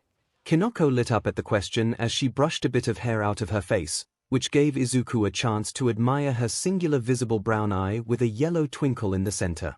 "I'm so glad you asked, Midoriya." She cheered as she began what was sure to be a long discussion on mushrooms. "Okay, first is the Pleurotus pulmonarius. Those are probably the bounciest, great for rescue. Then there's the Pleurotus aryngii, which makes for a great shield. The Amanita phalloid has some of the most harmful spores, so I save those for emergencies. Then there's, 2 hours later. Wow! I never thought mushrooms could be so versatile." Izuku exclaimed as he finished his third page on Kinoko's quirk. "You really opened my mind here. You could say I got you to put on your thinking cap." Kinoko laughed a bit at her own pun, to which Izuku joined. Izuku glanced at his watch, then stared at it in shock as he realized what time it was. "Oh shoot! We're late for class. Like, very late for class." He ran to the exit but stopped and turned to Kinoko as he opened the door. Same time tomorrow." "Of course," Kinoko beamed, "you're a pretty fungi." "Ha! I get it." And so Izuku and Kinoko continued to meet on the roof every day during lunch, exchanging knowledge on quirks, mushrooms, heroes, and pop idols. Their meetups quickly became the highlights of each other's day. Just a half hour where they didn't have to worry about the stresses of life and instead shared their interests with someone they could call a friend. One day, however, would threaten to change that. It began as most days did, with a completely normal conversation between the pair. Have you ever just slept in the dirt? Like, you're really tired and dazed. So, you think to yourself, I want to be a mushroom, so you just bury yourself outside and steep in the dirt. Has that ever happened to you? Okay, maybe not that normal. Suddenly, the door to the roof swung open, startling Izuku and Kinoko, and revealing an angry blonde figure. Kaken! Izuku squealed. Bakugo! Kinoko squeaked as she buried herself in her hair. They might not have been in the same class, but Izuku had told her enough about him for her to dread his presence. So this is where you've been every day, you DMN nerd, Katsuki said as he threateningly walked towards them. And look, you've made a friend. Bet she doesn't know how much of a quirkless weakling you are. I know. I still wanna be his friend. Kinoko muttered just softly enough for Katsuki to hear. Well then, looks like I have to beat some sense into both of you.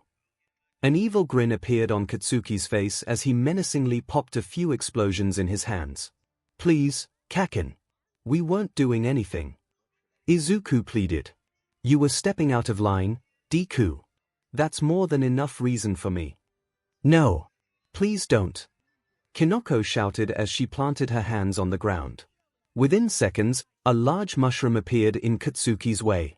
What kind of weak-butt quirk is this? Katsuki chuckled as he blew it up with little effort, only for a second mushroom to pop up in its place. He blew it up again, seemingly amused by the whole ordeal. When a third mushroom popped up, Kinoko said with a shaky voice, Don't blow this one up. I'm warning you. Don't tell me what to do. Katsuki yelled as he exploded the mushroom yet again. This time, however, a group of yellow spore clouds released from the mushroom and flew into his face. He accidentally inhaled some and found himself in a coughing fit. What the F was that? A small grin found itself on Kinoko's face. I tried to warn you. You just inhaled the spores of 𝐒𝐭𝐲 𝐔𝐻𝐝, the magic mushroom, known for its hallucinogenic properties. Not much else I can say except have a fun trip. What try? Suddenly, the world began shifting around Katsuki, as if everything turned into jello. The colors shifted as well, with the sky becoming a neon red while the roof turned to a bright shade of green. I'll kill you for this. Katsuki fired his quirk, but instead of explosions, a clump of confetti came out of his palm, like he was some sort of party popper. Katsuki stared at this palm in confusion. A feeling which quickly increased as a face appeared on said hand, which gave him a toothy grin before forming a fist and punching him in the face against his will. As Katsuki wrestled with his own hand, he lost balance and fell to the ground. But he didn't hit the ground. He kept falling, and falling, and falling. He opened his eyes to find that he was falling down some kind of rainbow-colored pit. When he reached the bottom, he landed in a long stretch of hallway he couldn't see the end of. Katsuki then heard a grumbling sound from behind him. He turned to see a giant, monstrous-looking Izuku with a huge, creepy smile running down the hallway on all fours. Katsuki let his primal instinct take over as he ran screaming down the seemingly endless hallway, the giant Izuku keeping in hot pursuit. Kaken! The monster boomed, Let's be heroes. F you! Katsuki may have been running for his life, but he still took the opportunity to flip the monster the bird. As he ran, he noticed a light at the end of the tunnel, a door at the end of the hallway. Katsukui didn't care where it led, he just wanted to escape Deku. He practically dived through the exit and slammed the door behind him, and the sounds of the monster from the other side slowly faded out. Katsuki breathed a sigh of relief. But that sigh was short-lived as he saw the room he ended up in. It was a dimly lit space with grey walls and a green carpet. But the most noticeable details were the All Might posters covering nearly the entire room and a singular wooden chair in the center. Before he could fully comprehend his surroundings, Katsuki saw a pair of ropes come to life and tie him down to the chair. Suddenly, the All Mights in the posters started laughing and taunting him like he was some kind of comedy act. Wow, look at him! One of the posters jeered. He's so weak. Another one said. He'll never be number one. He couldn't go plus ultra to save his life. I doubt he'll even get into UA. Why, he's just as useless as Deku. Katsuki tried to fight against the ropes. But every time he struggled, they grew tighter. He was forced to endure endless shame and ridicule at the hands of his idol for as long as this trip lasted. No. He yelled into the void. But the void did not yell back. From the outside world, 𝐒𝐿 and Kinoko watched Katsuki rock back and forth in a fetal position while screaming something about All Might. Is he gonna die? 𝐒𝐿 asked in concern. Nope. Kinoko confidently stated with her hands on her hips. But he'll be like that for at least another hour. He's gonna be really angry when he wakes up. Let him. That wasn't even the worst thing I could have done. What's the worst thing you could have done? Well, you know how I make the best shrooms in dark and damp places. Yeah. The inside of your lungs are dark and damp. Dear God. I know, right? Kinoko chuckled. The best part is that I can claim plausible deniability because you can't see them. They're in your lungs. 𝐒𝐿 glanced at Katsuki again. I think we're gonna need all the plausible deniability we can get right now. What can I say? Shiitake happens. I mean, I tried to warn him. Not my fault fire causes spores to expand faster. True that. 𝐒𝐿 nodded, true that. Ķirishima knew transferring schools would be a bit of a challenge. He considered himself a pretty likable, friendly, headstrong guy, but he knew he wasn't the best with introductions. As such, he sat alone at his lunch table for what would be his 5th day in a row. He sighed. That made him 5 for 5. Kirishima wouldn't have any more time to stew in his loneliness. Because at that moment, Mina walked up to him, dragging along a green-haired boy. This was a bit of a shock to Kirishima. He knew they were in the same class back at Mustafa Private Middle School, but they were never that well acquainted. Maybe she was just looking out for him. Hey, Kiri. Mina greeted, sorry I left you out to dry these past few days. I had to take care of a few bullies. One really nasty guy in particular. Anyway, I found someone I think you'd get along with. She sat the green-haired boy in the seat across from Kirishima and skipped away. Have fun, you two. Hi. The green-haired boy awkwardly waved, I'm Izuku Midoriya. A hero Kirishima. Nice to meet you, he replied with a sharp-toothed grin. I know this is sudden. 𝐒𝐿 pulled out a notebook from somewhere and began flipping through the pages, but Mina told me you liked Crimson Riot. He showed Kirishima a page of the hero in question. Yeah, man. Kirishima eagerly nodded, he's like the manliest hero out there. Manly? 𝐒𝐿 asked to confirm. Yeah, manly. You know, like All Might, Gunhead, Fourth Kind, Mikoto. Hold on, 𝐒𝐿 interrupted, Meko is manly. Of course. Manliness is a concept that transcends gender. It's all about honor, chivalry, and fighting for what's right. So, in a way, could all heroes be considered manly? No doubt about it. That's why I'm training to be a hero, too. Even if my quirk's a little f. Kirishima said as he made a SOSO gesture with his hand. What's your quirk? 𝐒𝐿 asked, already flipping to an empty notebook page. It's called hardening. It allows me to harden any part of my outer body. Kirishima demonstrated this by hardening his finger in front of 𝐒𝐿. It's fine and all, but it's not as flashy as some of the other top heroes out there. 𝐒𝐿 brightened up at the quirk demonstration. He grabbed a pen and began furiously scribbling in his notebook. Maybe not, but it's still a really good quirk. It would be great for defending civilians. Plus, your finger seemed pretty sharp. I bet it'd be great for taking out villains, too. It functions as both a sword and shield, kind of like Fat Gum's quirk. Plus, it's not like you need a flashy quirk to be a popular hero. Edshot's isn't all that flashy, and his in the top 10. Like you said, it's all about the heart and passion. Kirishima stared slack-jawed at 𝐒𝐿. In about 30 seconds, that boy had just argued against every one of his quirk-related insecurities, even though they literally just met. Where had this boy been all his life? Kirishima placed a hand on 𝐒𝐿's shoulder as manly tears streamed down his face. Midoriya, that was super manly of you. Thank you, Kirishima, 𝐒𝐿 beamed. I think you're pretty manly, too. The two boys were suddenly interrupted from their tender moment as a pair of hands slammed on their lunch table.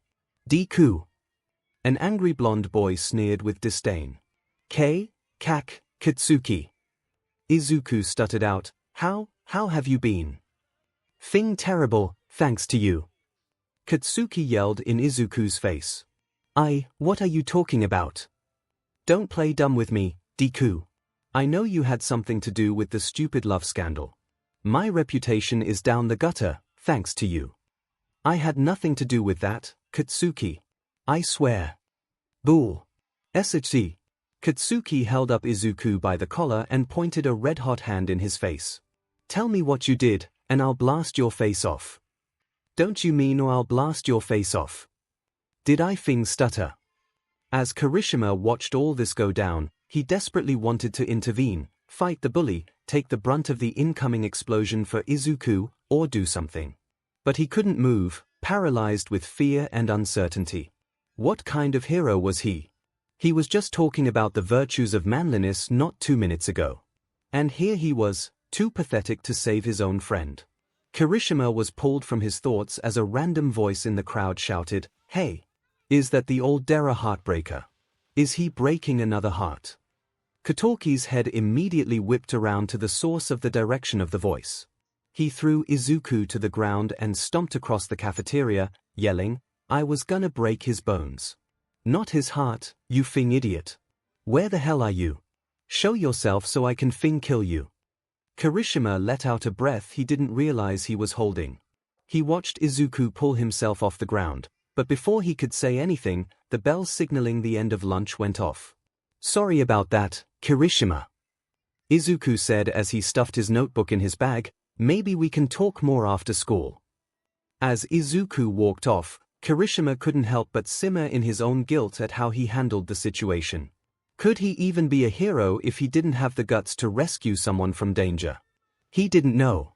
But either way, he knew he could at least make things right with his new friend. Midoriya.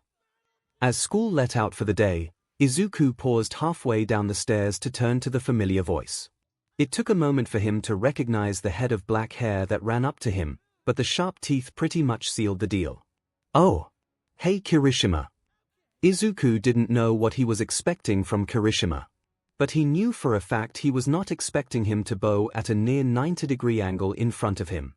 "Midoriya, I am so sorry for how I acted at lunch."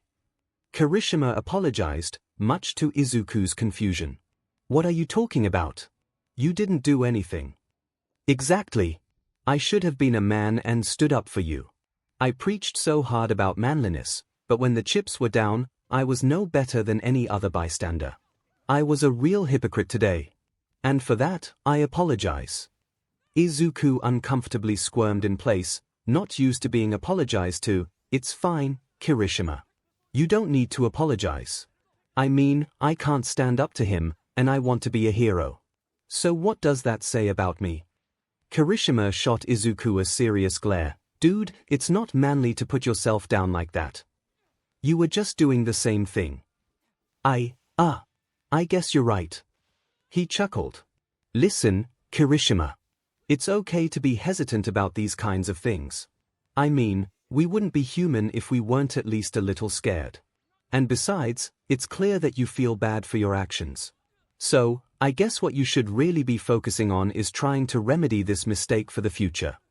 Izuku scratched his arm nervously, "And maybe, if you'd like, I could help be better with you, alongside you." In place of a response, Kirishima just pulled Izuku into a firm, manly hug. To which the green-haired boy reciprocated with a blush on his face. He wasn't used to such outward displays of affection from anyone but his mom, which made him enjoy them all the more. As the pair separated the hug, they both couldn't help the nervous giggle that came out of their mouths.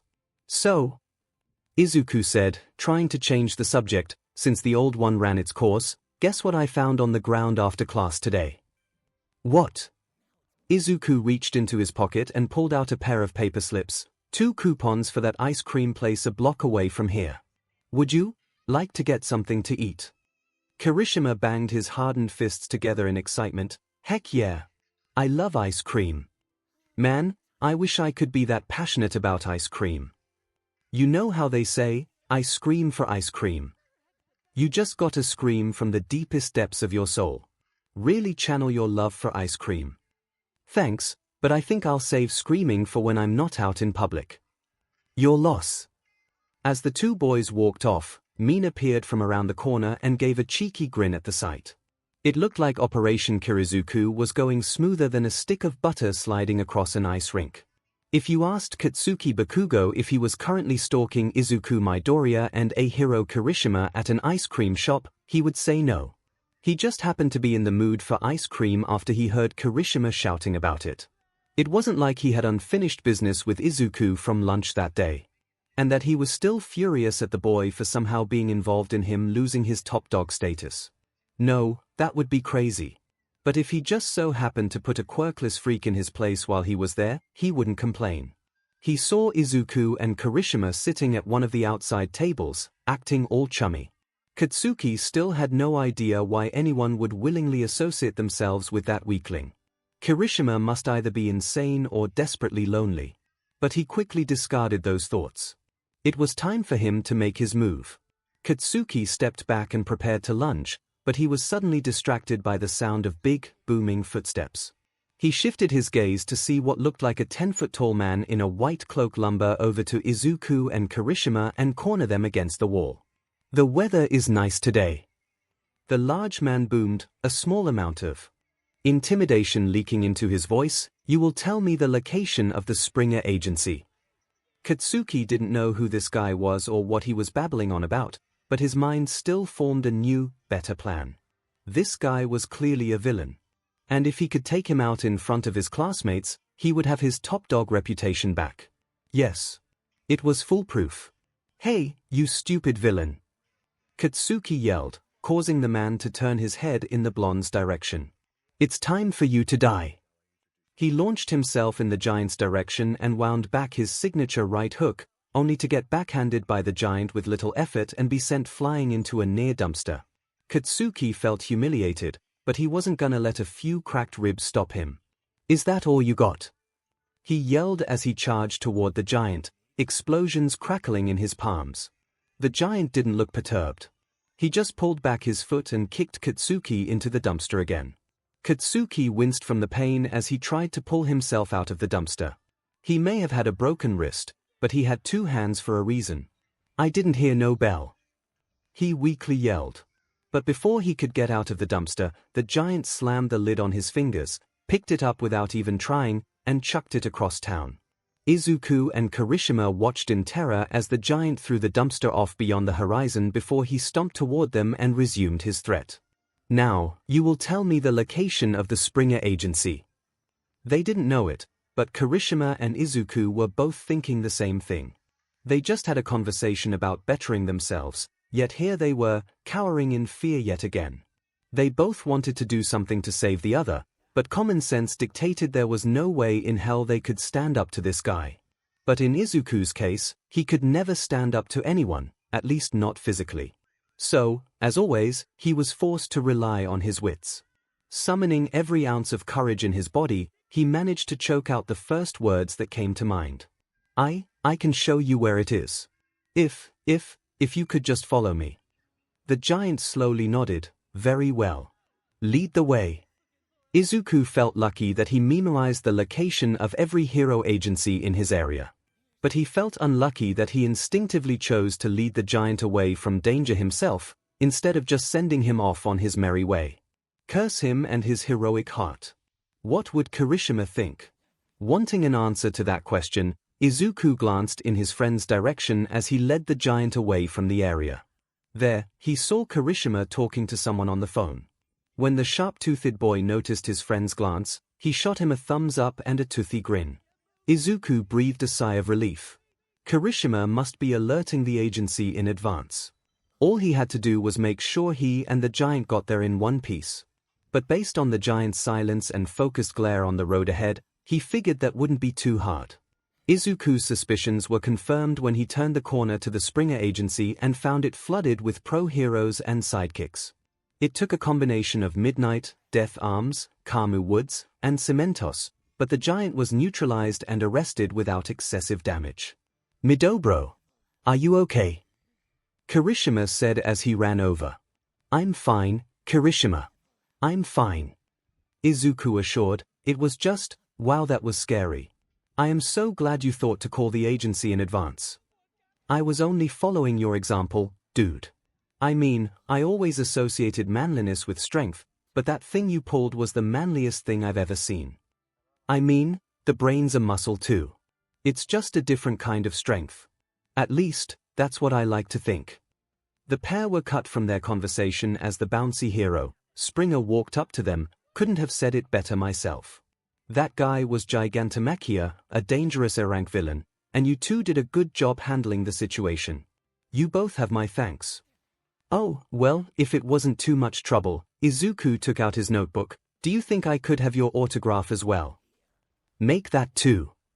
Kirishima added, this is an important mark of manliness I never want to forget. The next day. Kiri, is that you? Mina asked as she ran up to him and Izuku. Kirishima's hair was now dyed red and spiked with ungodly amounts of gel, and Izuku's was dyed a neon green but looked the same otherwise. You bet. Kirishima said as he smashed his hardened fists together. Me and Midobro had a life-changing experience yesterday. It turned us into true men. True men. Izuku repeated. Ah, a smirk grew on Mina's face, so I guess you two enjoyed your little date yesterday. A date? Kirishima questioned. We just went out for ice cream after Midobro found some coupons on the. His face lit up in realization. Mina slowly nodded her head. Yep, it was me. And it looks like you two had a fun time. Izuku's face turned red as Kirishima's hair. Did you say a date? Kirishima muttered to himself. Well, a man's supposed to live life without regret. Before he took a deep breath, turned to Izuku, and said, Yup. She said date. And I had a lot of fun, especially with the hair dyeing. So, would you like to go on another one? Yes. Izuku answered instinctively. Woo. Yes. Mina and Kirishima both cheered out. Kirishima repeatedly pumped his arm up and down while Mina did a celebratory breakdance. Mina patted herself on the back. Looks like the Queen of Romance has done it again. Kirishima raised both his hands for high fives. Up top, brothers. Both of you. As Izuku and Mina slapped his hands, then each other's, they all knew that this would be the start of an amazing journey that would no doubt be manly beyond all belief. Especially since that fireworks truck interrupted the reconstruction of Mustafa Private Middle School, thereby ensuring they would all remain at the same school for the foreseeable future. Izuku sighed as he grabbed his shoes from his locker. Another day went down the drain. It was one of the rare few days where Katsuki didn't mess with, threaten, or blow him up. One would think that would be a good thing, but it just left Izuku on edge all day. He was so distracted by the anticipation that he could barely get any work done.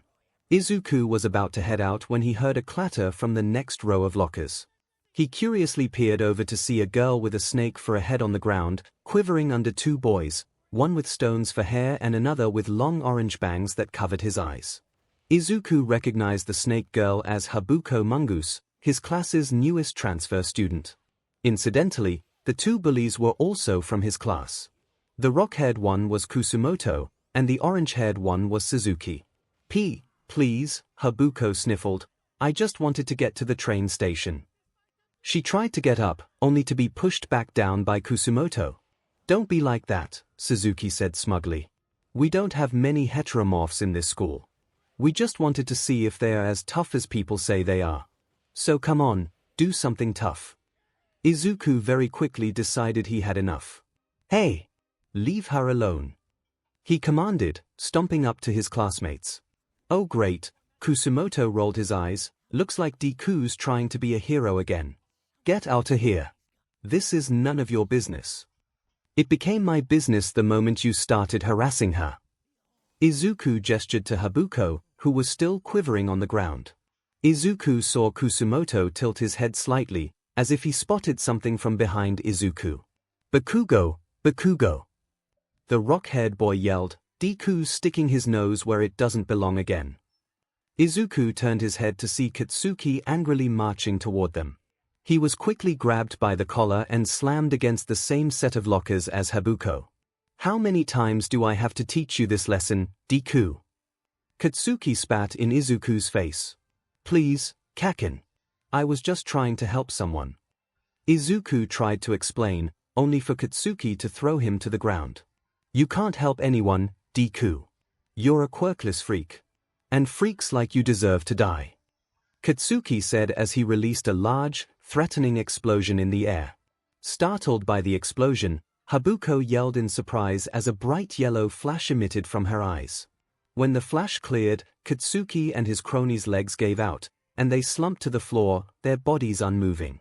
Before Izuku could comprehend what had just happened, Habuko shot up, grabbed Izuku by the arm, and yelled, "Run!" Izuku didn't need to be told twice. He immediately booked it out of the shoe locker room, not even looking back when he heard Katsuki yell, "This isn't over, Deku. And you're gonna get it too, snakehead." Izuku and Habuko ran a few blocks before stopping in an alleyway to catch their breaths. Izuku wasn't exactly sure what Habuko did just then, but questions regarding her quirk would have to wait. Because right now, she was quietly sobbing into her hands while curled up against the wall. "Hey, are you okay?" Izuku asked as he slowly approached. Hakubo's breath hitched. I was doing so well at my old school. I had just made a friend for the first time in forever. But then some stupid truck blew up the whole thing. And now," she let out a choked sob, "and now she's in a different school, and I'm all alone again." Izuku just patted her on the shoulder as she quietly wept her heart out. He felt bad. He knew how hard 𝐿𝐷era was for him on a regular basis. But to be moved into the hellhole of a school that was 𝐿𝐷era while losing your only friend in the process. That had to be rough. After a few minutes, Habuko's tears slowed down as she slowly uncurled herself. "I'm sorry," she whispered. "Don't worry about it. It's fine," Izuku assured. "I'm a bit of a crybaby myself, so I get it. Sometimes you just need a release." "𝐿𝐷era?" Habuko gave a teary-eyed nod. "Thanks for sticking up for me back there. I could say the same to you. What exactly did you do to Kaken and his cronies back there?" "Oh, I didn't mean to. I just got scared and accidentally activated paralysis." "Is that your quirk?" "Yeah. It lets me paralyze someone for 3 seconds if I'm looking into their eyes. Though if it's someone's first time, they usually take longer to regain feeling in their muscles." Izuku's eyes sparkled in excitement. "Wow, that's so cool. A quirk like that would be really handy for self-defense. What kind of range does it have? Is there a cooldown in between flashes? Do you think you could extend paralysis time with enough practice? What does that have to do with your snake mutations? I mean, I know snakes can paralyze people, but that's usually with their bite. Can you paralyze people with your bite? Can you dash?" Izuku cut himself off when he realized Habuko was looking nervous. "Oh, sorry. I got carried away again. I just really like quirks." You don't think my quirk is weird?" Habuko asked hesitantly. "Of course not. All quirks are cool and unique in their own ways." Habuko shot Izuku a small smile. "Thank you. That means a lot to me. I haven't exactly had the best track record when it comes to my quirk." Izuku's brows furrowed when he realized what she was talking about. "Sorry about my classmates. They're just, how do I put this lightly? They're quirkist bigots." "Yeah, exactly. Well, I know Kaken's not quirkist. He's just meist. That explosive boy. What does he have against you? You seem pretty nice." "Well, it's him," he sighed to himself. "I want to be a hero, even though I'm quirkless." He took that as a personal attack against his philosophies. Habuko's eyes narrowed. "Okay, I think he might be a little quirkist. I'm not too knowledgeable on the subject, so I wouldn't really know. I mean, I think you'd make a pretty good hero." Izuku's eyes widened at that statement. "You really mean it?" "Sure. Heroes are supposed to be uplifting above all else, and I think you're pretty good at that." Izuku wiped a few tears from his eyes and gave her a wobbly smile. "Thank you." "There you are." Izuku and Habuko turned to the alleyway entrance to see a furious-looking Katsuki stomping toward them. "Bet you think you're pretty slick, here. Thought you could get away with it, here. Well, guess what? There's nothing you can do to stop me." In response to that, Habuko flashed her quirk in Katsuki's face, causing the boy to fall to the ground yet again. Izuku and Habuko quickly made their escape, but not before Habuko delivered a swift kick to Katsuki's PP. When the pair got more distance from Katsuki, Habuko pulled out an eyedropper and stopped to moisten her pupils. Izuku took notice of this. "Oh. Does repeated use of your quirk cause eye strain?" Habuko replied as she moved to her second eye. "Does that guy attack you often? Is this something I should get used to? Kaken goes after me a lot. You don't have to hang around me if you don't want to." "I want to," Habuko said assuredly. "Because I want to be a hero, too. And even though I haven't known you long, I feel like you'd do the same for me." Izuku gave a bright smile as he pulled out a notebook and pen from somewhere. "In that case, how about I give you a few pointers on your quirk?" The next day. "All right," Izuku said to Habuko as the pair walked to school. "If I know Kaken, then he won't take yesterday lying down. I wouldn't be surprised if he tries to attack us at this very, there he is." Habuko whipped her head around and activated her quirk on a lunging Katsuki, causing him to skid across the pavement. "You got lucky," Katsuki yelled to Izuku and Habuko as they ran off. To Habuko's surprise and Izuku's ambivalence, the day continued similarly for them. Katsuki would try to attack Izuku, only for Habuko to paralyze him, which would lead to him getting hurt in various humorous manners. Before class, Katsuki slammed his paralyzed head on a desk as he collapsed to the ground. During lunch, Katsuki face-planted into his lunch, which contained several very spicy peppers that ended up in his eyes. After class, Katsuki had the bright idea to try his luck on the stairs. You can guess what happened. The best part was that the teachers couldn't call out Habuko for using her quirk, since then they'd have to acknowledge Katsuki blindly attacking them in the first place. Since Izuku and Habuko were now attached at the hip out of a shared fear of Katsuki, they got the chance to become closer than ever, truly relishing in their shared dreams of heroism. Izuku even got to meet Habuko's friend from her old school. Needless to say, Izuku understood where Habuko's occasional bouts of bluntness came from. The cycle of Katsuki's paralysis repeated every day. For 3 months. For some reason pertaining to his own ego, Katsuki would just not let up no matter what. And it got even worse for him. As over time, Habuko's quirk strengthened to the point where she could paralyze people for up to 5 seconds. Something he would quickly find out when he got paralyzed after school for what had to be the millionth time. "You can't hide behind that snake forever, Deku," Katsuki yelled as Izuku and Habuko booked it out of the classroom. When the pair stopped right outside the school, Habuko looked at Izuku solemnly. "He's right, you know. About you not always being there." "Yeah, I figured." Izuku nodded. "It's not just that. I have to go out of town with my parents for a few days. You'll be all alone, and I don't want Bakugo to hurt you." To Habuko's surprise, Izuku didn't look concerned in the slightest. "Habuko," he asked, "do you know how many times you've paralyzed Kaken?" She shrugged. No. 2,763 times. Do you know what that many flashes of yellow light would do to a person? Mess with their eyes." "Oh, more than just that," Izuku said with a sinister grin. "You have nothing to worry about, Habuko. If my theory is correct, Kaken has already sealed his own fate. Sometimes I'm scared of you, Izuku." Habuko gulped. "Just be glad we're on the same side here." The next day, Izuku and Katsuki stood in the middle of an empty street, like a pair of cowboys in a quick draw. Neither spoke a single word, for they both knew the situation. Habuko was out of town, Izuku had to fend for himself, and Katsuki wanted BLD. Izuku knew Katsuki didn't expect much from him, which would only make things easier on his part. After all, he didn't think anyone could predict what he had in store. "End of the line, Deku." Katsuki sneered. "Since I'm feeling generous, do you want me to do quick and painless, or slow and painful?" Izuku shot Katsuki a confident glare. "Neither, Kaken. I've got other plans." "Slow and painful it is then. Now die." Katsuki launched himself at Izuku as he wound back a right hook. But Izuku wasn't perturbed. He reached into his pocket, pulled out a flashlight, and shined a yellow light into Katsuki's eyes. In an instant, Katsuki's body found itself paralyzed, and he fell to the ground. What the hell? What did you do? Katsuki yelled. Yes. It worked. Izuku cheered.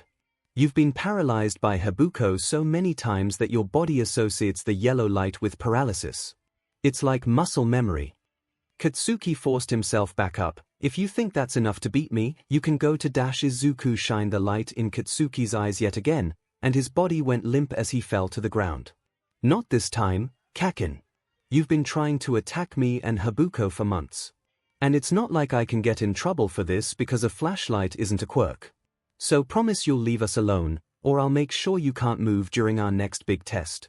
You wouldn't want to jeopardize your perfect grades, would you? Katsuki growled in annoyance. Fine. I'll leave you the F alone. That's all I needed to hear. Izuku turned and walked away with a smile on his face, leaving Katsuki alone to stew in his own frustration. As Katsuki wondered how long it would take to break muscle memory, he noticed a nearby street light turn yellow. One glance was all it took for Katsuki's body to go limp and for him to fall to the ground. God damn it, Deku. It was gonna be a while before he could get his driver's license. 𝐒𝐽𝐽𝐿, so, you're Habuko's new friend. How do I know you won't hurt her, ribbit? Izuku, why does this feel like a shovel talk? 𝐒𝐽𝐽, it's not. It's an interrogation. Izuku trudged down the street with his head hung low. This might have been one of the worst days in his life, which scared because it was going relatively well until after school when Katsuki and his cronies cornered him. It's a limited edition, Kakin. Please. You can't. Izuku pleaded. I'm doing you a favor here, Deku. Katsuki grinned as he slapped the watch on his wrist. It would have been wasted on a worthless nerd like yourself. Izuku had waited in line for hours to get that all-night watch, and Katsuki just took it like it was nothing. It was like he had the same mindset from when he was 4 years old. Izuku let out a tired sigh as he rounded a corner to the convenience store. He really needed some comfort food right now, and he didn't want to pester his mom to make katsudon. As he walked through the automatic doors, he heard a faux British voice loudly pronounce, "That's right. Make it swift and gentlemanly." At that sound, Izuku pulled himself out of his stupor to see a fancily dressed man with grey hair and a handlebar mustache pulling a knife on the guy at the register. This was all filmed by a short, red-haired woman with large pigtails. Izuku tried to back away and call for a hero, but he tripped on his own 2 feet and hit the ground with a thud, getting the attention of the robbers. "Why, look, la brava!" the mustached man proclaimed. "It seems as if we have an audience. Tell me, boy, would you say you've become captivated by our performance?" I'm a little more confused than anything," Izuku stuttered as he got up off the ground. "Well, confusing is still better than boring," the pink-haired woman, presumably La Brava, said cheerfully, "so I'd say we're still on the path to greatness. But I don't get why you're filming all this. Is this some sort of performance piece?" "Well, yes, but actually no," the mustached man replied before jumping on top of the cashier's counter and striking a dramatic pose. "I am gentle criminal. The soon-to-be greatest malefactor this world has ever seen. We do YouTube." La Brava clarified. "Oui, that makes more sense." Izuku nodded. "But why are you just robbing a convenience store?" "Why, whatever do you mean?" Gentle asked, seemingly offended. "I mean, if you wanted to be the greatest, I'd assume you'd do just more than what accounts to petty thievery. Not that I mean to offend. It just doesn't seem very original." La Brava huffed in annoyance. "Well, we'll have you know our channel has a wide selection of diverse and interesting content." Now curious, Izuku pulled out his phone and pulled up Gentle's channel. This is mostly just minor stuff. Pickpocketing, mugging, more convenience store robbing. Your most popular video is you guys trying to hijack a fireworks truck. It ran Gentle over. La Brava cheerfully commented. "And I took it in the most gentlemanly way possible." Gentle added. Izuku gave a look of concern and pity. "What I'm trying to say is maybe try something a bit bigger. Maybe a heist or something."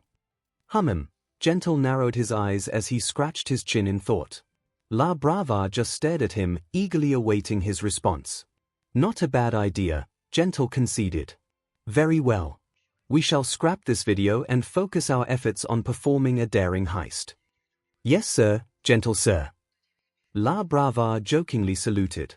But what are we gonna rob? I don't know. Gentle's gentlemanly demeanor faltered for a moment before he suddenly whipped around to face Izuku. You there, boy. You suggested the idea, so tell us, what should we steal? Oh. I dunno. Izuku stuttered out, not used to being put on the spot. I mean, I really wish Kaken would give me my limited edition All Might watch back. Wait, why'd I say that? You guys can't dash very well. Gentle interrupted. Our first target on our heisting spree will be the house of this Kaken character. Yeah. We'll teach your bully not to mess with you. 𝐼𝐵 stated. Wait. How did you know he bullies me? Izuku was quick to ask. I can tell by the timid way you carry yourself. Trust me, I've been there. Well, Gentle spoke up, now that that's settled, we must prepare for the greatest heist this world has ever seen filmed. You mean we as in? Izuku awkwardly pointed to himself. But of course. We need all the information we can get. You shall meet us at this Kaken's house at the slide of midnight. But for now, we must be off. Gentle scooped up 𝐼𝐵 and placed her on his shoulder. Fare thee well, mister. What was your name again? Izuku Midoriya. Fare thee well, Izuku Midoriya. We shall meet again soon. As Gentle and 𝐼𝐵 ran out of the convenience store, Izuku couldn't help but feel conflicted. On one hand, he literally just played a part in getting Katsuki's house robbed, and he might even go on to play an even bigger part. On the other hand, he really wanted that watch back, and his fanboy side was screaming louder than when he was at last year's HeroCon. Plus, it didn't seem like Gentle and 𝐼𝐵 were all that dangerous. And as long as he kept himself out of the video, there was no way it could be traced back to him without any substantial evidence. He eventually decided he would try his hand at robbery. But if anything seemed even remotely shady about the situation, shady being anything above Saturday morning cartoon levels of hijinks, he would make like a library and book it. Later that night. Midoriya, glad you could make it. Gentle greeted as Izuku walked up to the entrance of the Bakugo residence. Hold on, how did you know to meet me here? I didn't give you Kaken's address or anything. Izuku questioned. Never underestimate the skills of a pro hacker, Gentle gestured to 𝐼𝐵, who typed away at a laptop. Once I figured out which middle school you attended, the rest was easy. 𝐼𝐵 proclaimed before shifting her attention over to Gentle. I just hacked into every security camera in the Bakugo residence, as well as the entire block. We can get video footage from just about every angle. Excellent work, 𝐼𝐵. That just leaves Midoriya and I to perform the heist. Where should we start, young man? Well, Izuku carefully eyed the house up and down. Kaken sleeps on the 3rd floor. If we could get up there, we could get in through the window, but that might seem too conspicuous. We can't enter through the front door since it's rigged with an alarm. So that leaves the 1st floor window. Say no more. Gentle placed his hand on the window, and it immediately turned to RBB. Is that your quirk? That's so cool. Izuku exclaimed. Thank you, good sir. But this is only the beginning. Gentle reached into his pocket and pulled out an X-Acto knife. He cut a straight line through the RBB window and opened it like a door before silently stepping through, Izuku following soon after. We're in, 𝐼𝐵. Gentle whispered through an earpiece Izuku didn't notice he had. Now play the tune. What tune? Izuku asked, only to be handed an earpiece by Gentle. He put it in his ear, and a quiet, sneaky tune played in his ear. Okay, yeah, this is good. Izuku and Gentle quietly snuck through the living room, not encountering any major roadblocks along the way. When they entered the kitchen, however, they were met with the dim white light of an open fridge. They slowly turned to see Masaru Bakugo drinking straight from a carton of milk, still half asleep. It only took a moment for Masaru to notice the 2 intruders in his house, who froze in place upon eye contact. After several awkward moments, Masaru sleepily said, "Oh, hey Izuku." Hi, Uncle Masaru, Izuku waved as casually as he could. "Who's that mustached guy behind you?" As the mention of his presence, Gentle flashed a dramatic pose and said, "I am Gentle Crim." Izuku slammed a hand over Gentle's mouth. "He's no one. You're dreaming. Just go back to sleep." "Oh, okay." Masaru tiredly nodded as he trudged back to his room, milk still in hand. After they were sure Masaru had gone back to sleep, Izuku and Gentle carefully made their way up the stairs and into Katsuki's room, decked out in almost as much All Might merch as Izuku's. "Don't worry about Kaken, he's a heavy sleeper," Izuku whispered as he searched through his friend's drawers. "We're on the lookout for a watch with a yellow buckle, blue bezel, and hands shaped like All Might's hair tufts." "You mean the one on your friend's wrist at this very moment?" Gentle asked to clarify. Looking at Katsuki, Izuku confirmed that he indeed wore the watch he had just stolen to bed. "I don't know how we're going to do this," he admitted. Swiftly, quietly, and gentlemanly. Gentle responded as he pulled out 2 pairs of tweezers from his pocket. With the steadiness of a surgeon, he carefully unhooked the watch, laying it flat on the bed. Unfortunately, Katsuki's wrist was still on top of a part of the watch, and moving either his hand or the watch would surely wake him up. "Now we just need to wait for him to turn over," Izuku muttered to himself. "That may very well take all night," Gentle whispered. "I have a much more elegant solution." He grabbed part of the watch's buckle and swiftly yanked it out from under Katsuki's wrist. The hand didn't even move an inch. Before the pair could celebrate, they both heard Katsuki begin to stir in his sleep. Izuku and Gentle looked at each other with panicked expressions, both seemingly thinking the same thing. They scrambled under Katsuki's bed right as he woke up. "Here. Who the hell was that?" Katsuki asked himself as he sleepily peered around his room. Now cowering under the bed, Izuku whispered to Gentle, "What do we do?" In response, Gentle grabbed one of the bed's legs and turned the whole thing into RBB. "On the count of 3, push up on the bed as hard as you can," he said, pointing to the mattress above them. Katsuki noticed the bed felt more rubbery than usual. 1. Was this the work of some kind of quirk? 2. Katsuki's eyes shot open in realization. Was he being robbed or something? 3. Izuku and Gentle pushed up on the bed as hard as they could, launching Katsuki upward, causing him to hit his head on the ceiling. He quickly fell back down and safely landed back on his bed, his body unconscious. "You knocked him out," Izuku whisper-yelled as he got out from under the bed. "No, we knocked him out. It might not have been the most gentlemanly thing to do, but Gentle is only half my name." "Whatever," Izuku sighed. "I got the watch back, so let's just get out of here." "Now, hold on, my boy." Gentle was quick to stop him. "You may have gotten your watch back, but what's to stop him from simply stealing it again?" That's a good point. No use in having a watch you can't wear. What do you suggest we do?" "I suggest we teach him a lesson. I don't think your friend would like it if we stole his All Might merchandise." Izuku glanced around the room in thought. He may have only been thinking this since it was 12:30 a.m., but he did want the lesson to stick. "Okay," he conceded. "We'll take all his All Might merchandise and sell it off the merchandise black market."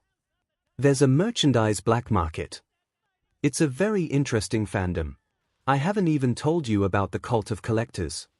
A few minutes later, Izuku and Gentle made their way out the same window they came in, each holding several armfuls of All Might merchandise.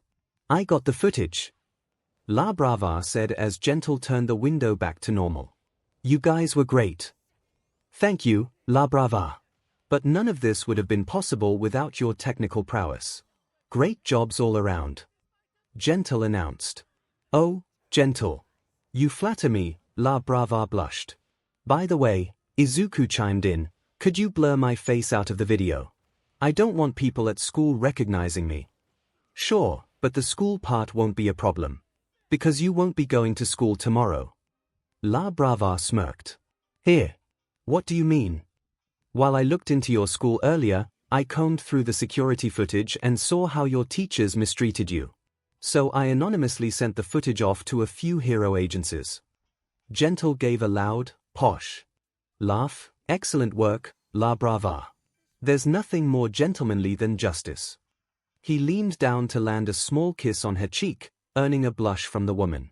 I don't know what to say, Izuku said in disbelief. How about like, comment, and subscribe? La Brava suggested as she pointed the camera towards Izuku. Like, comment, and subscribe. There. That was perfect. Katsuki woke up the next morning with a massive headache. But that soon proved to be the least of his problems when he noticed his desk, shelves, and walls were all stripped bare of their All Might merchandise. What the F? Where did it all go? Katsuki asked himself before noticing a small note at the foot of his bed. He quickly picked it up and read it. You've been struck by a smooth, gentle criminal. Suddenly, the brief memories from last night came flooding back. Turns out he was being robbed after all. God damn it. Stendhal was dead.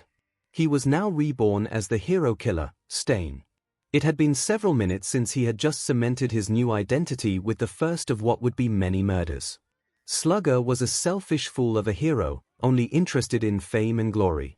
He made a fine first victim to reinforce Stain's ideals. Though truth be told, Slugger was a much tougher opponent than first anticipated. He left Stain with several notable cuts and bruises. Going forward, he vowed to do proper research on his future victims before making a move on their lives. But right now, Stain was trudging over in his civilian clothes to the nearest convenience store, hoping to buy supplies to aid his wounds. Sure, he still looked beaten and bloody, but this was a pretty empty street. Besides, Stain knew how this society functioned. There was no way any civilian would give him more than a passing glance. Oh my God. Are you okay? Then again, maybe not. Stain turned to see a green-haired boy in a middle school uniform worriedly run up to him while rooting around his backpack. Right as he got to him, he pulled out some bandages and disinfectant wipes. Hold on, this may sting a little, the boy said as he dabbed the wipe on Stain's arm before bandaging it.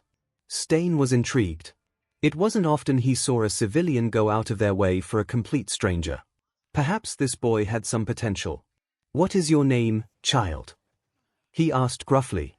Izuku Midoriya, sir. The boy replied. Could you please hand me your other arm? Stain obliged.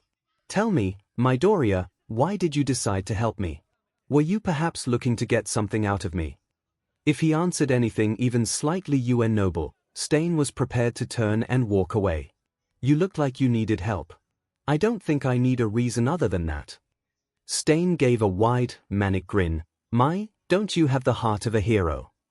Izuku paused his medical work and looked up at Stain with hope in his eyes. You think I have the heart of a hero? Of course. The drive to help others without seeking anything in return is heroism down to its purest essence. It's that very philosophy that made All Might the symbol of peace he is today. Do you really think I could be a hero like All Might? Even without a quirk? Stain's admiration for the boy increased upon hearing those words. Pure of heart despite the bad situation dealt to him in life. He had truly found a diamond in the rough. Midoriya, please remember this, Stain answered. The circumstances of one's age do not determine their capabilities for heroism. With a drive like yours, I believe you could be as good a hero as All Might one day. With that, Izuku's eyes flooded with tears as he collapsed to his knees while clutching his chest. Stain stood there and let him cry his heart out. This was clearly something he had been waiting to hear his whole life. After a few minutes, the tears dried, and Izuku got up, looking a little embarrassed. Sorry about that. That meant a lot to me. Do not apologize. Instead, prepare yourself. Stain said sternly. For what? For training. If you want to become a hero, you must have skills. And I happen to be well versed in combat. As such, I have taken it upon myself to personally train you. Really? I would love that. Very well. Stain scribbled something down on a piece of paper and handed it to Izuku. Meet me at that address every Wednesday after school. I will see you tomorrow. With that, Stain walked off, leaving a hopeful and eager Izuku excited at his new opportunity to be a hero. However, he was left with one unanswered question. Hold on, how did he get so roughed up in the first place? Maybe it was that fireworks truck. Wait, No. It skipped town after it caused that citywide power outage. Oh well, he probably got mugged or something. The next day, Izuku stood at the door of the apartment listed on the paper his new mentor gave him. Despite his excitement from yesterday, he couldn't help but feel a little skeptical. He didn't even know this guy's name and he was already at his apartment. Izuku figured there was a non-zero chance of him getting jumped. But on the other hand, this man was the first person to truly support his dreams of heroism in his entire 9 years of quirklessness. Not even his mom went this far for him, though he still felt bad for lying to her and saying he joined an after-school club. Eventually, Izuku's drive for heroism won out, and he opened the door, though he kept his phone at hand in case he needed to call the cops. Entering, he noticed the apartment was almost completely barren, like whoever lived in this apartment rarely used it. "Good, you've arrived," Izuku's mentor said as he entered the living room, decked out in various knives and swords. "Yup. I'm ready for my training, Mr. Akaguro. 𝐒𝐻𝐽 Akaguro." He then reached behind him and tossed a training knife at Izuku, which he fumbled in his hands before getting a solid grip. "All right." Stain pulled out a similar knife. "Today, we're focusing on the basics. Do a high move transitioning into a low slash." He demonstrated the motion repeatedly, which Izuku was quick to mimic. After 2 minutes of that repeated motion, Stain spoke up. "All right, SWCH hands. You will be working with your left hand just as much as your right. As a hero, you'll need every advantage you can get, so you will teach yourself to be ambidextrous." "Yes, sir," Izuku shouted out. "Come on, keep jumping, or I'm increasing the distance," Stain coached. "Okay." Izuku grunted as he cleared the distance between the set of 2 tall foam platforms. Remember, an immobile hero is a dead hero. Just about every good one knows parkour. Which is why we'll be working on wall running after this. "Is that all you can do?" The training bag barely flinched. "Sorry, sir," Izuku blushed embarrassedly, "I don't think I'm as bulky as All Might." "A hero needs to be adaptable. Do a set of squats, kid. We're shifting focus on your legs." Izuku winced as the training katana hit his shoulder yet again. "Your strikes are improving, but your blocks still need work," Stain commented as he got back into a fighting position. "That's why I'm here, sir," Izuku said determinedly as he prepared for another round. Stain couldn't help the excited grin on his face. "Yes? That's the conviction that will make you a true hero." "I can't believe it," Izuku said as he took another sip of water while scrolling through his phone. "Can't believe what?" Stain asked his student while he took a quick water break. "Have you heard of the hero killer? He just claimed another victim 2 days ago. Glam Man was such a cool hero, too. He seemed more interested in pushing his shoe brand than anything else. Maybe, but he didn't deserve to die for it. The worst part is that the hero killer hasn't even shown his face. He just leaves these notes talking about false heroes and the corruption of hero society. Well, maybe he has a noble goal. Maybe he wants heroes to be less obsessed with fame and fortune. Even if that were true, I think there are better ways of accomplishing that goal than by killing people. If he had a problem, he should take it up with capitalism." Izuku sighed as he put his phone away. "Whatever. What's next?" "Push-up regiment." "Got it. I'll start with 20. Izuku bent down for his first push-up, but collapsed as he felt a sharp pain in his arm. Oh, he winced as he rolled up his sleeve. "What's wrong?" Stain rushed over to Izuku and saw a fresh burn mark on his upper arm. It must have become irritated when it rubbed against his shirt. "Where did you get that?" he asked skeptically. "Oh, don't worry about that. I just forgot to reapply my burn cream." Izuku waved off as he rummaged through his backpack. Stain threateningly stuck his katana into the floor in front of Izuku. "You didn't answer my question, so I'll ask again. Where did you get that burn mark?" Izuku gulped. I burnt myself on the stove." Stain raised an eyebrow. "You burnt your upper arm on the stove." It was a weird position. "Very well," Stain said, not convinced in the slightest. "We'll focus on core workout today. SWCH to sit-ups." As Izuku did his workouts, Stain sensed there was something suspicious afoot. Izuku was clearly hiding something from him. And if that something could potentially prevent him from becoming the hero he was destined to be, then he would do everything in his power to stop it. Considering his uniform and the general area he found him in, Stain found it easy to deduce that Izuku attended Old Dera Middle School. So the next day, he put his hero killing on hold to watch Izuku throughout his entire day at school to see if anything was up, thankful he hadn't yet taught Izuku how to track stealthy foes. As Stain watched Izuku, he found one particular person who stood out to him, Katsuki Bakugo. This boy may as well have been the bane of Izuku's existence. From shoving him, to threatening him, to calling him names, the explosive boy would just not let up. The worst part, however, was when Katsuki cornered Izuku after school and used his explosion quirk on him. But that paled in comparison to what Stain heard him say next. Still shooting for UA. Aren't you? It doesn't have to be the hero course. Izuku tried to explain. They have a really good general education course. I was just thinking to keep my options open and dash Katsuki kneed Izuku in the stomach, causing the boy to cough up spittle. How many times do I have to tell you, Deku? I will be the only person from this shitty school to get into UA. And if you think you can stop me from surpassing All Might, then it looks like I have to beat the message into your thick-butt skull. These words caused an unbridled fury in Stain. A child like him, who bullied and abused Izuku on a daily basis, thought he was hero material. Heck, with the way he used his quirk on the boy, he may very well qualify as a villain. It wasn't just him, either. Throughout the entire day, Stain noticed the teacher's glance over Katsuki's blatant attempts at bullying. Almost as if having a strong quirk gave him a free pass for being a bully. Stain knew what he must do. Katsuki Bakugo was everything wrong with Hero Society. And if his teachers were anything to go off of, it would only be a few short years until he would be given his license. Stain knew he would not stand for that.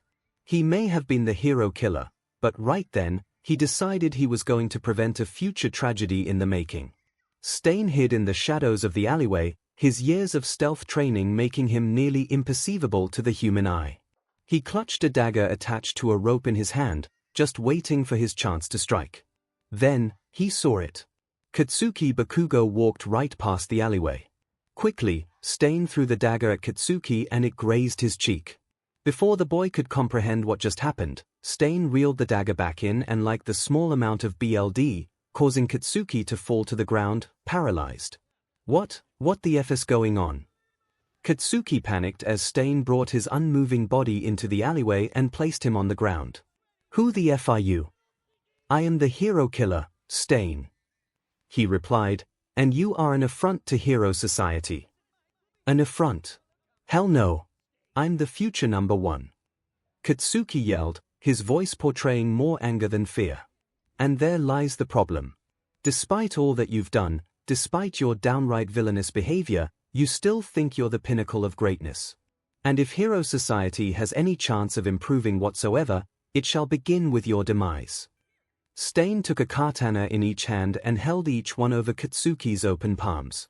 Your quirk works through your hands, correct? All it would take is one stab through the palms, and you're as good as quirkless. This will be your poetic justice before your death. You can't mess up my quirk, you Fing psycho.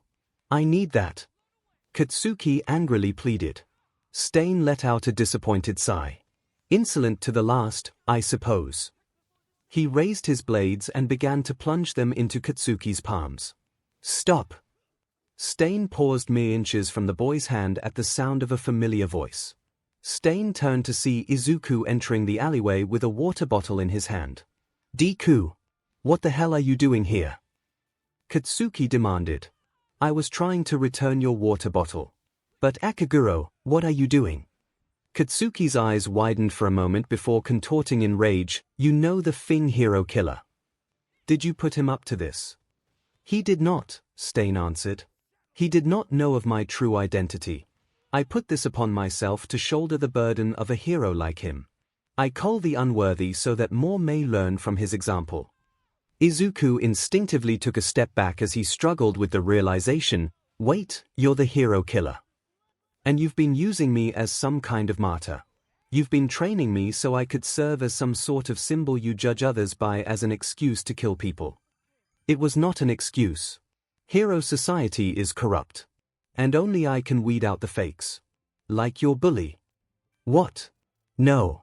You can't kill 𝐿𝐿𝐵. Why not? He is quirkist and selfish. If he were to become a hero, he would spread his horrible influence to future hero hopefuls. If I don't nip this problem in the bud, the corruption of hero society will only spread to an unprecedented degree. I won't let you justify his murder, 𝐭𝐻𝐵. I'll stop you if I have to. Stain narrowed his eyes at 𝐒𝐿𝐵. Do your worst. In an instant, Stain shot toward 𝐒𝐿𝐵 like a bullet, who had the foresight to dodge his incoming swing. However, Stain had years of experience compared to 𝐒𝐿𝐵, and the boy had no weapons to speak of. As such, Stain was able to nick his shoulder with a follow-up attack and get enough BLD on his sword to paralyze him. He also took the time to get a bit more BLD from Katsuki to reset his timer. I'm sorry you have to see this, but it's for the greater good. Stain once again lifted his katanas over Katsuki's hands, preparing to strike. Katsuki shut his eyes in fear and anticipation. Wait, please. He's just a kid. 𝐒𝐿𝐵 pleaded. Katsuki's eyes shot open at that. Shut up, Deku. It's your fault I'm in this mess in the first place. Even so close to death, you refuse help from that which you despise. Stain shook his head. Pathetic. Just give him another chance, 𝐭𝐻𝐵. Please. 𝐒𝐿𝐵 begged. Stain paused and glanced at 𝐒𝐿𝐵. Why should I? He's not a hero yet. He still has the chance to correct his mistakes. If you kill him now, you might be missing out on a hero that could grow to meet your standards. Like hell I wanna be a hero like you. Katsuki shouted. Kaken, you're not helping. After a moment of consideration, Stain lowered his katanas. You raise an interesting point, Midoriya. Perhaps I was too hasty. After all, if I went from a vigilante to a villain, surely he could go from a villain to a hero. 𝐒𝐿𝐵 breathed a heavy sigh of relief, only for that relief to dissipate when Stain spoke up again. However, this boy doesn't seem willing to change. It appears he needs a catalyst. So I'll offer you a deal. If you vow to never apply to UA, I'll let you leave unharmed. How does that sound? Katsuki's eyes nervously darted around for a few moments before he answered, Fine. I won't apply to UA. Happy now? Very well. Stain walked away from Katsuki's paralyzed body, and he began climbing the walls of the alleyway. The paralysis should wear off in a few minutes. Let this be a lesson in both humility and heroism, Katsuki Bakugo. When 𝐒𝐿𝐵 and Katsuki thought they were left alone, they both collapsed in relief. At least they would have if they weren't both still paralyzed. I'm so glad you're okay, Kaken, 𝐒𝐿𝐵 said. Sorry you had to give up your dream of UA. But there are still other hero schools. 𝐒𝐿𝐵 could feel the rage emanating from Katsuki's body. Don't give me anything pity, Deku. He screamed. I don't care what that murder hobo said. I know you planned all this. You were looking down on me. Thought you could scare me out of applying to UA. Well, guess what? There's nothing you or that knife-wielding idiot could do that would make me give up on UA. You got that? Before 𝐒𝐿𝐵 could respond, Stain landed right on top of Katsuki. He heard everything. One more thing, Bakugo, Stain lifted his katanas yet again. If you truly believe a quirkless hero would be impossible, then I hope you have a good time in UA's general education course. Those were the last words Stain said before he plunged his blades through Katsuki's palms before he once again leapt off. 𝐒𝐿𝐵 sat in the hospital waiting room in deep contemplation. He heard from Mitsuki that the wounds in Katsuki's palms had indeed blocked off access to his quirk, just as Stain said it would. He had tried to visit Katsuki to check up on him and maybe apologize, but the blonde just cursed him out. It's not like 𝐒𝐿𝐵 could blame him. He did play a part in Katsuki losing his quirk, even if it wasn't intentional. Plus, since Stain was nowhere to be found, he served as the most convenient target for Katsuki's rage. Same as it ever was. As bad as 𝐒𝐿𝐵 felt, he couldn't help but think a large portion of the blame landed on Katsuki. Ignoring the bullying that led him up to this point, Katsuki made the worst decisions possible during that alleyway encounter, choosing to blow up in anger at every presented opportunity. Izuku had tried to save him, but he knew you couldn't save someone who didn't want to be saved. Despite all that, Izuku still wanted to avenge not only Katsuki, but all the heroes who had fallen to Stain's blade. After all, if Stain was supposedly self-taught, who's to say he couldn't do the same? Izuku made a decision right then and there. If Stain hadn't been arrested by the time he got into UA, he would do whatever it would take to put the hero killer behind bars. He might not have been friends with Bakugo anymore, but from that point on, he would stop at nothing to avenge Kaken.